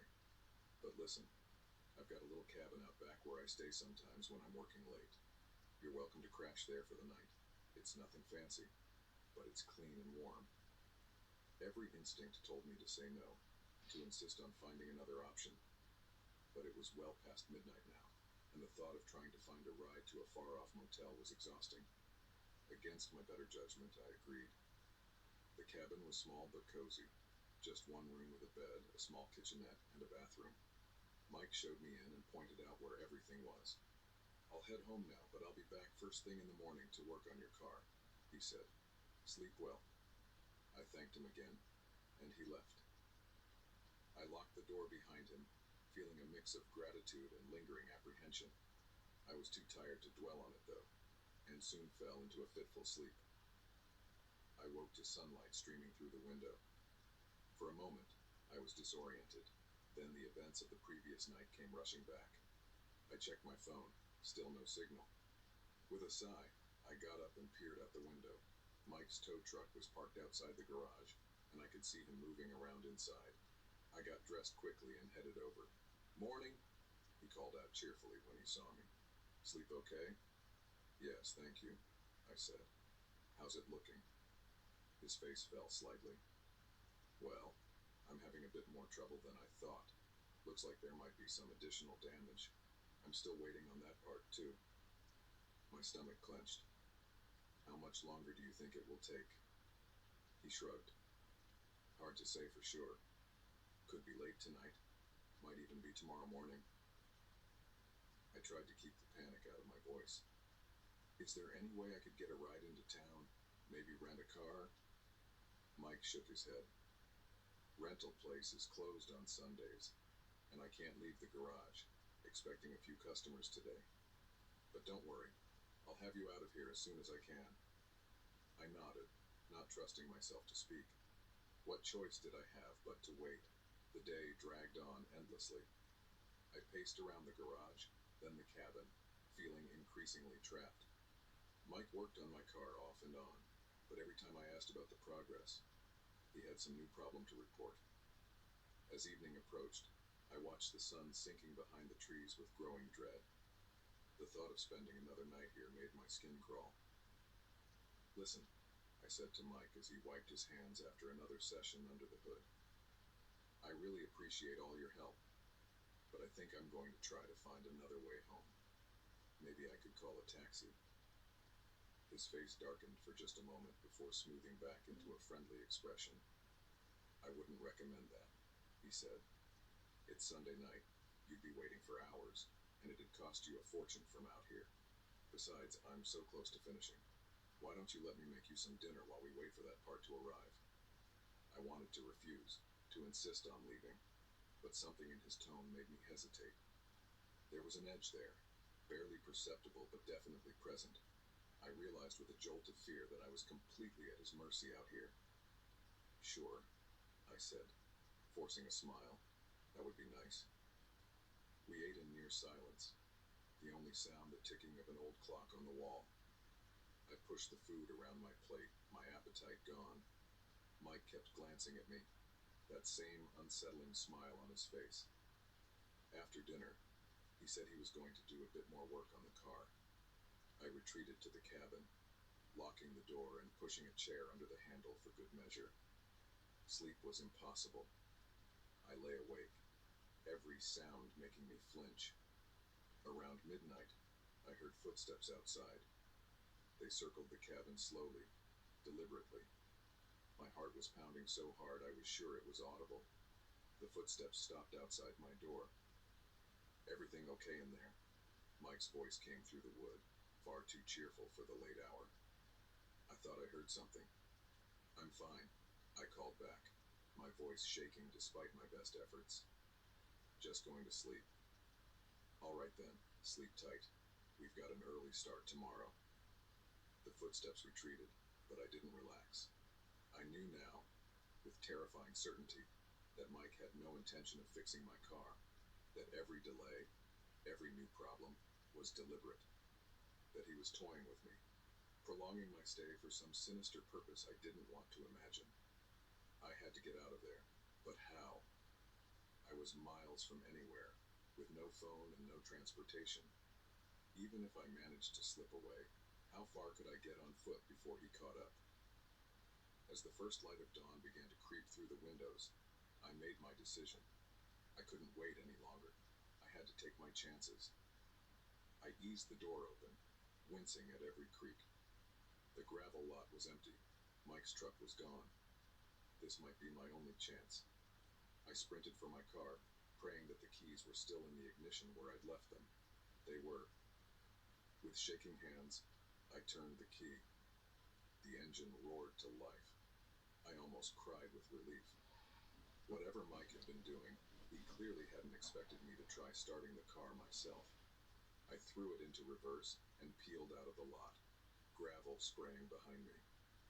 I drove like a madwoman, constantly checking the rearview mirror for any sign of Mike's truck.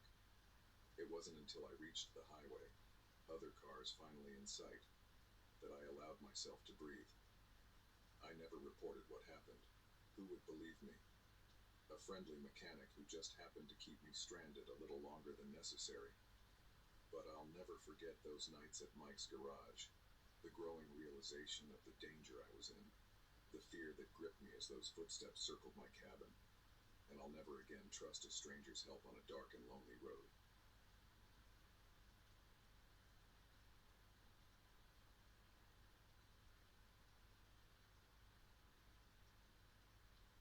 The forest had always been my sanctuary, a place of peace and solitude, but as I stared at the abandoned campsite before me, a chill ran down my spine that had nothing to do with the cooling evening air.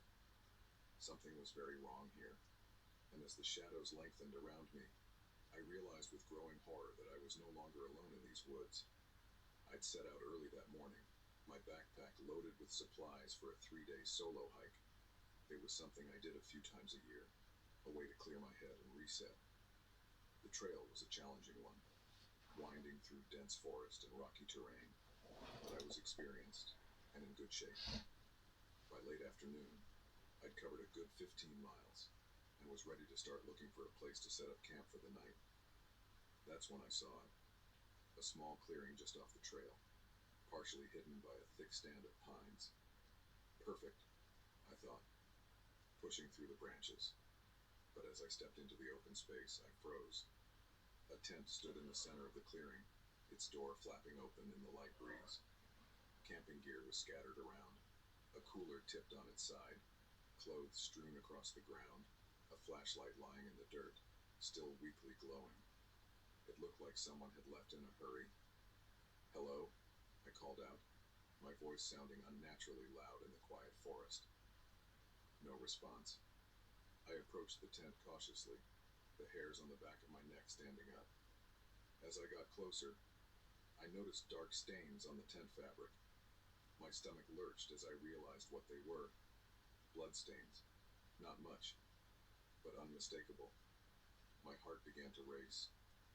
What had happened here? Where were the campers? Should I try to find them or go for help? I was miles from the nearest ranger station, and I had no cell service out here. As I stood there, debating what to do, I noticed something else that made my blood run cold. There were footprints in the soft earth around the campsite, lots of them, overlapping and chaotic, like there had been a struggle. But among them were other marks, not quite right for human feet. They were elongated, with strange indentations that looked almost like claws. I backed away from the tent, my breathing shallow and quick.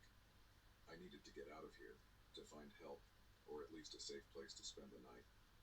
But as I turned to leave, I realized with a jolt of panic that I wasn't sure which direction I'd come from. In my shock at discovering the campsite, I'd lost track of the trail. The forest suddenly seemed much darker, the trees closing in around me. I spun in a slow circle, trying to spot any sign of the path, but everything looked the same, just endless trees and gathering shadows. "Calm down," I told myself firmly. "You're an experienced hiker, you can figure this out." I took a deep breath and pulled out my compass. If I just headed east, I should hit the main trail eventually. I'd only taken a few steps when I heard it, a rustling in the underbrush, too heavy to be a small animal. I froze, listening intently. For a long moment, there was nothing but the sound of my own rapid breathing. Then I heard it again, closer this time, accompanied by a low sound that might have been a whisper, or a growl. Panic surged through me. Without thinking, I broke into a run, crashing through the underbrush, branches whipping at my face. I had no idea where I was going, driven only by the primal urge to get away from whatever was behind me. I don't know how long I ran. My lungs were burning, my legs trembling with exhaustion when I finally stumbled into another small clearing. This one was empty, thank God, with no sign of disturbed campsites or strange footprints. I collapsed onto the ground, gasping for air. As my breathing slowed and my panic receded, I began to feel foolish. Had I really just gone tearing through the woods like a scared kid because of a few strange noises? I was probably miles off course now, and the sun was setting fast. I needed to get my act together and make camp before it got completely dark. I set up my tent with shaking hands, glancing nervously over my shoulder every few seconds. By the time I finished, the forest was draped in deep purple twilight. I crawled inside, zipping the door firmly behind me. Sleep seemed impossible, but eventually, my exhaustion won out. I drifted off into an uneasy slumber, filled with disjointed dreams of running through endless dark woods. A sound jolted me awake. I lay perfectly still, ears straining. There it was again, a soft crunch of leaves, like footsteps circling my tent. My heart began to race. It had to be an animal, right? A deer, maybe, or a raccoon curious about the strange new object in its forest. But then I heard something that turned my blood to ice. Whispers, low and sibilant, in a language I didn't recognize. There was more than one voice, moving around the tent, coming from different directions. I reached for my flashlight with a trembling hand, but I couldn't bring myself to turn it on. Some instinct told me that announcing my wakefulness would be a terrible mistake. The whispers grew louder, more insistent. They didn't sound human. The tones were too guttural, the cadence all wrong. Interspersed with the whispers were other sounds, soft clicks and growls that made the hairs on my arms stand up. Something brushed against the side of the tent, and I had to bite back a scream. I could see a shadow through the thin fabric, something tall and oddly shaped. Not a person, but I could identify. I lay there, hardly daring to breathe, as the shadows moved around my tent. Hours seemed to pass, though my watch told me it was only minutes. The whispers never stopped, rising and falling like some terrible tide. Just when I thought I couldn't take it anymore, that I would either scream or go mad from the tension, a new sound cut through the night, a long, piercing howl from somewhere deep in the forest. The shadows around my tent froze. Then, with a final flurry of whispers that sounded almost like argument, they retreated. I heard crashes through the underbrush, quickly receding. I waited, scarcely breathing, for what felt like hours. But the forest remained silent. Whatever they were, they seemed to be gone. As the first pale light of dawn began to filter through the trees, I finally allowed myself to move. My muscles screamed in protest as I uncurled from the tight ball I'd been lying in all night. With shaking hands, I unzipped the tent and peered out. The clearing looked undisturbed. There were no strange footprints, no sign that anything had been there at all. Had I imagined it all? Some kind of waking nightmare brought on by the stress of finding that abandoned campsite. But then I saw it, caught on a branch near my tent, fluttering in the morning breeze. A scrap of fabric, dark and coarse, like no material I'd ever seen before. And clinging to it, a long, curved thing that might have been a claw or a tooth, obsidian black and wickedly sharp. I broke camp in record time, leaving the scrap and its disturbing attachment where they were. I didn't want to touch them, didn't want to make whatever had happened any more real than it already was. It took me most of the day to find my way back to the main trail. I passed other hikers as I hurried toward the ranger station, and their cheerful greetings felt surreal after the terror of the night before. I never told anyone the full story of what happened out there. Who would believe me? I reported finding the abandoned campsite, but I didn't mention the whispers in the night or the shadows that moved like nothing on this earth. But I've never gone back to those woods. And sometimes, on dark nights when the wind whispers through the trees outside my window, I lie awake and wonder what's really out there in the deep forest, just beyond the reach of our flashlights and rational explanations.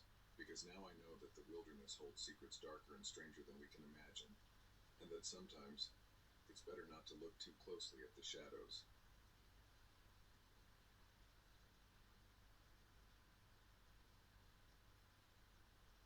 The moment I heard the lock click shut, I knew I'd made a terrible mistake. What started as a peaceful getaway became a nightmare of isolation, paranoia, and the growing certainty that something sinister lurked just beyond the cabin walls. I never should have come here alone, and now I feared I might never leave. It was supposed to be a simple weekend trip, a chance to decompress from the chaos of city life and clear my head. I'd found the cabin online. Rustic charm, total privacy, and best of all, no Wi-Fi or cell service. Just me, nature, and blissful silence. At least, that's what I thought I was signing up for. The drive out was long but scenic, winding roads cutting through dense forests and rolling hills. By the time I pulled up to the cabin, the sun was already sinking behind the trees, casting long shadows across the overgrown yard. The place looked exactly like the photos. A small, weathered structure with a wide porch and windows that gleamed orange in the fading light. The caretaker, an older man named Jim, was waiting for me on the porch. He had a weathered face and calloused hands, the look of someone who'd spent a lifetime working outdoors. "You must be Mark," he said, offering a firm handshake. "Hope you found the place all right." I nodded, stretching after the long drive. "No problem at all. It's beautiful out here." Jim gave a thin smile that didn't quite reach his eyes. "That it is. Come on, I'll show you around." The tour was brief. One main room with a small kitchenette, a bedroom off to the side, and a tiny bathroom. Everything was clean but clearly old, with an almost museum-like quality to it. "Now, few things to keep in mind," Jim said as we finished up. "Nights get cold up here, so keep that fire stoked. There's plenty of firewood out back. Water runs off a well, so it might take a minute to warm up. And don't go wandering too far in the woods after dark. Easy to get turned around out there." I nodded, only half listening as I took in the cozy space. "Sounds good. Thanks for everything, Jim." He hesitated at the door, seeming like he wanted to say something else, but then he just nodded. "Enjoy your stay. I'll be back Sunday evening to check you out." With that, he was gone. I heard his truck start up and the crunch of gravel as he drove away. Finally, I was alone. I spent that first evening settling in, unpacking my few belongings and getting a fire going in the old stone fireplace. As night fell, I sat on the porch with a book and a glass of whiskey, listening to the chorus of crickets and distant owl hoots. It was peaceful. Exactly what I'd been hoping for. It wasn't until I was getting ready for bed that I noticed something odd. I went to lock the front door, only to find that there was no lock, at least not on the inside. I frowned, checking the back door and finding the same thing. It seemed strange for a rental cabin, but I shrugged it off. I was miles from anywhere, after all. Who was going to bother me out here? I fell asleep easily, lulled by the crackling fire and the soft sounds of the forest outside. But sometime in the dead of night, I jolted awake, every nerve suddenly on high alert. For a moment, I couldn't identify what had woken me. Then I heard it, a soft click, like a key turning in a lock. My heart began to race. I lay perfectly still, straining my ears. Footsteps on the porch. Slow, deliberate. They paused at the door, and I heard that click again. Then silence. I waited, barely breathing, for what felt like hours. But there were no more sounds. Eventually, my racing heart began to slow, and I convinced myself it had been a dream, or maybe just the old cabin settling. When morning came, I almost managed to forget about the strange incident. I made coffee and took it out to the porch, breathing in the crisp mountain air. It was a beautiful day, sunlight filtering through the canopy of leaves, birds calling to each other in the trees. On impulse, I tried the front door. It swung open easily, see? I told myself, just a dream, nothing to worry about. I spent the day hiking, exploring the woods around the cabin. By the time I returned, pleasantly tired and hungry, the sun was once again sinking below the horizon. I made a simple dinner and settled in with my book, perfectly content. But as night fell, an odd feeling began to creep over me. The shadows seemed deeper somehow, the silence of the forest more oppressive. I found myself glancing up from my book every few minutes, peering out the windows into the darkness. Just your imagination, I scolded myself. You're not used to being this isolated. Try to relax. I went to bed early, hoping a good night's sleep would reset my nerves. But once again, I woke in the middle of the night to that soft, unmistakable click. This time I was sure I wasn't dreaming. I sat up in bed, heart pounding, and fumbled for the flashlight on the nightstand. The beam cut through the darkness, revealing nothing. The cabin was empty, the doors still closed. But when I went to check them, my blood ran cold. Both the front and back doors were locked tight. From the outside, panic clawed at my throat. This wasn't possible. There had to be some explanation. Maybe Jim had come by to check on things and accidentally locked me in. But deep down, I knew that wasn't it. Something was very, very wrong here. I spent the rest of the night huddled in bed, jumping at every creak and groan of the old cabin. When dawn finally broke, I was exhausted, but too wired to sleep. The doors were unlocked again. I paced the small space, debating what to do. I could leave, just pack up and go home early. But something held me back. Pride, maybe, or the fear of looking foolish. What would I tell Jim? That I got spooked by some strange noises and a door that somehow locked itself. So I stayed. But I couldn't shake the feeling of unease that had settled over me. I found myself constantly looking over my shoulder, starting at small noises. The woods that had seemed so peaceful now felt menacing, like they were hiding secrets just beyond the tree line. As evening approached, my anxiety ratcheted up. I didn't want to experience another night like the last two. I decided to stay up, to catch whoever or whatever was coming to lock me in. I positioned myself in a chair facing the front door, a heavy flashlight in one hand and my phone in the other. Useless out here, but somehow comforting to hold. The hours crept by. My eyelids grew heavy, but I forced myself to stay awake, watching the door with an intensity that made my eyes burn. Just as I felt myself starting to drift off, I heard it. Footsteps on the porch, slow and heavy. My whole body tensed. This was it. I was going to find out what was going on. The footsteps stopped at the door. There was a long pause, and then, click. The sound was deafening in the silence of the night. I leapt up, yanking the door open, ready to confront. No one. The porch was empty. The yard beyond was still. No sign of movement anywhere. But the door was locked. I rattled it, disbelieving. Somehow, it had locked itself from the outside while I watched. A sound behind me made me whirl around. It was coming from the bedroom, a soft scratching, like something dragging across the wooden floor. Then whispers, too low and distorted to make out words. Terror gripped me. This wasn't real. It couldn't be real. But as the scratching grew louder, moving toward the bedroom door, I knew I couldn't stay to find out what was making it. I ran to the back door, praying it would open. It did, and I burst out into the cool night air. I didn't stop to grab any of my things, didn't even pause to put on shoes. I just ran, branches whipping my face, rocks cutting into my bare feet. I ran until my lungs were on fire and my legs felt like they would give out. When I finally stopped, gasping for breath, I realized I had no idea where I was. The woods looked the same in every direction, and in my panic I'd paid no attention to where I was going. For a moment, despair threatened to overwhelm me. But then I heard something that made my blood run cold. Whispers, carried on the wind. The same whispers I'd heard in the cabin, getting closer. I started running again. I don't know how long I ran, or how I eventually found my way back to the road. By the time I flagged down a passing truck, the sun was rising.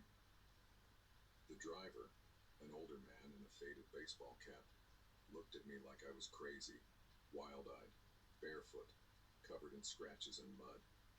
But he gave me a ride to the nearest town anyway. I never went back for my things. I called Jim from a payphone in town, told him some family emergency had come up and I'd had to leave suddenly. He sounded skeptical, but I didn't care. To this day, I don't know what happened in that cabin. Was it all in my head? Some kind of stress-induced breakdown? Or was there really something out there in those woods? Something that defied explanation? All I know is that I'll never go back to find out. Some mysteries, I've learned, are better left unsolved.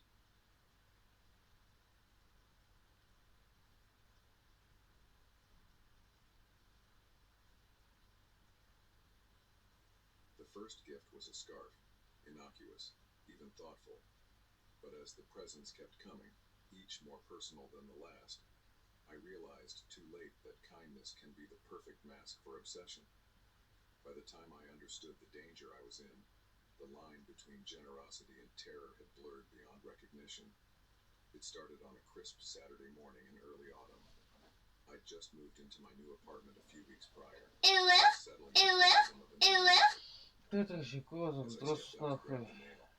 nearly tripped over a small package on the doorstep. Curious, I picked it up. It was neatly wrapped in brown paper. No return address. Just my name written in an elegant script. Inside was a soft, gray cashmere scarf. No note. No explanation. I stood there for a moment. Turning the scarf over in my hands. It was beautiful. Exactly the kind of thing I would have chosen for myself. But who could have sent it? I'd only told a handful of people my new address, and this didn't seem like something any of them would do. I shrugged it off as a welcome building maybe. It was a nice gesture, whatever the source. Geriau prisijung prie komandos, kad skaitytų tavo komentarus, jeigu dar nesi prisijungęs. Už tą vieną monetą prieš galvos, kur atsiranda. My absolute favorite. Again, no note, no clue as to the sender. I was flattered, if a bit puzzled. Ačiū, kad prisijungiai prie komandos, dabar kai rašysi komentarus, robotukas perskaitys tavo komentarą garsiai.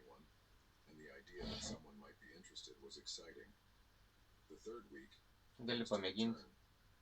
The package contained a pair of sunglasses, expensive ones, the exact style I'd been eyeing in a shop downtown but couldn't justify buying. Alongside them was a handwritten note. I hope you enjoy these, from your neighbor. That's when the first hint of unease crept in. How did this person know about the sunglasses? Had they seen me looking at them in the store? Labas rytas. I decided to ask around, see if anyone in the building knew anything about my Aš dar net neužmigau, aš mėginu užmigti, niekaip neinu.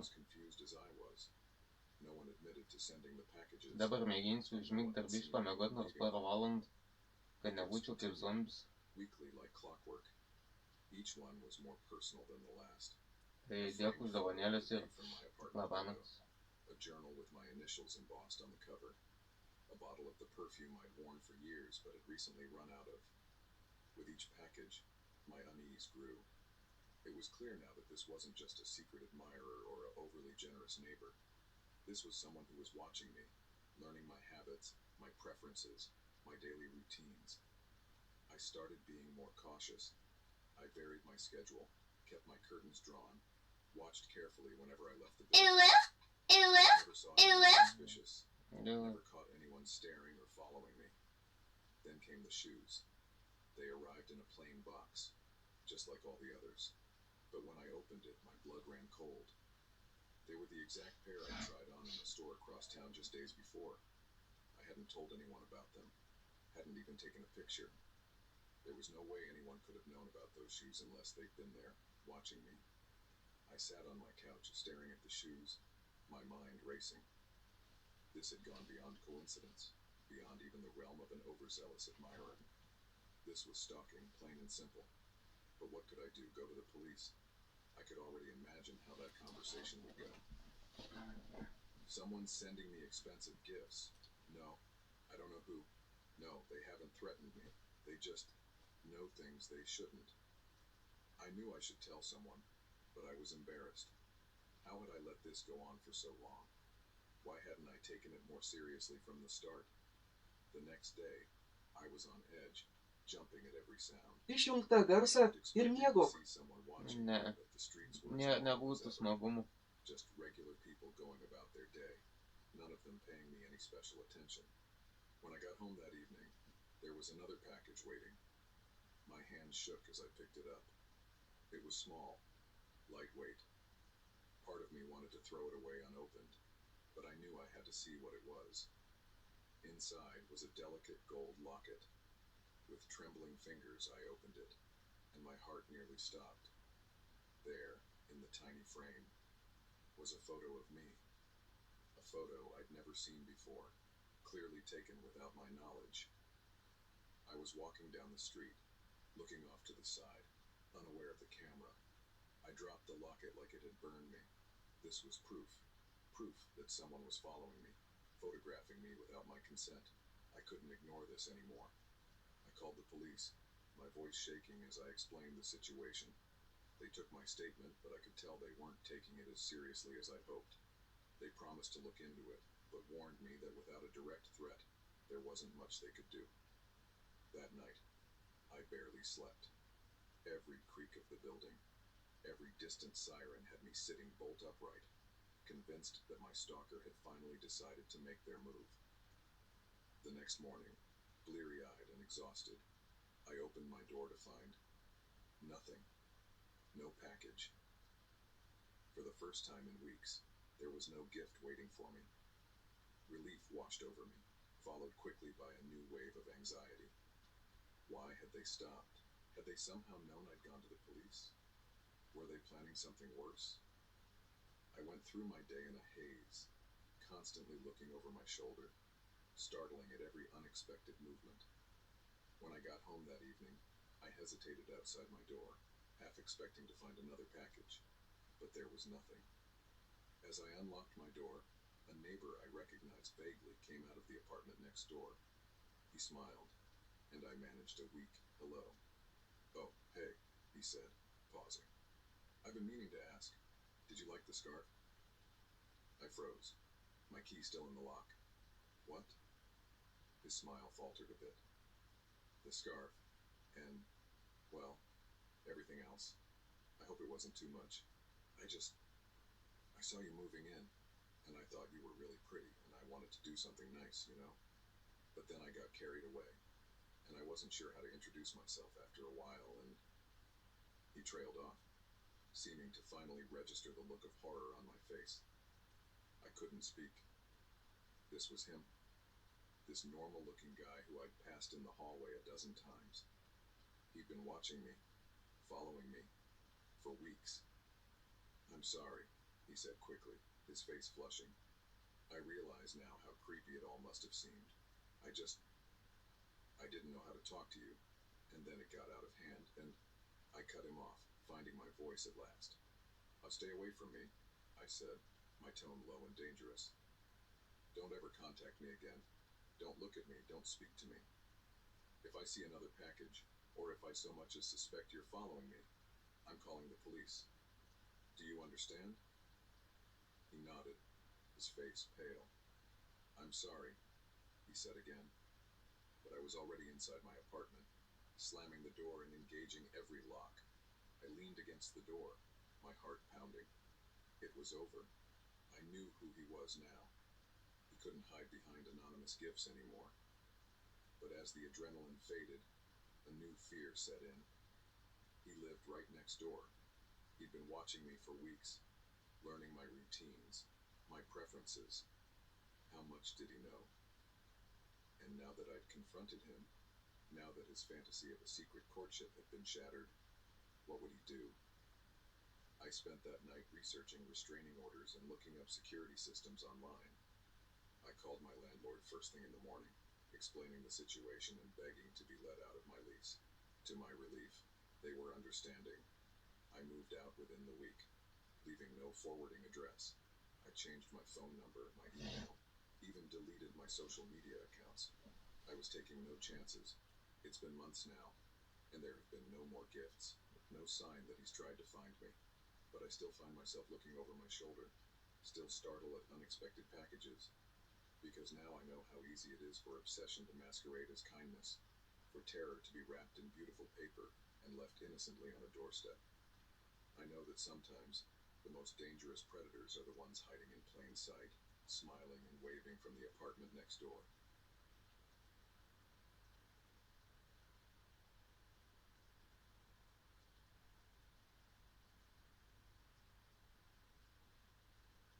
was thick with diesel and unease as I pulled into the truck stop.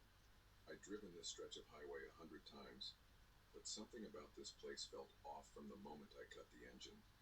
Little did I know, I was about to become trapped in a nightmare where the boundaries between the normal world and something far more sinister would blur beyond recognition.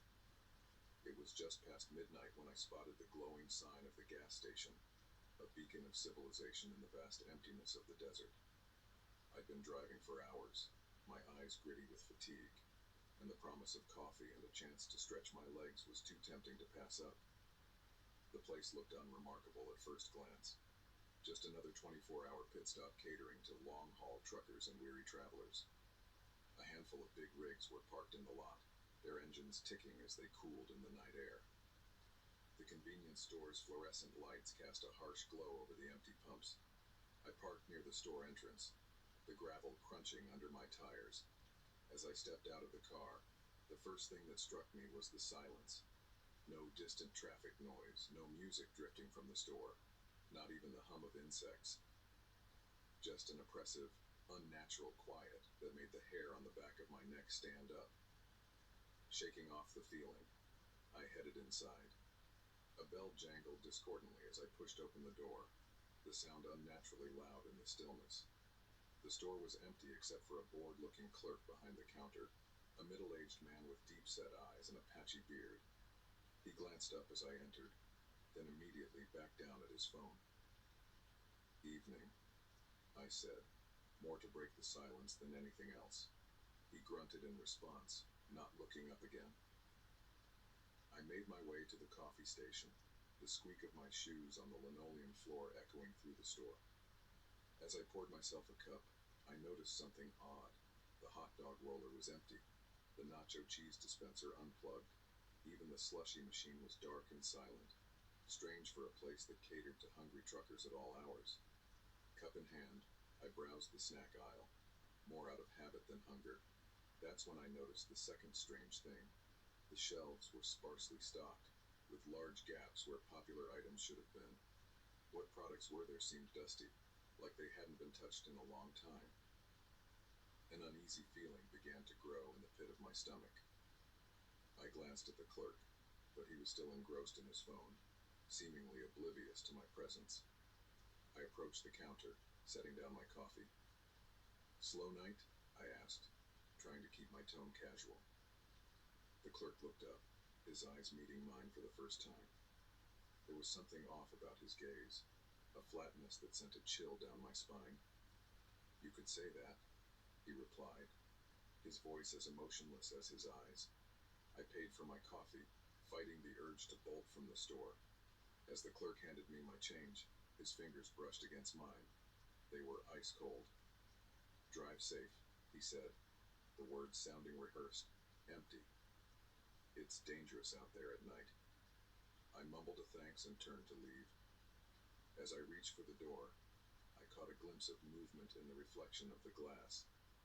The clerk was standing now, watching me intently, a strange smile playing at the corners of his mouth. I hurried out to my car, my heart pounding. The silence seemed even more oppressive now, pressing in on me from all sides. I fumbled with my keys, desperate to get back on the road and put this creepy place behind me. The engine turned over once, twice but wouldn't catch. I tried again, panic rising in my throat. Nothing. The battery wasn't dead. The lights and radio worked fine, but for some reason, the car simply wouldn't start. I looked back at the store. The clerk was standing at the window now, still watching me with that unnerving smile.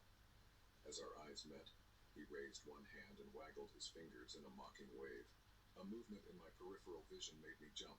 One of the big rigs was pulling out of its parking spot, engine rumbling to life. Hope surged through me. Maybe the driver could help, or at least let me use their phone to call for a tow. I got out of the car, waving my arms to get the trucker's attention. But as the rig rolled past me, I realized something was wrong. The cab was empty. There was no one behind the wheel. I stood there, frozen in disbelief, as the truck drove itself out of the lot and onto the highway, its taillights disappearing into the darkness. That's when I noticed the other trucks. One by one, their engines were starting up, lights flickering to life, and one by one, they began to move, driverless, following the first truck out onto the road. I spun back toward the store, my mind reeling. The clerk was gone from the window, but now there were shapes moving in the darkness beyond the pools of light cast by the gas pumps. Shadowy figures, their movements jerky and unnatural, emerging from behind the building, from under the trucks, seemingly materializing out of the night itself. They were coming toward me. I ran. I didn't know where I was going, didn't have a plan beyond blind panic and the need to get away. I sprinted across the parking lot, my lungs burning, the sound of my ragged breathing and pounding footsteps impossibly loud in the unnatural silence. I made it to the edge of the lot before I realized my mistake. Beyond the reach of the floodlights, the desert was pitch black. I couldn't see more than a few feet in front of me. I slowed, uncertain, my eyes straining to adjust to the darkness. That's when I heard it. Whispers, carried on a wind I couldn't feel. Voices speaking in a language I didn't recognize, the words slithering through my mind like oil on water. I turned in a slow circle, trying to pinpoint the source, but it seemed to be coming from everywhere at once. A hand clamped down on my shoulder, icy cold even through my jacket. I screamed, twisting away, and found myself face to face with the clerk. But he wasn't alone. Behind him stood a group of people, truckers, travelers, all with the same flat eyes and eerie smiles. "We've been waiting for you," the clerk said, his voice no longer emotionless but filled with a terrible eagerness. "It's been so long since we had a new arrival." I tried to back away, but hands grabbed me from behind. I struggled, but there were too many of them, their grips inhumanly strong. "Don't fight it," one of them whispered in my ear. "It'll be easier if you just accept it." We all did, eventually. They started dragging me back toward the store. I kicked and screamed, but my cries were swallowed up by the vastness of the desert night. As we passed under the floodlights, I caught glimpses of my captors, faces. They looked wrong somehow, like masks that didn't quite fit, with too wide smiles and eyes that reflected the light like an animal's. Just as we reached the store entrance, a sound cut through the night, a car engine, growing louder. Headlights appeared on the horizon, racing toward us. My captors froze. The clerk hissed something in that strange language, and suddenly I was free. They melted away into the shadows with impossible speed, leaving me standing alone in front of the store. The car screeched to a halt in the parking lot, and a middle-aged couple got out, looking concerned. "Are you all right?" the woman called out. "We saw you standing here and thought something might be wrong." I opened my mouth to tell them everything, to beg them to get me out of there. But as I turned to point out my attackers, I realized the lot was empty. No shadowy figures, no driverless trucks. Even my own car was gone. I looked back at the store. Through the window, I could see the clerk back behind the counter, scrolling on his phone as if nothing had happened. I'm fine," I heard myself say, just stretching my legs. Long drive, you know. The couple exchanged a look, but didn't press the issue. They got back in their car and drove off, leaving me alone once more. I stood there for a long moment, my mind struggling to process what had just happened. Had I imagined it all? Some kind of waking nightmare brought on by exhaustion and too much caffeine. But as I turned to go back into the store, to do what? I wasn't sure. I caught a glimpse of movement in the shadows beyond the light. A figure, watching me. And another, and another. I ran. I ran until my lungs felt like they would burst, until the lights of the truck stop had faded into the distance behind me. I ran until I flagged down a passing car, probably looking like a madman, and begged for a ride to the nearest town. I never reported what happened that night. Who would believe me? But I've never driven that stretch of highway again, and sometimes on long, dark nights, I still hear those whispers carried on a non-existent wind, and I wonder what would have happened if that couple hadn't shown up when they did. Because now I know that there are places in this world where reality is thin, where things that shouldn't exist can slip through the cracks. And I know that somewhere out there, in the vastness of the desert night, there's a truck stop where the lost and the damned gather, always waiting, always watching for their next victim.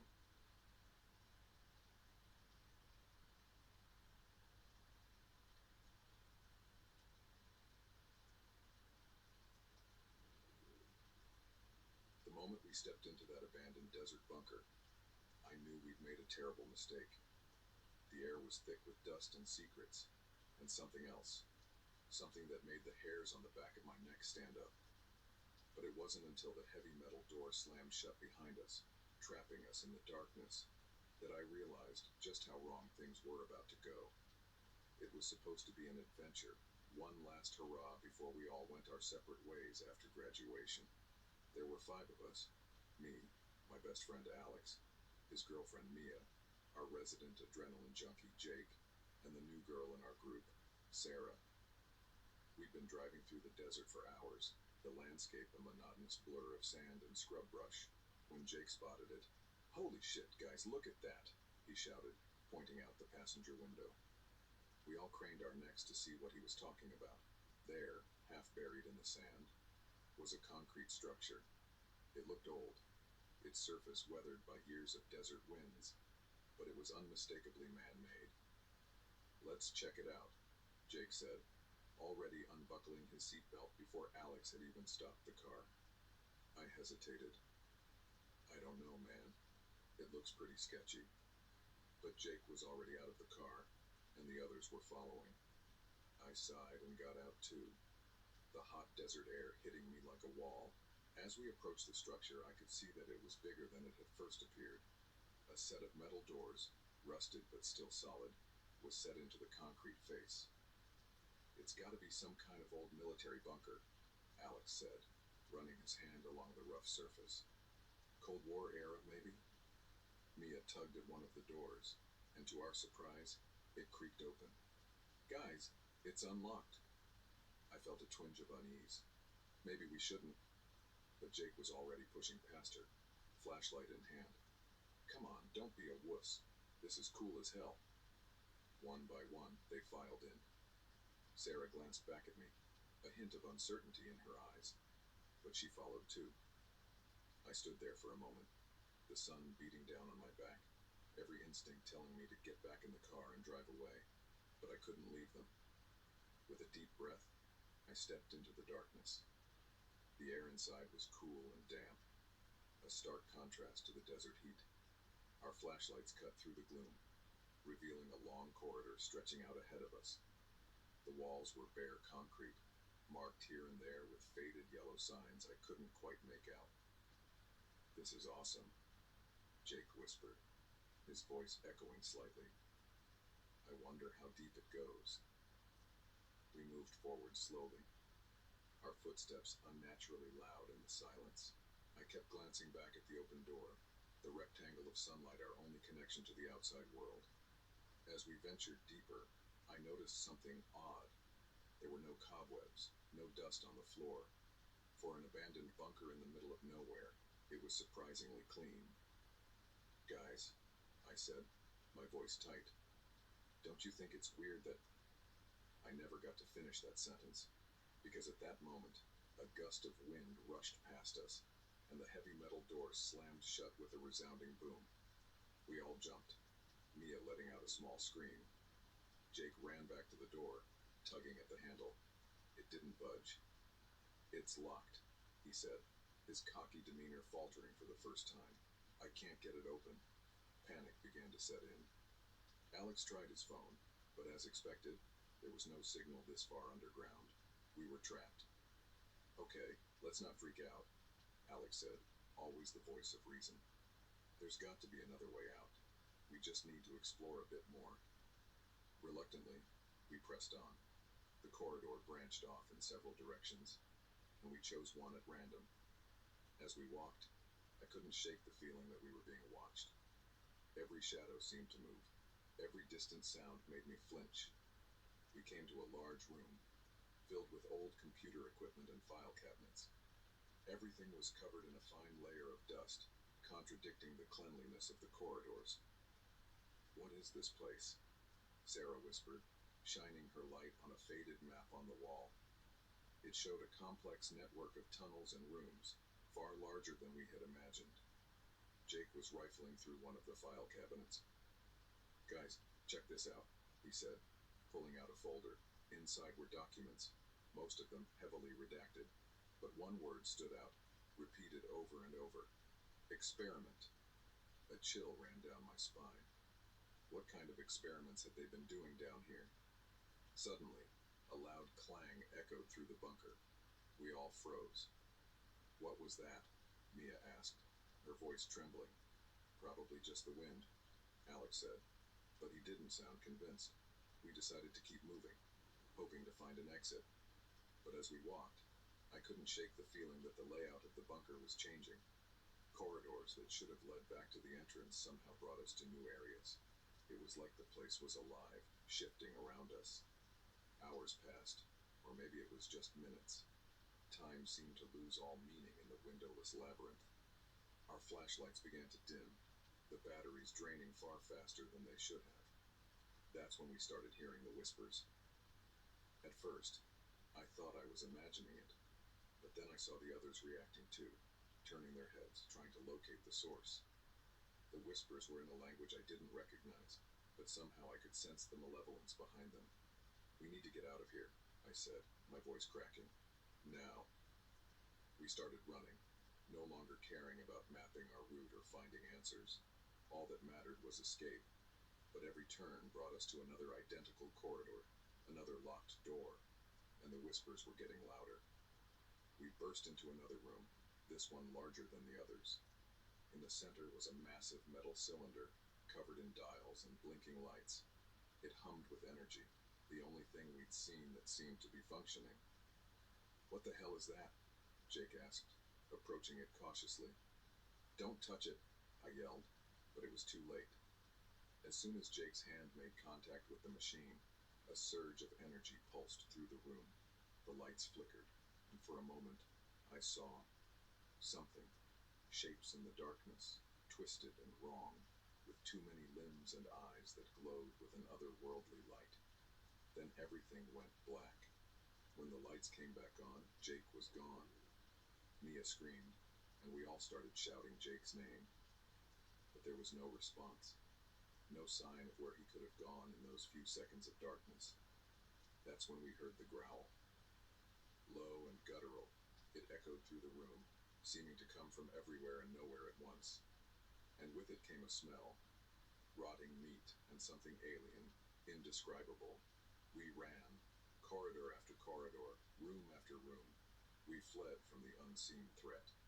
The whispers had become a cacophony, the walls themselves seeming to vibrate with malicious intent. Shadows moved at the edge of our vision, always just out of sight. We lost Alex next. One moment he was right behind us, and the next he was gone, pulled into the darkness with a cut-off scream. Mia was hysterical now, and Sarah wasn't much better. I tried to keep it together, to find a way out, but my mind was unraveling. This couldn't be real. Places like this didn't exist. Things like this didn't happen. We found ourselves back in the room with the machine. It was humming louder now, the dials spinning wildly. And there, sprawled across its surface, was Jake, or what was left of him. His body was twisted, changed, as if something had tried to reshape him from the inside out. Mia vomited. Sarah fell to her knees, her eyes wide with shock. And I finally understood. This wasn't a military bunker. It was never meant to keep things out. It was meant to keep something in, and we had let it out. The shadows were closing in now, taking form. I saw faces I recognized. Jake, Alex, but wrong, distorted. Their eyes glowing with that same otherworldly light I'd glimpsed before. I grabbed Mia and Sarah, pulling them towards the door. "We have to go. Now." We ran one last time. No destination in mind, just the blind animal instinct to escape. Somehow, miraculously, we found ourselves back at the entrance. The door was open now, desert sunlight spilling in. We burst out into the heat and light, gasping, crying. We didn't stop running until we reached the car. As Alex peeled out, tires kicking up sand, I looked back. The bunker was gone. There was nothing but empty desert where it had stood. We never spoke about what happened that day. How could we? Who would believe us? But sometimes, late at night, I still hear those whispers, and I know that somewhere out there, in the vast emptiness of the desert, a door is waiting to be opened again.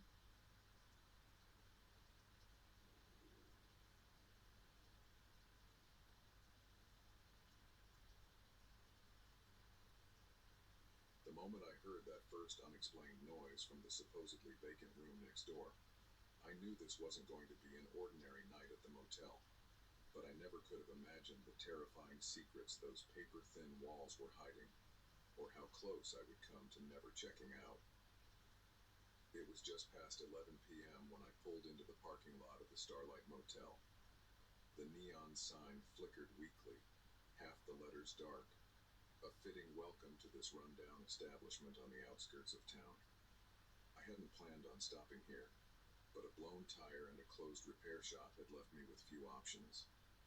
The night clerk barely looked up from his phone as I approached the desk, his disinterest palpable in the stale air of the lobby. "Room for one," I said, stifling a yawn.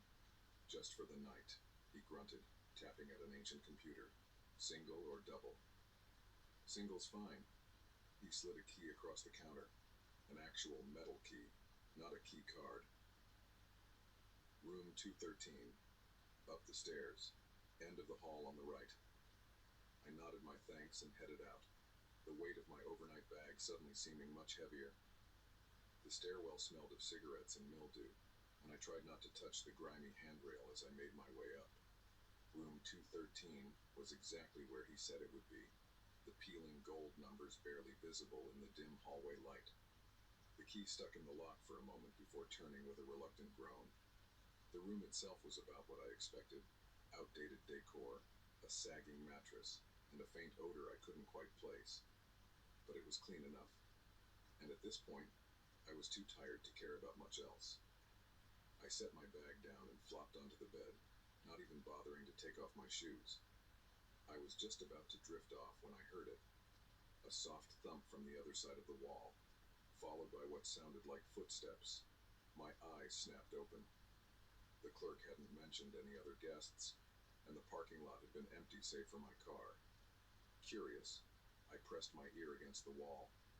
For a long moment, there was nothing. Then, just as I was about to pull away, I heard it again. Footsteps, slow and deliberate, moving across the room next door. I frowned. Maybe someone had checked in while I was getting settled. But something about the sound felt off. The footsteps were too even, too measured, like whoever was making them was trying very hard to be quiet. A chill ran down my spine as another possibility occurred to me. What if someone had broken in? This didn't seem like the kind of place with top-notch security. I debated calling the front desk, but decided against it. The night clerk hadn't exactly inspired confidence in his ability to handle a potential intruder. Instead, I crept to my door and peered out into the hallway. It was empty and silent. The door to the room next door, 215, was closed, no light visible underneath. I was about to retreat back into my room when I noticed something strange. There was a thick layer of dust on the doorknob of 215, undisturbed as if it hadn't been touched in months. My unease deepened. If no one had entered through the door, then how? A sudden scratching sound from inside 215 made me jump. It was loud, frantic, like something was trying to claw its way through the wall. My heart pounding, I hurried back into my room, locking the door behind me. I grabbed my phone, intending to call the police, only to find I had no signal. Of course. I tried the room phone, but it was dead. The scratching had stopped, replaced by an eerie silence that was somehow worse. I stood there, frozen, straining my ears for any sound. Then I heard the whispers. They were faint at first, barely audible. But as I listened, they grew louder, more distinct. It wasn't English, or any language I recognized. The voices, and there were definitely multiple voices, spoke in harsh, guttural tones that made my skin crawl. I backed away from the wall, my mind racing. This couldn't be happening. There had to be a logical explanation. Maybe it was the TV in another room, or my thoughts were interrupted by a loud bang, like something heavy had been thrown against the wall. I stifled a scream, my eyes darting around the room for a weapon, anything I could use to defend myself.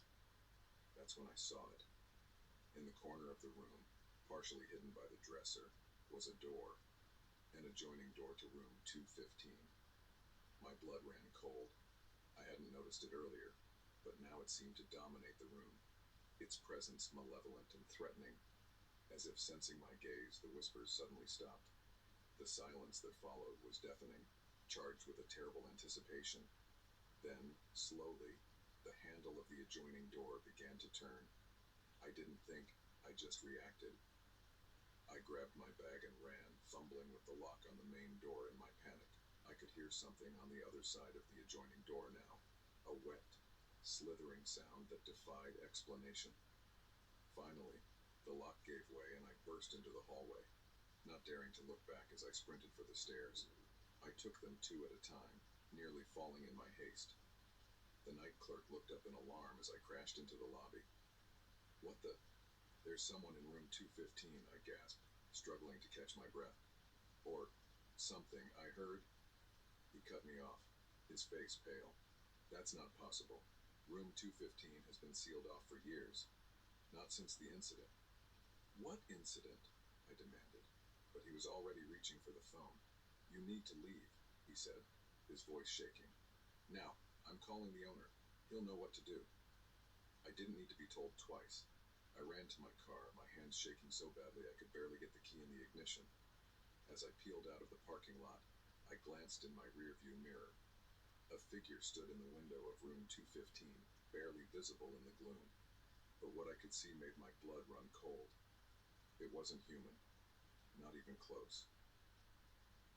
I drove through the night, putting as much distance between myself and the Starlight Motel as I could. When the sun finally rose, I pulled into a rest stop, exhausted but too wired to sleep. Curiosity got the better of me, and I searched online for any information about the motel. Most of the results were just booking sites and reviews, but buried on the third page of results mirror, I found something that made my heart stop. It was an old news article, dated over a decade ago. The headline read, "Tragic fire at Starlight Motel claims lives. Room sealed off." According to the article, a fire had broken out in room 215, killing a family of 4. The cause was never determined, but witnesses reported strange noises and unearthly screams coming from the room just before the blaze started. The room had been sealed off after multiple reports of unexplained phenomena from guests staying near it. The motel owner was quoted as saying they planned to eventually demolish that section of the building, but clearly, that had never happened. I sat there, staring at my phone screen, as the implications sank in. Whatever had been in that room wasn't human. It never had been. And it was still there, waiting. I've never gone back to that town, and I've never stayed in another motel since that night.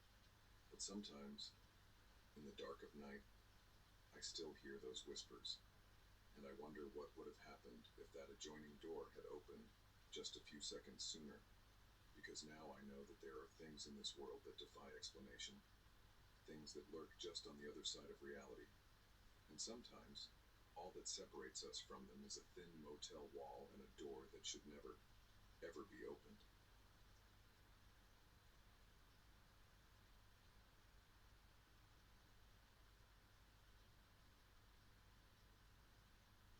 I never thought I'd be afraid of my own neighbors.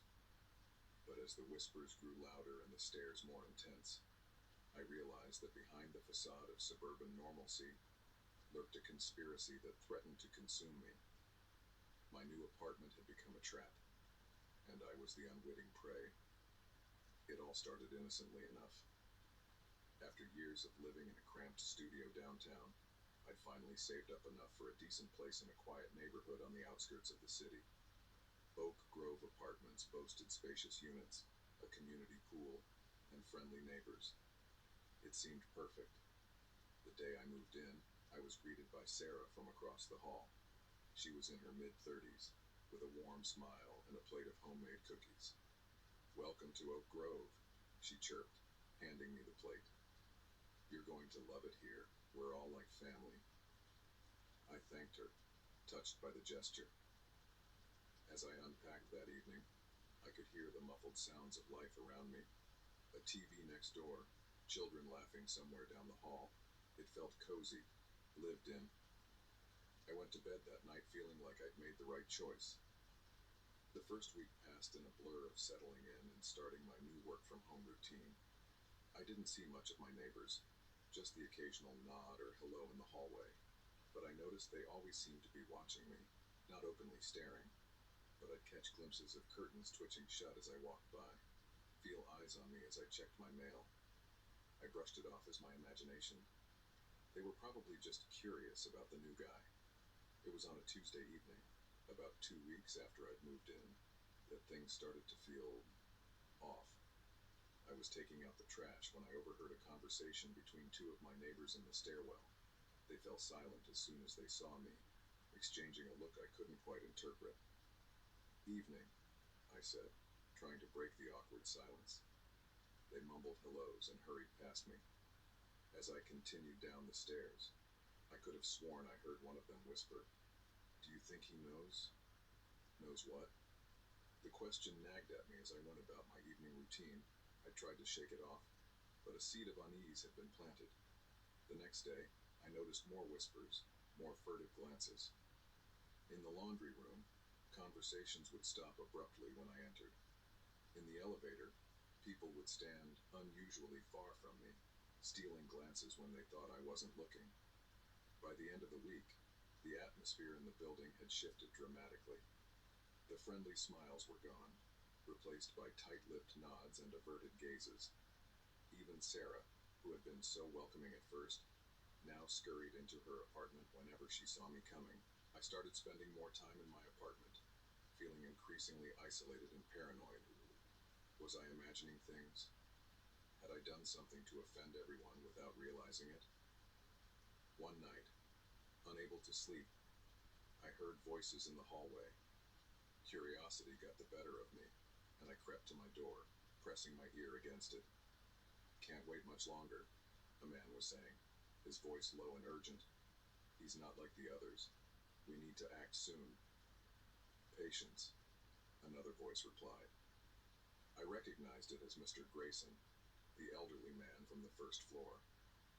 "Everything is proceeding according to plan. He'll be ready soon enough." Ready for what? My heart was pounding so loudly I was sure they must be able to hear it through the door. I held my breath, straining to catch more of the conversation. But they had moved on, their voices fading down the hallway. I barely slept that night, my mind racing with possibilities, each more outlandish than the last. Was this some kind of cult, a criminal organization, or was I simply losing my mind? The next morning, I decided to do some digging. I started with a simple internet search of Oak Grove Apartments. The results were surprisingly sparse, just a bare-bones website with rental information and a few generic reviews. No social media presence, no news articles. It was as if the place barely existed online. Digging deeper, I tried searching for information on my neighbors, but it was like they were ghosts. No social media profiles, no public records I could find. Even Sarah, who had mentioned working as a teacher, didn't show up in any school district employee listings. My unease was growing by the hour. I knew I should probably just leave, find another place to live. But something kept me there. A morbid curiosity, a need to understand what was really going on. I started keeping a log of everything I observed. The whispered conversations, the strange comings and goings at odd hours, the way certain apartments always had their curtains drawn. I noted which neighbors seemed to be in charge, who deferred to whom. One name kept coming up, Anderson. Anderson. I'd never met anyone in the building by that name, but I'd overheard it multiple times, always spoken with a mix of reverence and fear. About a month after I'd moved in, things came to a head. I was returning from a late-night grocery run when I saw a group of my neighbors huddled in the lobby. They fell silent as I entered, all eyes turning to me. Mr. Grayson stepped forward, his usually kindly face now stern and forbidding. "It's time we had a talk, young man." My heart began to race, but I forced myself to stay calm. "About what?" "About your place here," Sarah chimed in, her once friendly voice now cold. "About what's expected of you." I looked around the lobby, taking in the grim faces of my neighbors. There were at least a dozen of them, blocking the way to the stairs and elevator. I was trapped. "I don't understand," I said, fighting to keep my voice steady. "What's going on here?" Mr. Grayson sighed, as if disappointed. "We had such high hopes for you. We thought you might be compatible. But your resistance, your questioning, it's clear you're not ready." "Ready for what?" I demanded, anger starting to override my fear. "What is this place? Who are you people?" A tall man I'd never seen before stepped out of the shadows. He had an air of authority about him, and the others seemed to defer to his presence. "I'm Anderson," he said, his voice deep and resonant. "And this is so much more than just an apartment building." He gestured around him, and I noticed for the first time that the lobby looked different. The walls seemed to shimmer, the edges of reality blurring. "We are the Guardians," Anderson continued, "protectors of a threshold between worlds, and we had hoped you might join us." My mind reeled, struggling to process what I was hearing. This couldn't be real. It had to be some kind of elaborate prank or shared delusion. "You're insane," I said, backing towards the door. "All of you." Sarah stepped forward, her eyes pleading. "Please, just listen. We've been watching you, evaluating you. You have potential, abilities you haven't even begun to tap into. We can help you understand, help you become something greater." I shook my head, my hand fumbling for the door handle behind me. "I don't want any part of this. I'm leaving, now." Anderson's face hardened. "I'm afraid that's not an option. You know too much now. If you won't join us willingly, we'll have to take other measures." As he spoke, the air around him seemed to ripple and distort. The other neighbors began to change too, their forms shifting in ways that defied explanation. I caught glimpses of things that shouldn't exist. Extra limbs, eyes where there shouldn't be eyes, skin that moved and flowed like liquid. Terror gripped me. This wasn't happening. It couldn't be happening. With a strangled cry, I wrenched the door open and ran. I didn't stop running until I reached my car, my lungs burning, my legs shaking. As I peeled out of the parking lot, I glanced in my rearview mirror. The entire building seemed to be wavering, like a mirage in the desert, and in every window, faces watched me go, faces that were no longer entirely human. I drove through the night, putting as many miles between me and Oak Grove as I could. When the sun rose, I found myself in a small town I didn't recognize, my gas tank nearly empty. As I sit here in this dingy motel room, trying to make sense of what happened, I can't shake the feeling that it's not over, that they're still out there, watching, waiting. I don't know what they are or what they wanted from me, but I know that I can never go back, and I know that I'll never look at my neighbors the same way again. Because now I understand that sometimes the most terrifying monsters are the ones hiding in plain sight, behind the doors of ordinary apartments and the faces of seemingly normal people. And I'll always wonder, how many other buildings out there are more than they appear? How thin is the veil between our world and whatever lies beyond? I don't have answers, but I know one thing for certain. I'll never feel truly safe in my own home again.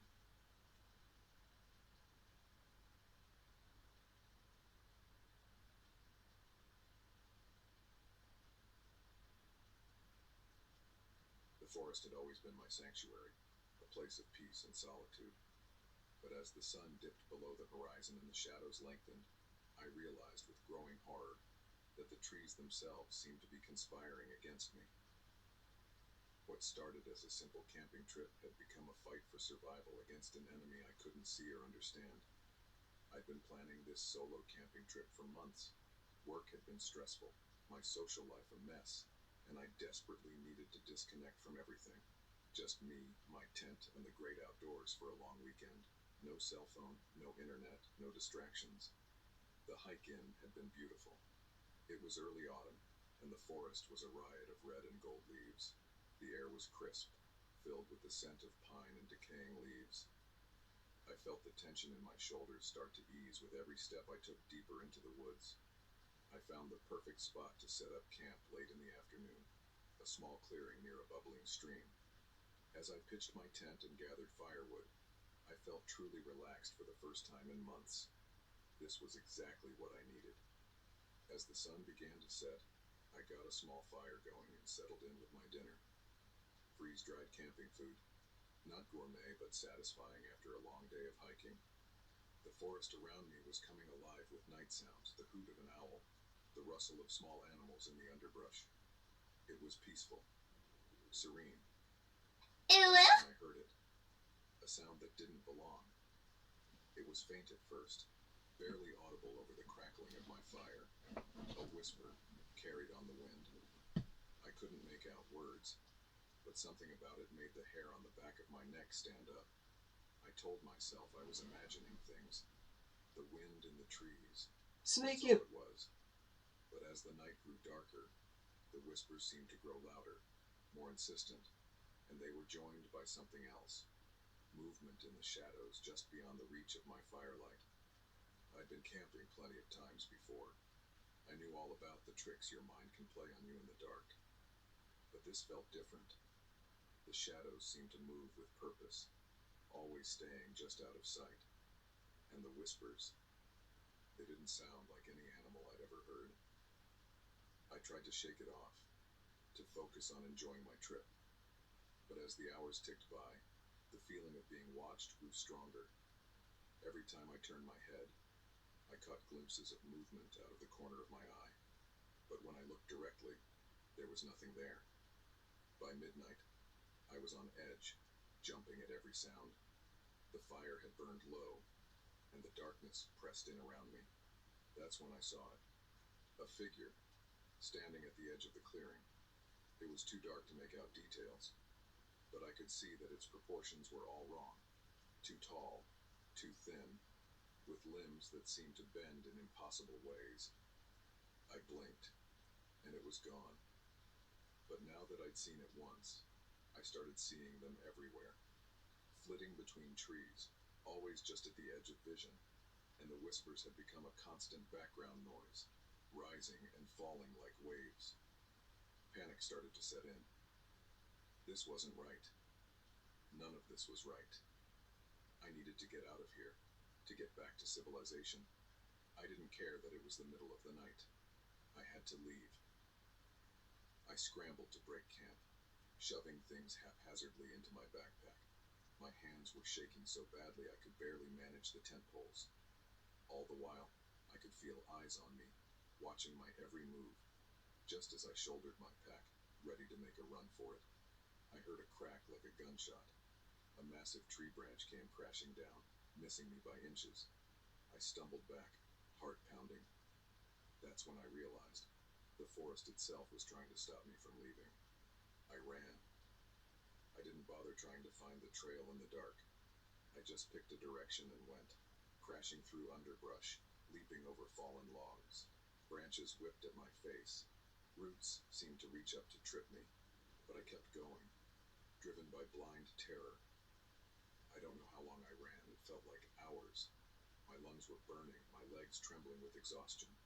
But every time I thought about stopping, I'd hear those whispers again, closer now, urging me on. Finally, I burst out of the tree line onto a road. The sudden transition from dense forest to open space was jarring.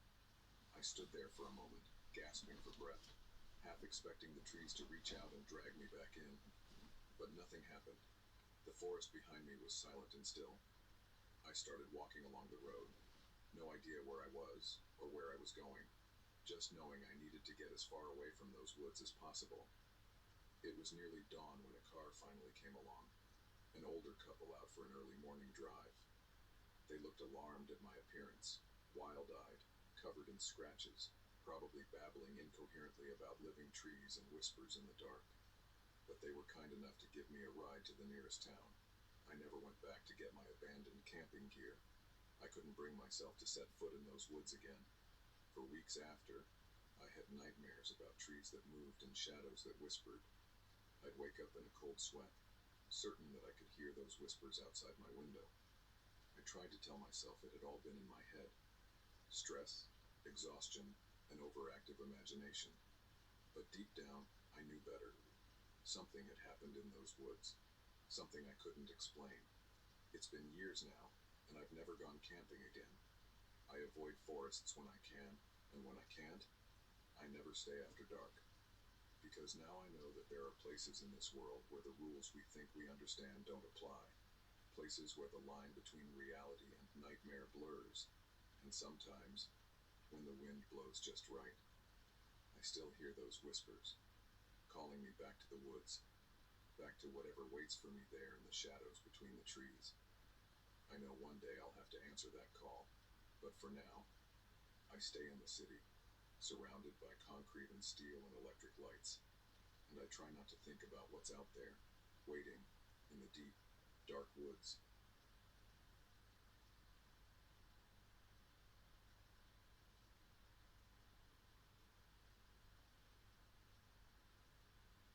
The moment I saw his thumb go up, I knew I'd made a terrible mistake. There's an unwritten rule among us long-haul truckers: never pick up hitchhikers. But on that cold, rainy night in the middle of nowhere, I broke that rule. And by the time I realized the true nature of my passenger, it was already too late. It had been a long day on the road. 14 hours of nothing but asphalt stretching out ahead of me, the monotonous hum of my rig's engine, and the occasional crackle of the CB radio. I was hauling a load of electronics from Chicago to Seattle, and I was behind schedule. The rain that had been falling steadily since I crossed into Montana wasn't helping. I was about an hour outside of Billings when I first saw him, just a dark shape on the side of the road, illuminated for a split second by my headlights. I almost missed him entirely, but then I caught sight of his thumb sticking out, and before I knew what I was doing, I was easing my rig onto the shoulder. Maybe it was the fatigue, or maybe it was a moment of misplaced compassion. Whatever it was, I found myself opening the passenger door, calling out, "Where are you headed?" He climbed in without a word, bringing with him the smell of wet earth and something else I couldn't quite place, something metallic and unpleasant. He was a small man, hunched over in a dark coat that seemed too big for him. A baseball cap pulled low obscured most of his face. "Thanks," he said, his voice surprisingly deep for such a slight frame. "Heading west." I nodded, pulling back onto the highway. "I can take you as far as Seattle if you'd like. Name's Mike." He didn't offer his name in return, just nodded slightly. "Seattle's fine." We drove in silence for a while. I tried to focus on the road, but I couldn't shake a growing sense of unease. There was something off about this guy, but I couldn't put my finger on what it was. "So," I said, trying to break the tension, "what brings you out this way?" He was quiet for so long I thought he might not answer. Then, "Work." "Oh yeah? What kind of work?" Another long pause. "Specialized work. The kind most people don't like to think about." A chill ran down my spine at his words, though I couldn't say why. I gripped the steering wheel tighter, suddenly very aware of how alone we were out here on this dark, empty stretch of highway. "Right," I said, forcing a chuckle. "Sounds mysterious." He turned to look at me then, and for the first time I got a good look at his face. His eyes were dark, almost black in the dim light of the cab. But it was his smile that really got to me. It was too wide, showing too many teeth. It didn't reach his eyes. "You have no idea," he said, that unnerving smile still in place. I turned my attention back to the road, my heart racing. What the hell had I gotten myself into? The next few hours were some of the longest of my life. My passenger barely spoke, but I could feel his eyes on me constantly. Every time I glanced over, he was watching me with that same unsettling smile. I tried to keep him talking, hoping that conversation would ease my growing panic. So, you got family in Seattle? No family, he replied. Not anymore. The way he said it made my blood run cold. I didn't dare ask what he meant. As we crossed into Idaho, the rain finally let up.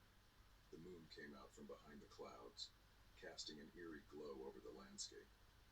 That's when I noticed something that made my stomach drop. There was a dark stain on my passenger's coat sleeve, something that looked disturbingly like blood. I must have made some kind of noise because he turned to look at me. Something wrong? He asked, his voice unnaturally calm. I shook my head, trying to keep my voice steady. No, everything's fine. Just, thinking I might need to stop for coffee soon. He nodded slowly. Yes, I think a stop would be good. I'm feeling a bit hungry. The way he said hungry made my skin crawl. I pressed down on the accelerator, pushing the speed limit. The sooner I could get to a populated area, the better. We were about 20 miles from the next town when he spoke again. You know, Mike, I've really enjoyed our little trip together. It's been enlightening. I didn't like the way he emphasized that last word. Glad to help, I managed to say, my mouth dry. I don't suppose, he continued, his voice taking on a dreamy quality, that you'd consider taking a little detour. There's a place I know, not far from here. Very quiet, very private. My hands were sweating now, slipping on the steering wheel. Sorry, I said, trying to keep my voice from shaking. I'm on a tight schedule. Can't afford any delays. He sighed, a sound of deep disappointment. That's a shame. I was hoping we could spend more time together, get to know each other better. I saw the sign for a rest stop coming up and made a split-second decision. Tell you what, I said, I really do need that coffee. Why don't we stop here for a few minutes? He seemed to consider this for a moment, then nodded. All right. A short stop. I pulled into the rest stop, relieved to see a few other vehicles there.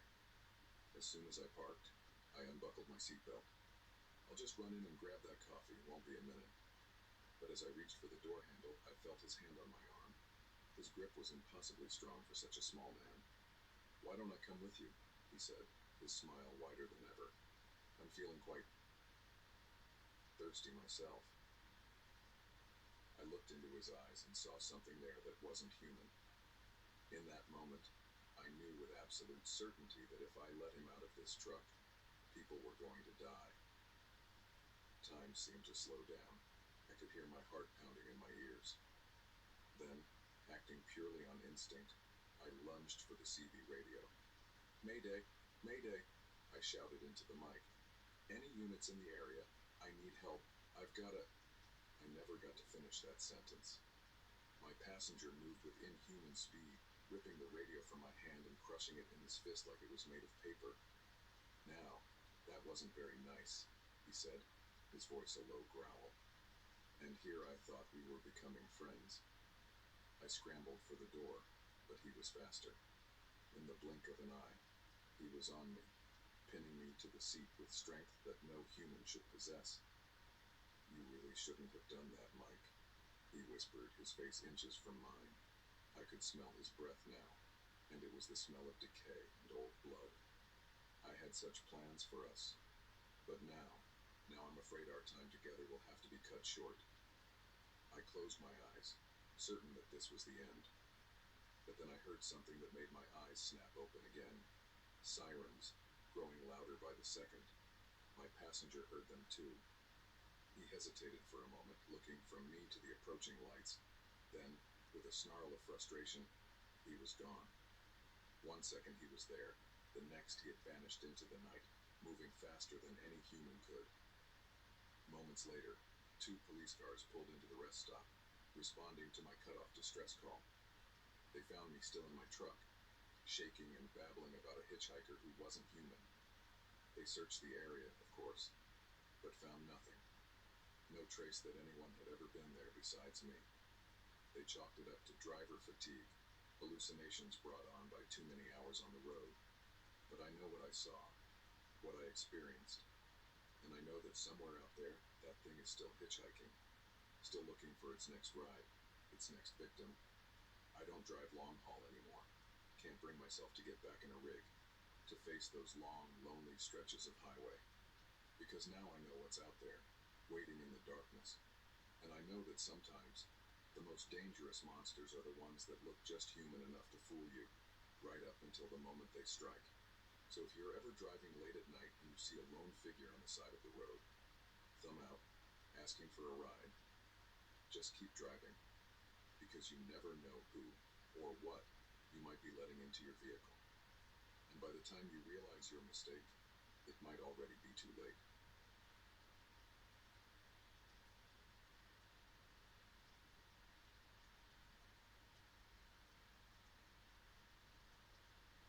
The moment I realized I was being followed, the peaceful forest trail transformed into a sinister labyrinth. What began as a solo hike to clear my mind became a desperate fight for survival against an unseen threat.